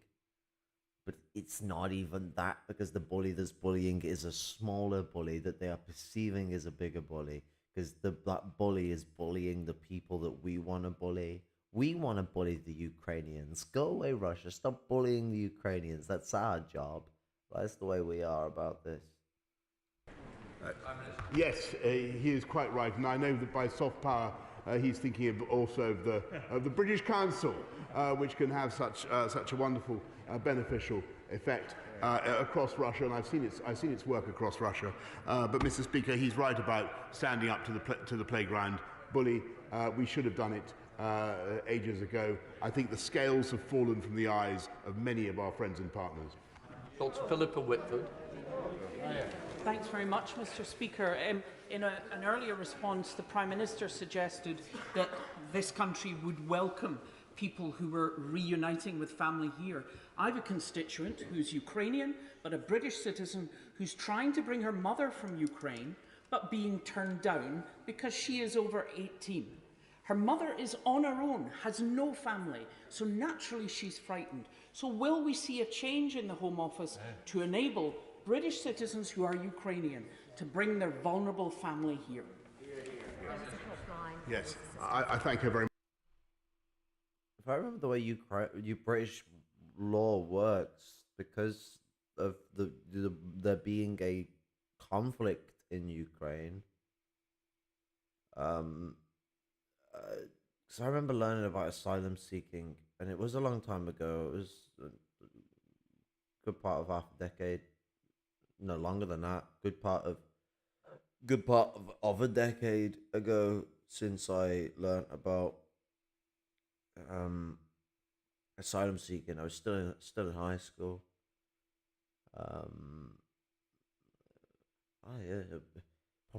Probably has been a decade actually. Come to think of it, I don't know. I've been up and down and on different drugs over the years. I can't keep track of this stuff. But when I was in high school, I was taught about what asylum seeking is, or was, if it's changed. And in Britain, I'm pretty certain if there is a conflict on, you can apply for asylum seeking in this country. Now, whether you're accepted or not, of course, is a different kettle of fish. But given the current racism, I would be surprised that our country would deny Ukrainian people refuge of asylum in the same way that we denied the Arab people asylum seeking and safety. You know, the double standard of white colonialism of the Anglosphere is immense during this crisis, and when it comes to our process here dealing with things, and we're not seeing the outrage of, oh, what if we get overrun by Ukrainian refugees, the great Ukrainian replacement. You're not hearing stuff like that. But as soon as we bombed countries to oblivion in the Middle East, and as soon as that caused the influx of refugees, as it would, over to anywhere that they could go that would be safe. Like, they're not going away because they don't want to be at home, because they don't like their homeland. They're going away because their homeland has been turned into a war zone. So they're going anywhere where they can be safe. As soon as that occurs, and they start coming over to the imperial core, because I mean, when it's the imperialists that are making your land unsafe, being in their land might not be too bad of an idea, because, well, the imperialist is not going to start a war against itself. It's not going to. Britain isn't going to go to war against Britain, etc., etc. So the safest place a lot of people end up going is going to be the First World. The First World went all crazy about this great replacement. They're coming over here to take over this, that, and the other. all this anti-Semitic crap that came out against Arab people. None of that for the Ukrainian crisis, and there shouldn't be any of it. But it's a double standard nonetheless. Like, if we're gonna treat the Ukraine this way, we should be treating the Palestinian, Syrian, and other peoples that we've been ignoring in this regard, Yemeni, Somali, with the same etiquette and mannerisms. We should be respecting the self-determination of the Palestinian people, and for all of Palestine, not two states, one state. And in regards to anything further than that, Syrian, there's obviously the argument of Syrian nationalism that goes on with Palestine being reunited to Syria. I like the idea. I think it makes sense, but I can't say that it should be the way it goes, because it's not my decision to be made. But I agree with the people on that process. I can see the historical relevance of Syria being the sort of rightful owner of the land, but it's up to the people of Palestine and of course the people of Syria whether such process occurs. But within the process of Palestine as a state, there should be only Palestine. There should not be an Israel. The self-determination of the Arab world, the self-determination of Africa is absolutely ignored. Self-determination of the Central and South America, the self-determination of Asia are ignored by these powers.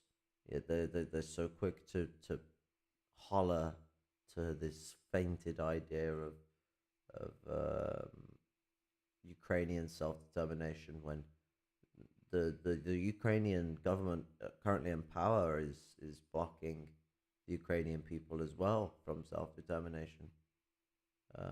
Russia is doing it with its war against them too, sure, but the Ukrainian Nazis themselves are a strike against freedom within the region of Ukraine.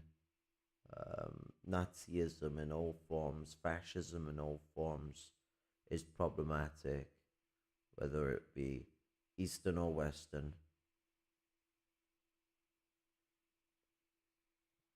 Very much. I think I read out a helpline number in the House on Tuesday. I don't have it again. There is a number both in Lviv and in this country. But if you could do me the favour and send me the details, well, I'll take them up. Richard Drax. Thank you, Mr. Speaker. Can I commend my honourable friend and his ministers for the firm stance they're taking? None of us know where or what Mr. Putin's longer-term aims are. If Ukraine falls, and I fear it might, his covetous eye might land on the Baltic states and other vulnerable countries.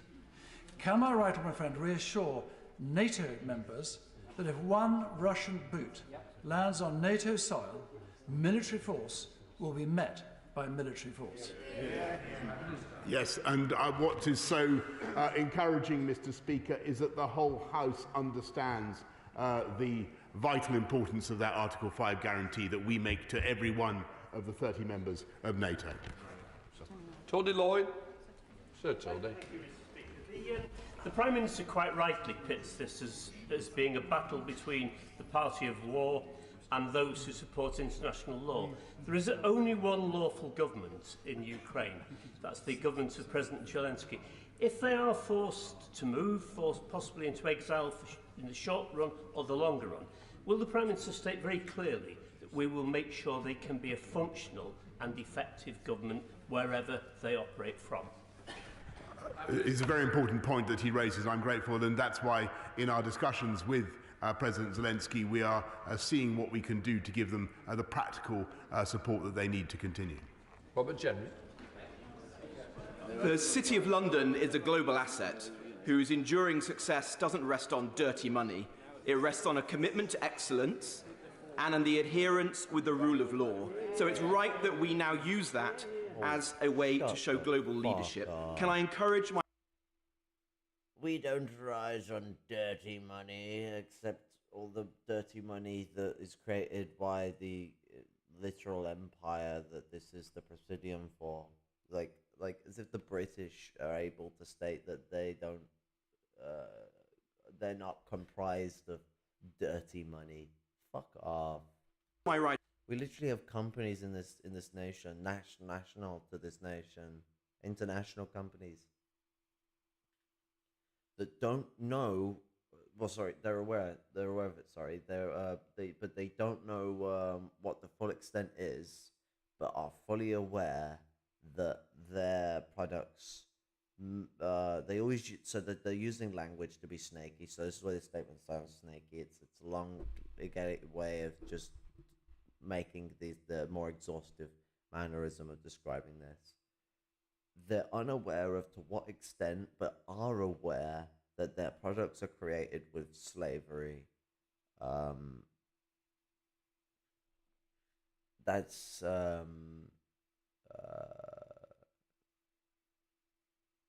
yeah, but that's what I was gonna get. They use the word may, so they say that may be made with slavery. That well, it could be this bit part of the production factor. It could be this part of it. I mean, chocolate companies are the simple one to look at, but it's more than just chocolate companies. It's pretty much every company that exists out there who's a big mega corporation of international capacity. Sure, there's probably some out there that don't do it, but they still purchase other companies that do. So, what's the fucking difference? Right honourable friend, to sanction all of the remaining Russian banks, to sanction the executives associated with them, and I notice that many are resigning. I mean, he looks like a right poncy cunt. The dickhead behind him looks like a right poncy cunt. He looks like he really wants to smoke a cigarette. Today, to publish a further list of individuals, resident in this country or otherwise, to be sanctioned, and to redouble his excellent efforts to suspend Russia from SWIFT as the single most effective immediate step that the West could do to put pressure on Vladimir Putin. I thank him very much. I thank him particularly for his important testimonial to the City of London, whose work should not be sullied, Mr. Speaker, by association with ill-gotten Russian money. But the programme that he set out for sanctions is exactly the right one, and the one the government is following.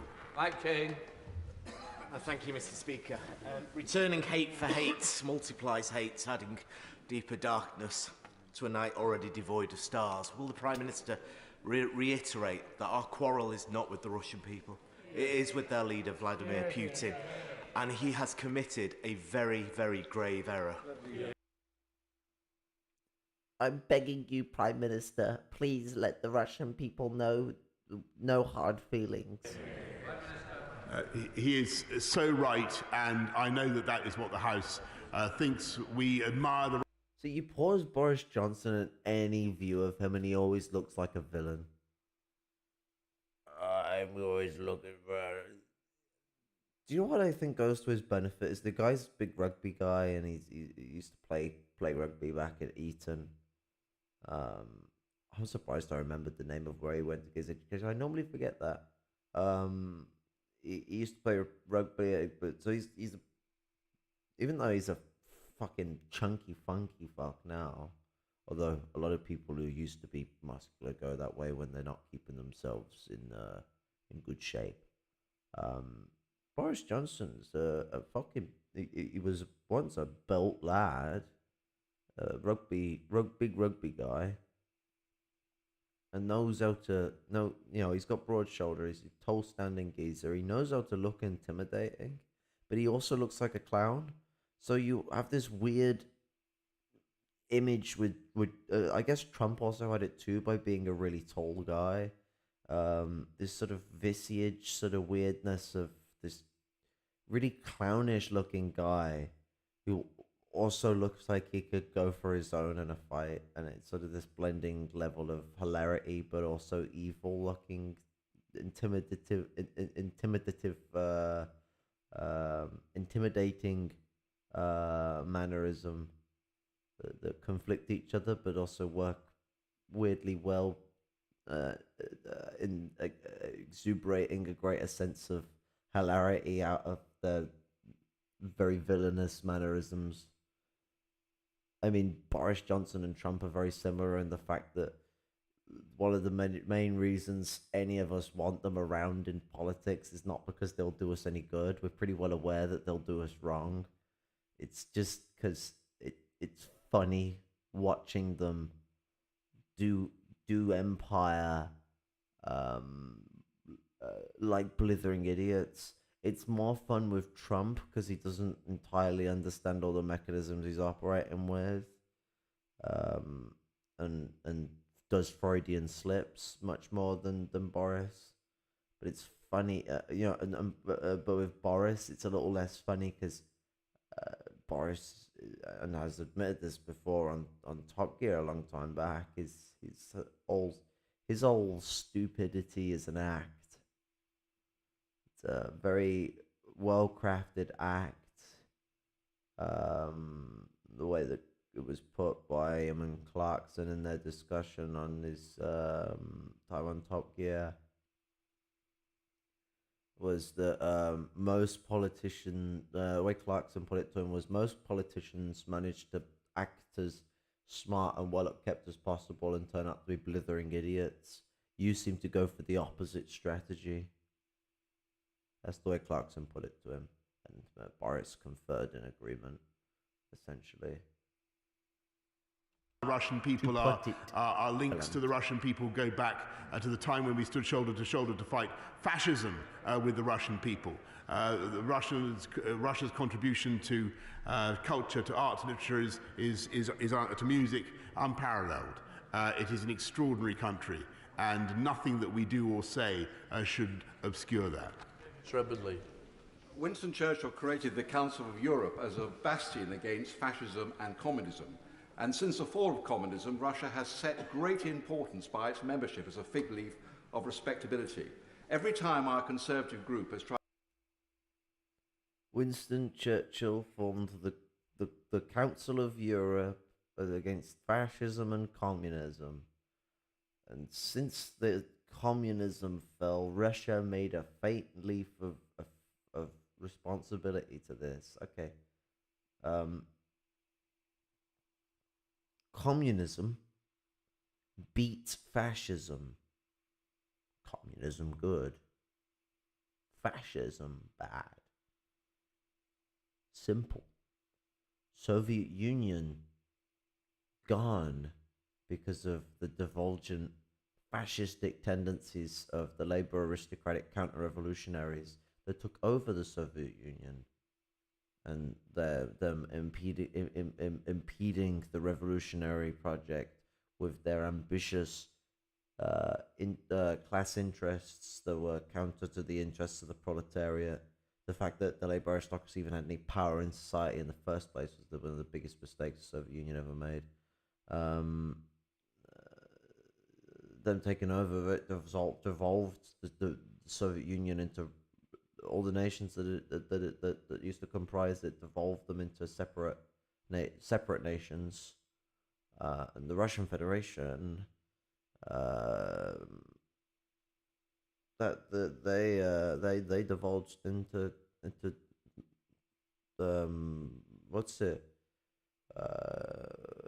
into neoliberalism in the 90s under American policy. That neoliberalism devolved into civil war in a matter of 2 years. And then at the end of that civil war, the Russian society concluded with fascism.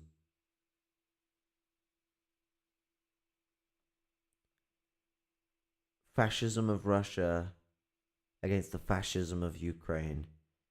To choose a side on either, you are siding with fascism. So to do all this, the fight against fascism, we stood together with you, Russia, against them before. What's going on now?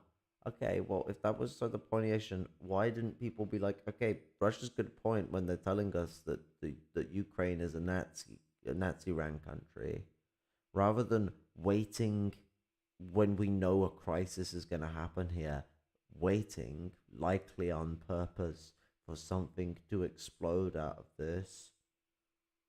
Instead of doing that, why didn't they turn around and go, okay, Russia, we're all a part of the UN Security Council. Why don't we all go in, deal with the deal, try and do it peacefully. If we can't do it peacefully, deal with it militarily, and take the Nazis out of Ukraine.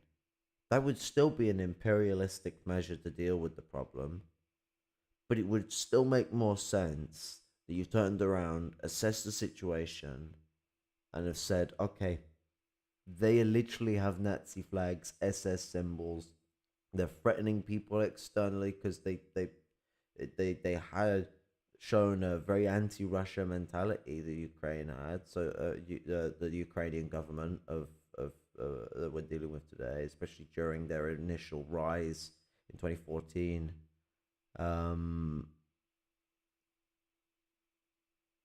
that you know, you then make a joint comprehensive plan of action that is agreed upon by the Security Council, because you know this faint-hearted internationalism that neo-colonialism preaches seems to devolve very quickly whenever you get the chance to devolve this into this bollocks idea of internationalism, where it's us and them. It shouldn't be us and them. If the UN was supposed to be like the bringing the you know the bringing lawfulness to the planet, which I mean is already very chauvinistic and imperial in the mentality that it's going to be the powers of Europe that decide the concept of law of the world, and that the rest of the world are just forced to comply regardless. But if you've made this group that then has a Security Council that's centered around keeping the peace, you would think that you would have considered making an offer with Russia that would have helped keep the peace by offering to help just deal with the problem. Like, don't have a fascist government that literally supports the Nazis, their genocide against Slavic people, there's genocide against Jewish people and Romani people and the disabled, the war against the world. These people literally in the Azov battalion using SS symbols, which then influenced the use of SS symbols within the Ukrainian military under the current Ukrainian fascist establishment. And maybe consider that might be problematic, because what Russia's doing is wrong, but there is provocation on both sides. And trust me, if you'd lost tens of millions of people, another 28 million is for the whole Soviet Union, so it's not 28 million Russians, but you know, in Russia's case, at least 10 million people, because of annihilation tactics being used against your people, because of genocide and a decisive want, a decisive lust for genocide against the Slavonic people. You would feel very, very, very nerved unnerved and insulted to see rampant support of Nazism in a neighboring nation.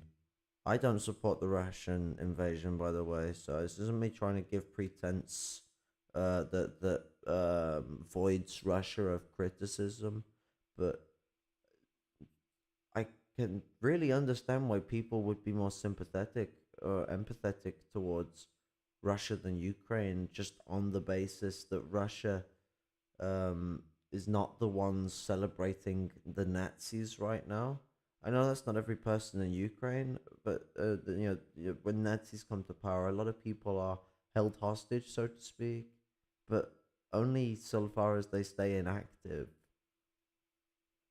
To not push to form struggle movements against the Nazis, against the fascist controlling society, you're allowing yourself to continue being held at gunpoint as well at that point. Like, there's two sides to the coin. A choice not to stand up is not, we can't individualize this into this victimhood. It's a collective decision. Because in Germany, there were people who were rising up as it is, and if the means are there to join a fight against it, you should join it. But these people didn't want to support communism, and that's why they were held at gunpoint. That's what happened in Germany.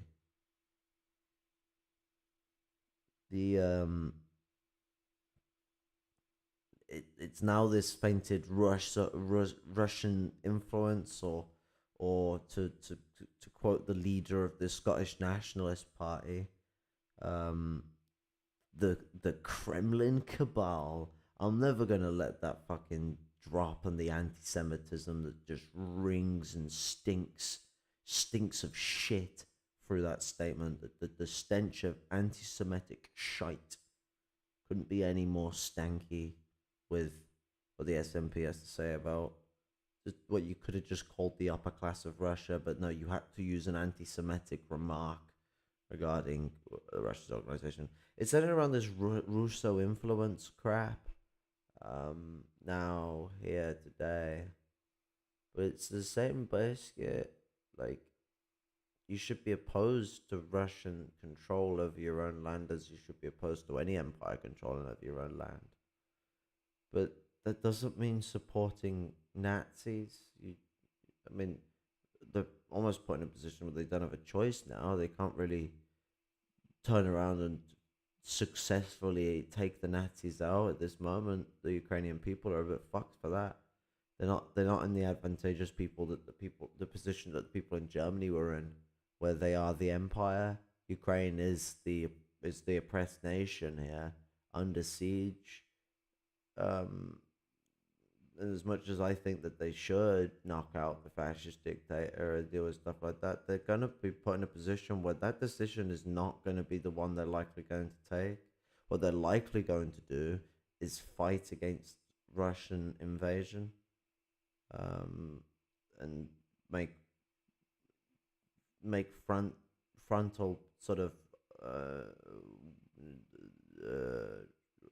basically work with this group. And so Ukraine is now put in a position where Russia isn't going to shake fascism out of them. It's just going to embolden them to ally with the Nazis. This is not helping the current situation. You should smash the fash, but you gotta really not only just have correct pretense, but you can't just go in. There's a reason why the Soviet Union didn't just go, oh, the Allies aren't going to help with this decree I have to stop Nazi Germany in its tracks. And I must add that decree to stop Nazi Germany in its tracks happened after Hitler started to acquire lands outside of Germany, not before. The decree to do a joint venture militarily to deal with Nazi Germany happened after Hitler had taken land abroad. It's after the annexation of Czechoslovakia, 1937.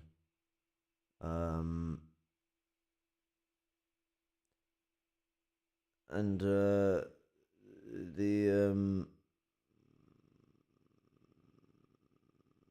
what's it? Was it 38? It was over 37 or 38. But what's it? he made an offer, and then when the offer was rejected, he didn't just go, "Oh well, time to go and invade Germany." No, I mean, you could say that there was questionable behaviors with what happened with Finland. That was a bit regionally imperialistic, to think that, okay, I need these lands to defend us against Nazis, and the Finnish turned it down, so I'm just going to declare war on them and invade to take it. The Soviets might have been right to want to defend themselves against Nazism, but if the Finnish say no, you can't just turn around and go, okay, well, I'm going to do it anyway. You asked the question. To think you can just go and do what you want because someone said no, but you really want to do it, is to take liberties on the right of self-determination of these lands. Finland didn't say no and I'm declaring war on you. They just said no.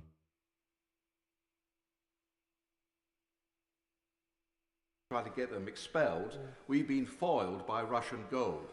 Will the Prime Minister now instruct his ambassador on the Council of Europe to move for the immediate expulsion of Russia from the Council of Europe, so there is no place for gangsters in the halls of civilized nations? Yes, I think... There's use of the word civilized as well. Like, what do you mean, civilized nation? Find me a nation on this planet that is not civilized.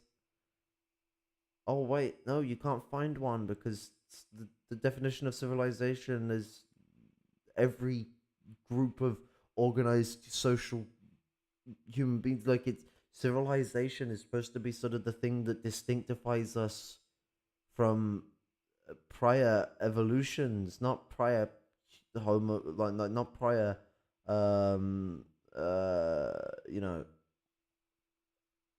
what makes Homo sapiens today. Like all of our history, from the start of our history, all the way back in the days of fucking Egypt and before then, or thousands and thousands and thousands and thousands of years, we have been civilized in every incarnation of where we've existed. Because civilization does not mean that you're going to be great people. We've seen that because there's been points during human civilization where we have been civilized, whatever the fuck that means, but in the context of which they want to use it, where it means like civility and all that bullshit. Yeah, we have been civilized for all the fucking these thousands of years, and one of the big chunks of that time, we were burying kids in sand, burning witches at stake, chucking fucking people we believe to be wizards into oceans and lakes and rivers, doing anti-Semitic conspiracies for the last fucking 2,000 plus years. I mean, it's been longer than that all to all for anti-Semitism in general, but I'm getting a more modern incarnation of European anti-Semitism. We've got a lot of time in these thousands and thousands of years that we have existed. These hundreds of thousands of years that we've existed, where we have been both civilized and demonstrably horrific. And Russia is also part of the European idea of the civilized nations. That's why they were in the G8, which is now the G7. That's why, the Russian Empire was being mollycoddled to be a new sort of Canada or a new Australia in the British Empire at one point, rather than being subdued into the same position as somewhere like India. Same thing was happening with the Republic of China as well, by the British. Interestingly enough,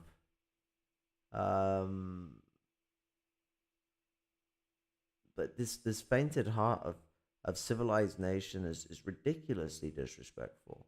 Like what they've turned around and said is that they believe that the rest of the world that isn't Europe, and I'm actually including any settlers states as part of Europe in that equation, because whilst the actual nation, territory, and the originators of that land are not European, the people who are holding it are.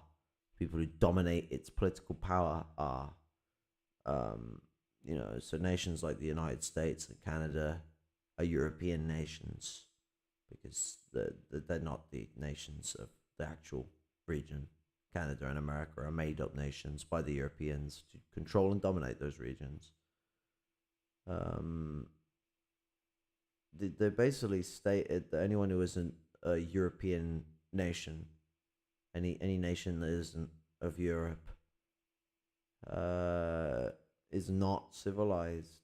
They're doing the Roman thing where they're calling the natives of any region that is not Europe barbarians. Sickening. Adequately put, Mr. Speaker, and he's dead right. And I think that my honourable friend for Henley made the point the other day, and I certainly, who's on the Council of Europe, and I certainly agree with that. Geraint Davis. Mr. Speaker, so many Russians today see the attack on Ukraine as they would see an attack of their father on their mother, because there's such intimate family relationships between these two groups. And today, thousands of Russians are protesting in cities against their domestic law, against this awful war.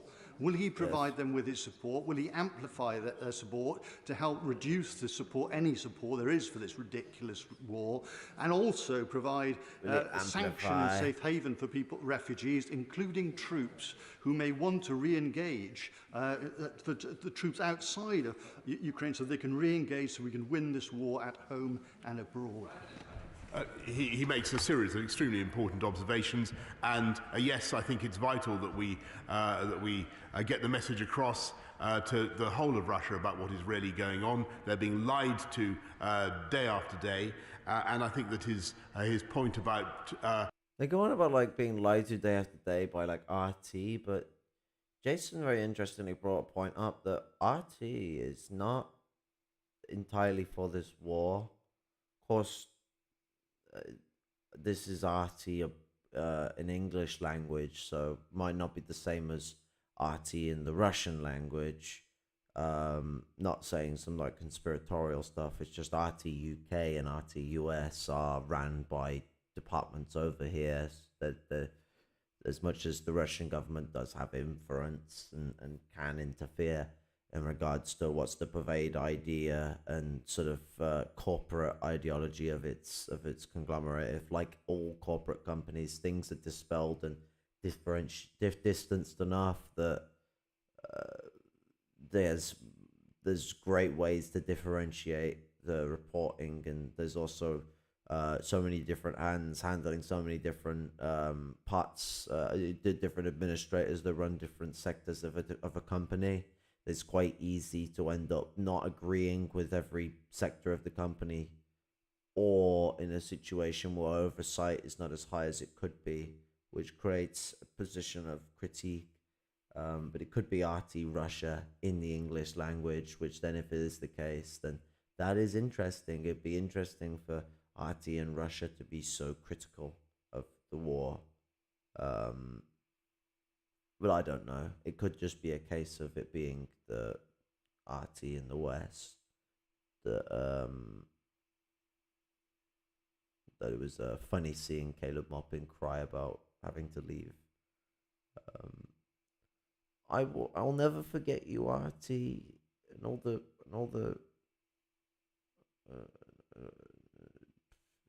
the ginger moments we had together.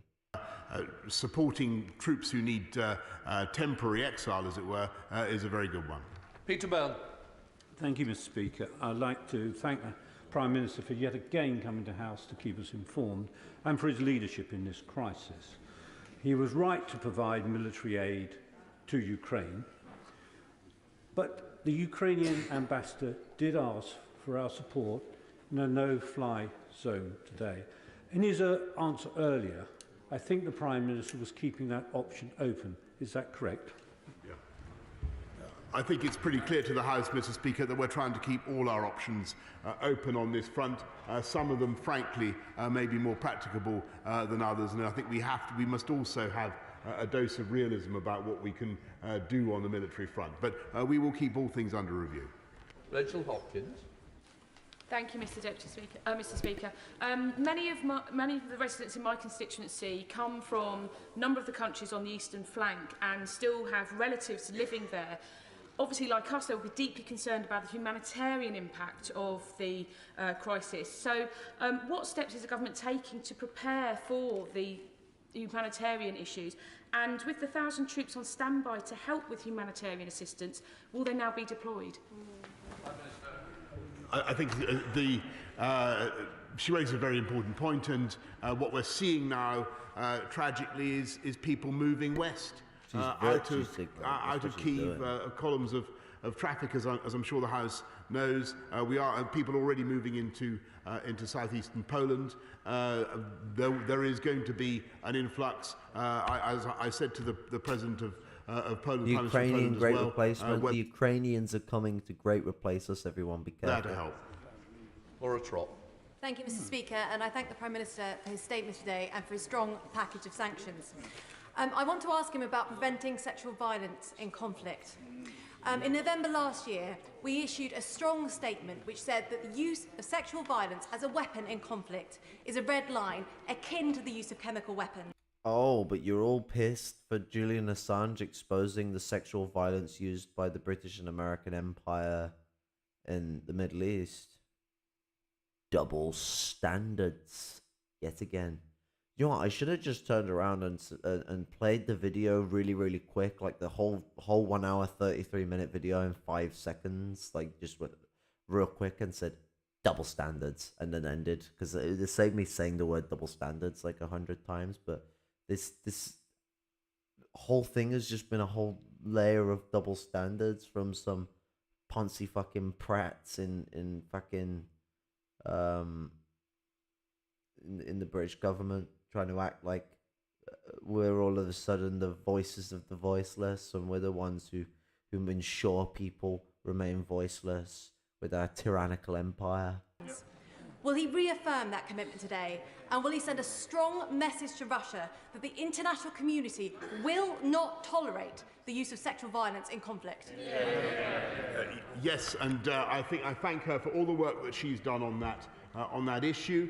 It's something that the UK government has campaigned on for a long time, and indeed raised the issue very greatly in public international consciousness. I think it should be treated as a war crime like any other, and people who perpetrate sexual violence in conflict can expect to be tried in those tribunals. John Morrow. Thank you, Mr. Speaker. In seeking to redraw the boundaries of Europe through bloodshed, Putin has attacked not only the Ukraine but all of us, and we stand with the Ukraine and standing for the rule of law. I welcome the sanctions that he's announced, but I was confused by his response on Russian disinformation, which he seemed to imply would be addressed by the online safety bill. That is many months away. Russian disinformation is organised, their bots are state-sponsored. What steps will he take to address them? I thank her. We've got and she raised a good point, but we've got, what we're doing is a massive, positive Stratcoms campaign in Russian, in Ukrainian, to make sure that people get the truth and they hear the truth. Stratcoms, for those who aren't known with the military lingo, there is strategic communication operations. It's related to the PSYOPs division, I do believe. It's now the Strategic Communications and Social Media Warfare Operations Department, I think. Don't quote me on that, but Stratcom is Strategic Communication Efforts. Adam Holloway. Thank you, Mr. Speaker. As we've noticed this afternoon, virtually everyone in this House has supported the efforts towards resistance over the last few months and in these days. I imagine the House will also support the very different sort of warfare under occupation over the coming months and possibly years. But the House will also have noticed the marvellous way the Prime Minister has spoken directly to the Russian people today. And I hope that he will bear in mind that at the moment, public opinion in Russia... Oh, man. I gotta do this again because he's doing it again. I just accidentally loaded up Discord trying to do it. Fuck's sake.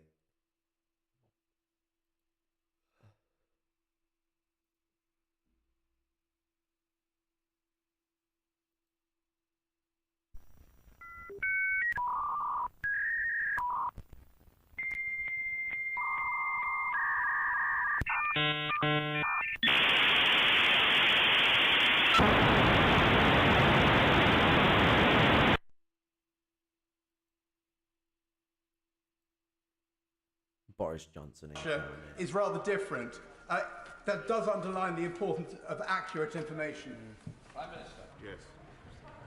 He is quite right, and I thank him. He's a distinguished former soldier, and he knows that truth is the first casualty.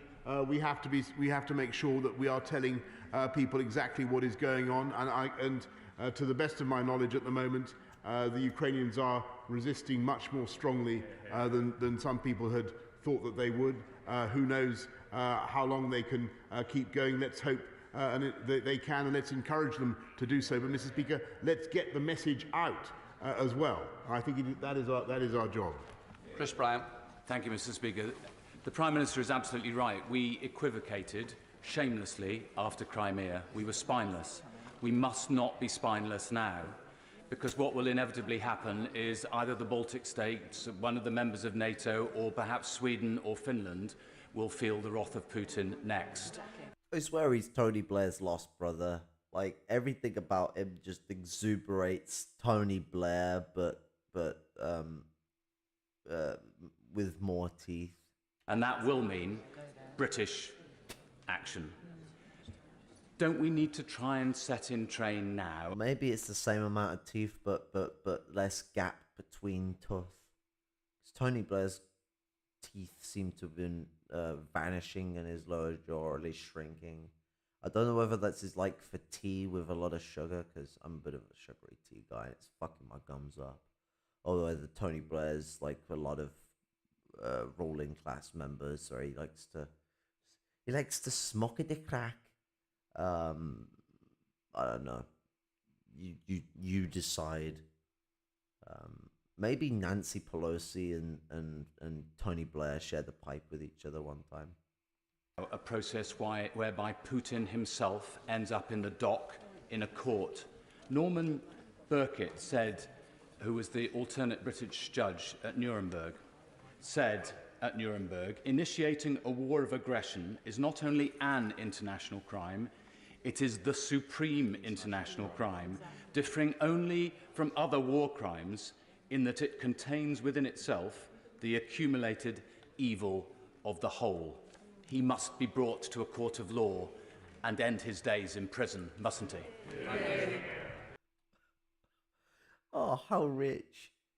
Putin must come to court of law and end his days in prison, but they're not calling that for Netanyahu or the other thousands of politicians of Israel, many more members of Israeli society that also deserve the same treatment. What about the Saudi Arabian oppression within the region, Turkic oppression within the region, the UK? I must remind people, the British government still denies the Armenian and Assyrian genocides. Something to keep in mind.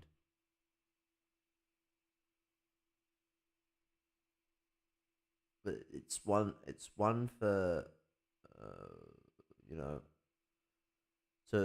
I mean, Keir Starmer always goes on about with Boris Johnson, it's one rule for the British people and one for the British government. Well, it seems within the realm of imperialism, it's one rule for the global south and a different rule for the global north.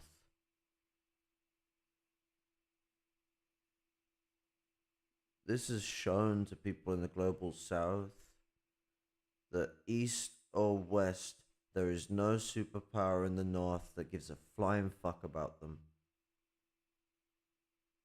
other than to further their own profits off of the life that they can sacrifice and that they can put to an end through the domination of the region, through control of their people, through the theft of their resources. Any freedom-loving person of the global south now feels the greatest of insults, as they are shown to be abandoned by any power of great international domination, that neither east nor west, that they truly safe in the hands of the global north, and will only embolden the bright fire of the fight for freedom that exists in so much grander quantity and quality in the global south than it does within our feckled global north. And that we are going to see a radical anti-imperialist movement rise from this squabble of imperialists, as we have always seen anti-imperialism rise in the ashes of imperialist versus imperialist conflict. Mr. Speaker, I think one of the most fascinating things about what Putin is doing is how close an analogy there is between his actions and those of Slobodan Milosevic. Exactly the same nonsense being peddled about the mystical union between Kosovo and Belgrade as between Kiev and Moscow. Exactly the same aggression. And remember, I mean, if you're going to prove the point that I agree with, that Kiev is Ukrainian, arguably Russo-Ukrainian, but still Ukrainian, and has a distinct history related to Ukraine. At least use the Ukrainian, because Kiev, if I remember rightly, is the Russian pronunciation of it. I do believe in Ukraine it's pronounced Kiev.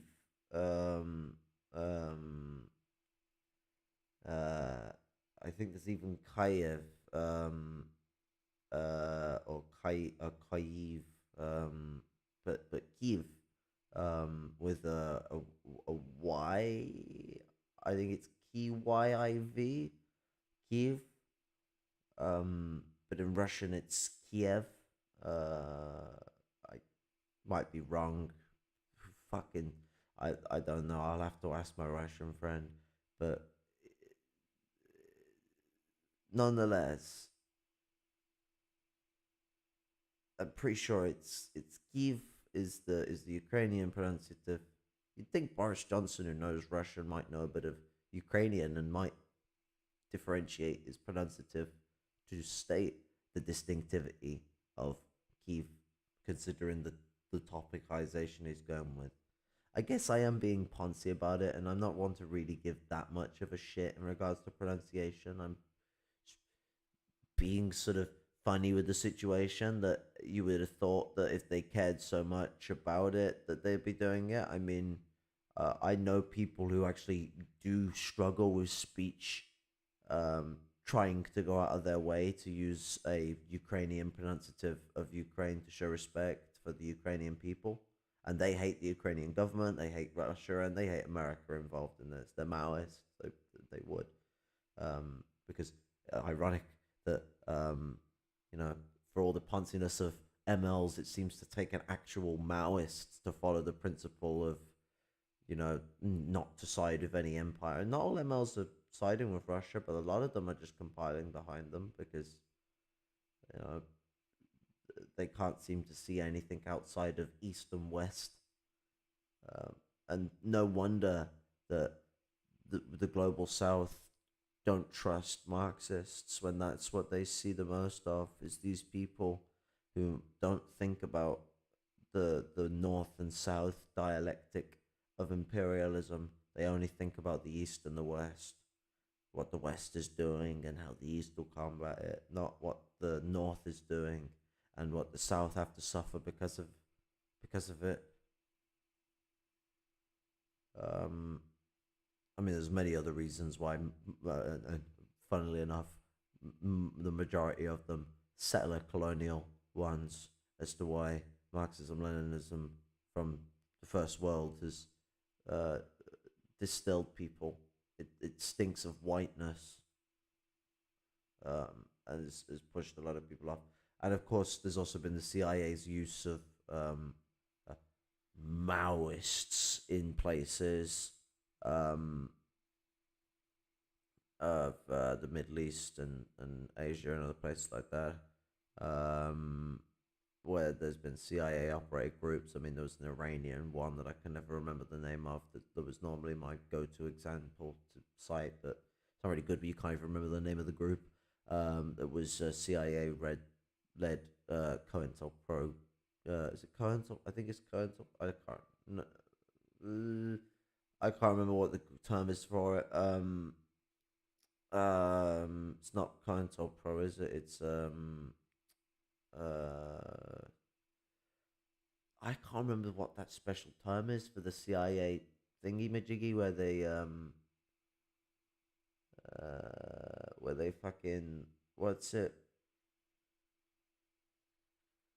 Quid quo pro, I think that's it. Quid quo pro, which is the thingy for imperialist implants, I do believe. Yeah. Quid quo pro. There's also obviously like the communists that are trying to seize control of South Yemen with aid of Saudi Arabia. I mean, when you hear the word communist and Saudi Arabian alliance, you should be as concerned as actual communists are at that. I mean, to be an actual communist, you would be concerned with this, because that would be like hearing the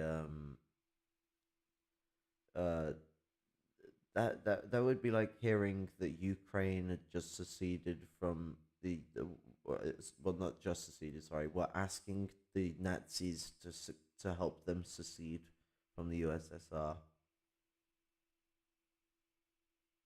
Oh, well, sorry, I didn't word that properly. West Ukraine was asking for help from the Nazis to secede from the USSR. I gotta get my history correct. It's like, okay, if they want to secede, that's a make sense proposal. Using the Nazis who want to genocide the Slavonic people to do so, bit sus. South Yemen, if it wants to secede, that's a democratic process that can occur within the country, and if its democracy isn't respected, it as a country should do what it can to protect that. Seceding with Saudi Arabia as your military partner to do so is not guaranteeing your hegemonic control over your own destiny, your right of self-determination as a country. No, what it does instead is creates an environment where Saudi Arabia controls you, and in a weaker state than you would be as a complete nation. And it works to defame the name of communism to work with a literal fascist monarchy. A fascist monarchy that was set up by the British. So, no, with big letters. That Slobodan Milosevic died on trial. Sorry. Mark Harper. Very much, Mr. Speaker. I welcome the package of sanctions set out by the Prime Minister and the fact that he's confirmed more will come. If they are to be successful at punishing President Putin for what he has done to date and deterring him from going further and attacking our NATO partners, they must be sustained. And if they're to be sustained, we must be honest with the British people that there is going to be a cost for them. We are going to have to pay an economic cost, but it's a cost we must pay, and it pales into... We're going to pay, yes, pay, but we must pay, and we're going to pay. I'm going to say pay as many times in this statement, just to be a pain in the arse. Insignificant compared to the cost of the people of Ukraine. Yes, and not only is that true, Mr. Speaker, but the opportunity and the reward for... He went to do it as like pointed at the speaker, but because someone was stood up, it just looks like he's just... Oi, you bastard. What are you doing stood up in my parliament? Mr. Speaker, but the opportunity and the reward for success and being strong is huge.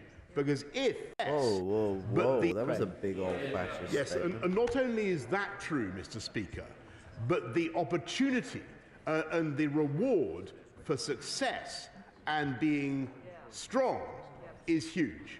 Because if this should end, Mr. Speaker, with the rejection of aggression and the rejection of the Putin regime's view of the world, then that would be a massive, massive benefit, and an economic benefit as well to the whole world. Chamberlain.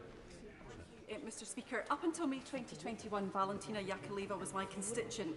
She resided in Scotland for 20 years with her daughter and her family.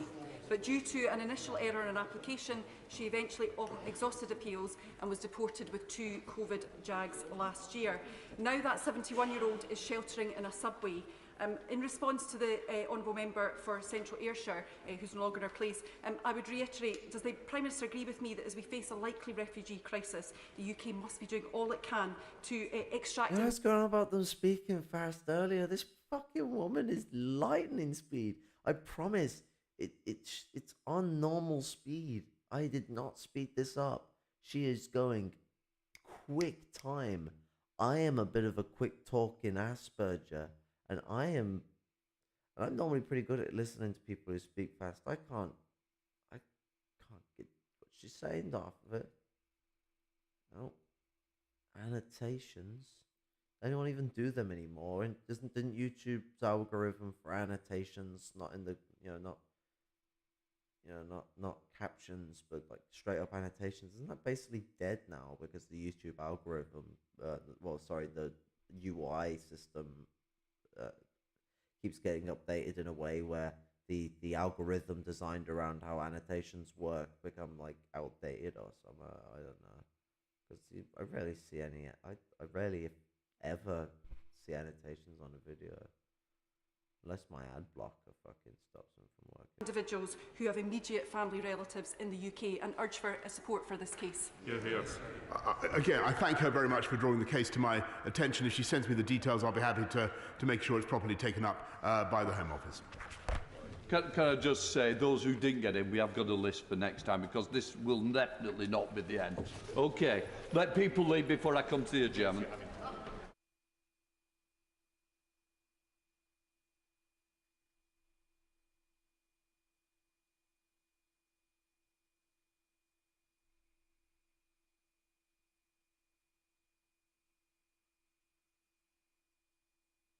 They dressed the Speaker of the House like fucking some right Darth Sidious looking motherfucker. They should give him a hood.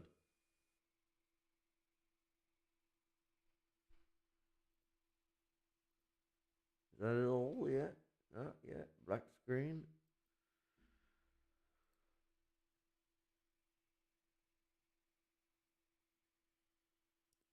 Hitherto, hither the whatever. That was the British House of Parliament and their bloody attempt to treat Ukraine as somewhat different to any other conflict that we have been committing across the globe over the last...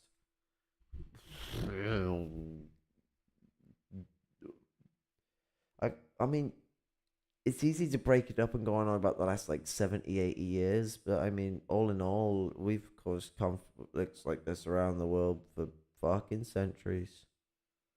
and where was this? Where? Just to speak more to the now. Where's this same solidarity for Palestine? No, in football stadiums, you will be fined if you wave Palestinian flags, but there are Ukrainian flags being waved all over the place. Double standard. My heart, my struggle in the great sort of motion of struggling for global freedom that should be at the height of any communist struggle is centered in the third world, where revolution is at its strongest, where the struggle for freedom is at its strongest. And this ignorance to the genocide against my brothers and sisters of the third world is disgusting, abhorrent, insulting, dehumanizing, and utterly beyond acceptable. And for us to just keep being caught up in this who to side with Russia or the US, when it should be none of them anyway. I mean, any follower of anything that the Marxist, Leninist or onwards would know not to side with the imperialistic ambitions of any empire, big or small. But no, we're squabbling over whether to side with an empire rather than looking at the very apparent and obvious contradiction that is afoot here. That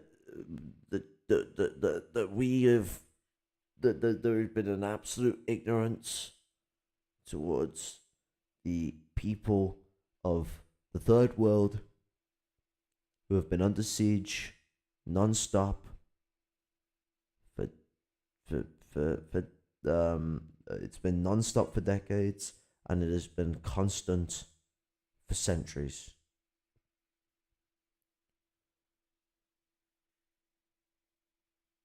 This siege against this against the third world that has ramped up as time has gone by. We may not see the days where we call this part of the world the British Empire, this part of the world the US Empire, this part of the world the French Empire, because imperialism has changed its caliber, or more so evolved into the boots it was designing for itself. I mean, I think people must note, or at least stating it this way because people fail to note, that Lenin speaks a lot of not just what imperialism is at that time in his thesis, but of what imperialism is to develop into. So Neocolonialism by Nkrumah Ture is an important read for understanding imperialism in its true sense. Finance capital domination is when you reach this point where dominion in the old character is not as possible anymore. I mean, similarly to how humanism had to change our mannerisms towards racism and find a more and our mannerisms towards empire and find a more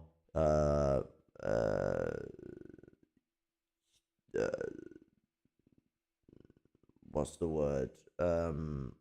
I guess I'll use the American sort of use of the word progressive in politics to describe it. A progressive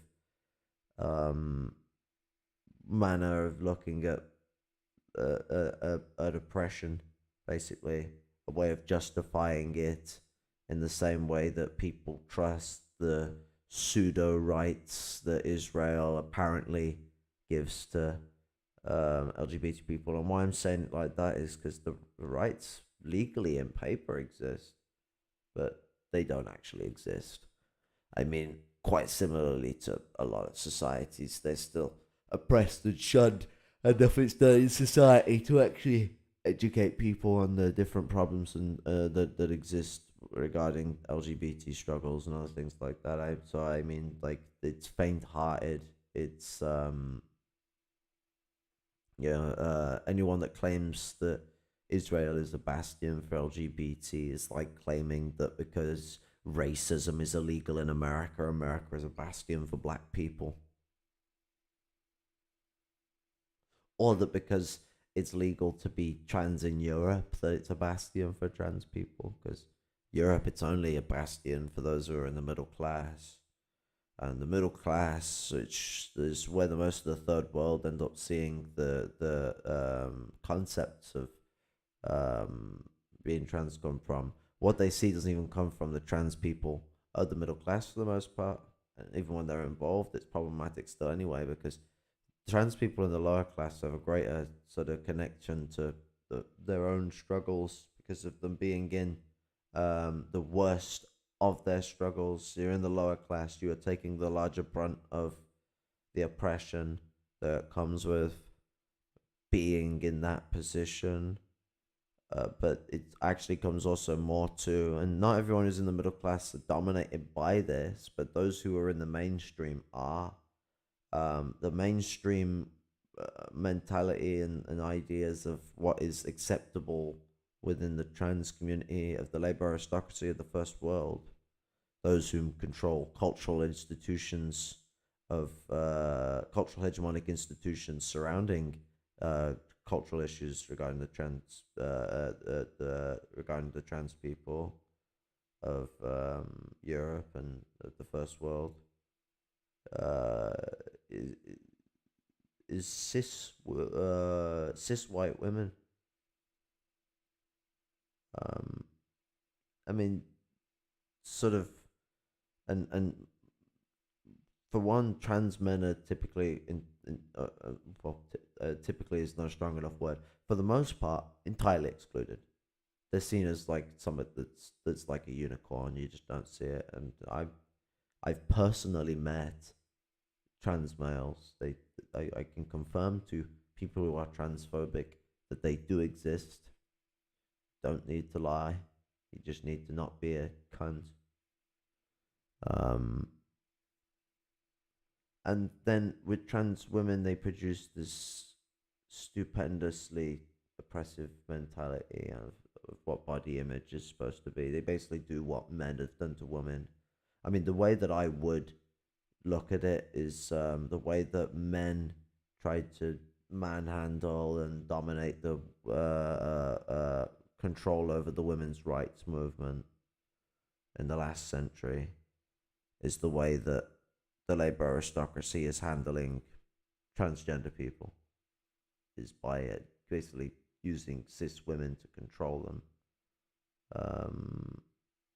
and take away their struggles and pervade stereotypes over them, push them into stereotypical mannerisms and behaviors.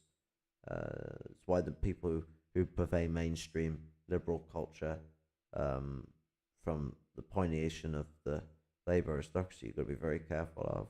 Labor aristocracy is the first class to go fascist. They're the ones that tell the bourgeoisie that you might want to do the fascism now. So they have to go fascist before even the bourgeoisie go fascist.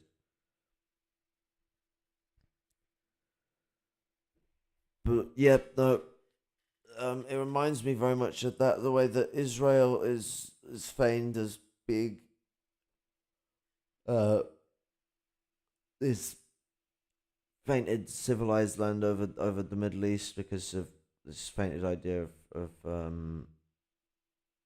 its supposed protections of trans people. I mean, we see white people over here use that as an excuse to side with Israel, even though they don't like what Israel is doing to Palestine, which is really them just virtue signaling to the Palestinian struggle to defend themselves of their support of Zionism. That's a coward. But in the cowardly sense that a fox operates. Quite like how the liberal, the poorly named Liberal Democrats Party, because they're not very democratic and they're not very liberal. They're more fascistic than anything. The Liberal Democrat Party of America was described as more like the fox. They'll invite you in and they'll stab you in the back. It is interesting to note that that is essentially the way in which Hitler treated the left wing of fascism. Like, not just the left wing, though he very much treated them with the same type of gloves, but the left wing of fascism, what we have now let them keep the name they stole from our movement, which is social democrats. The left wing of fascism was treated as a liability and was cut off. Might I add that some of the people seen as the left side of fascism, the one that people like to side with the most, Strasser is like somewhat different to Hitler, because you get that shit a lot of the time. Anyone supporting Strasser is a Hitlerite hiding. That's the way I look at it. And you know what? There probably are some people who genuinely like the guy. I'm sure there are. But what's it? People. I mean, I used to use Strasser to hide my like for Hitler back in the day. And I mean, the very interesting thing with Strasser is he has the same anti-Semitic beliefs. He was actually quite fond of Hitler and all that. He had the same ambitions of rebuilding Germany and flaunting itself back onto the imperial stage. They just sided with different capitalists and had different ambitions for how in which neo-feudalism would affect the German society, especially around industry. But they're still both fascists. They're still both rampant anti-Semites. You know, these people are really two sides of the same coin. But nonetheless, Hitler still went and stabbed these people in the back like they were big liabilities to his cause, when really they were allies of his cause. You see the same thing.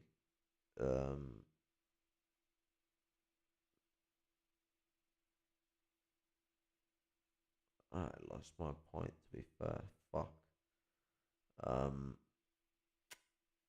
Well, this stream has gone longer than I wanted it to. I only woke up like 20 minutes, 30 minutes before I even started this. Because I passed out at like, who knows what time. It was quite early.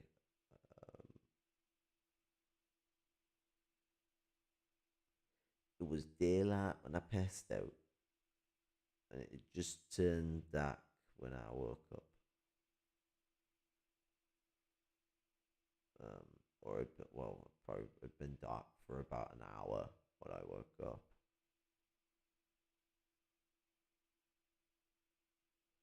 Oh, actually, I don't know. If I woke up at 7:30, it had been about an hour. If I woke up at 8:30, it had been about 2 hours. I can't remember whether it was 7:30, 8. Regardless, it's been a fucking long and stream. 5 hours and 24 minutes so far, to be specific. It's been a pretty long one. I managed to start on time this time, which is a rarity. Don't expect that to be a continuing effort. I may have started on time, but I am not typically on time, and that will remain. Do not worry. We will stay a consistent channel, and I will always be later than I specifically say that I will be. Thumbs up.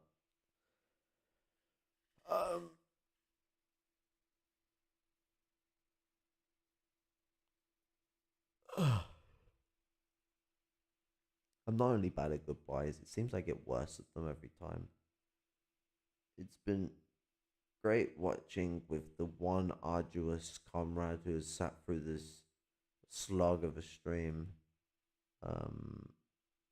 If they are a comrade, it could just be someone who really doesn't fucking like me. And you know, all respect is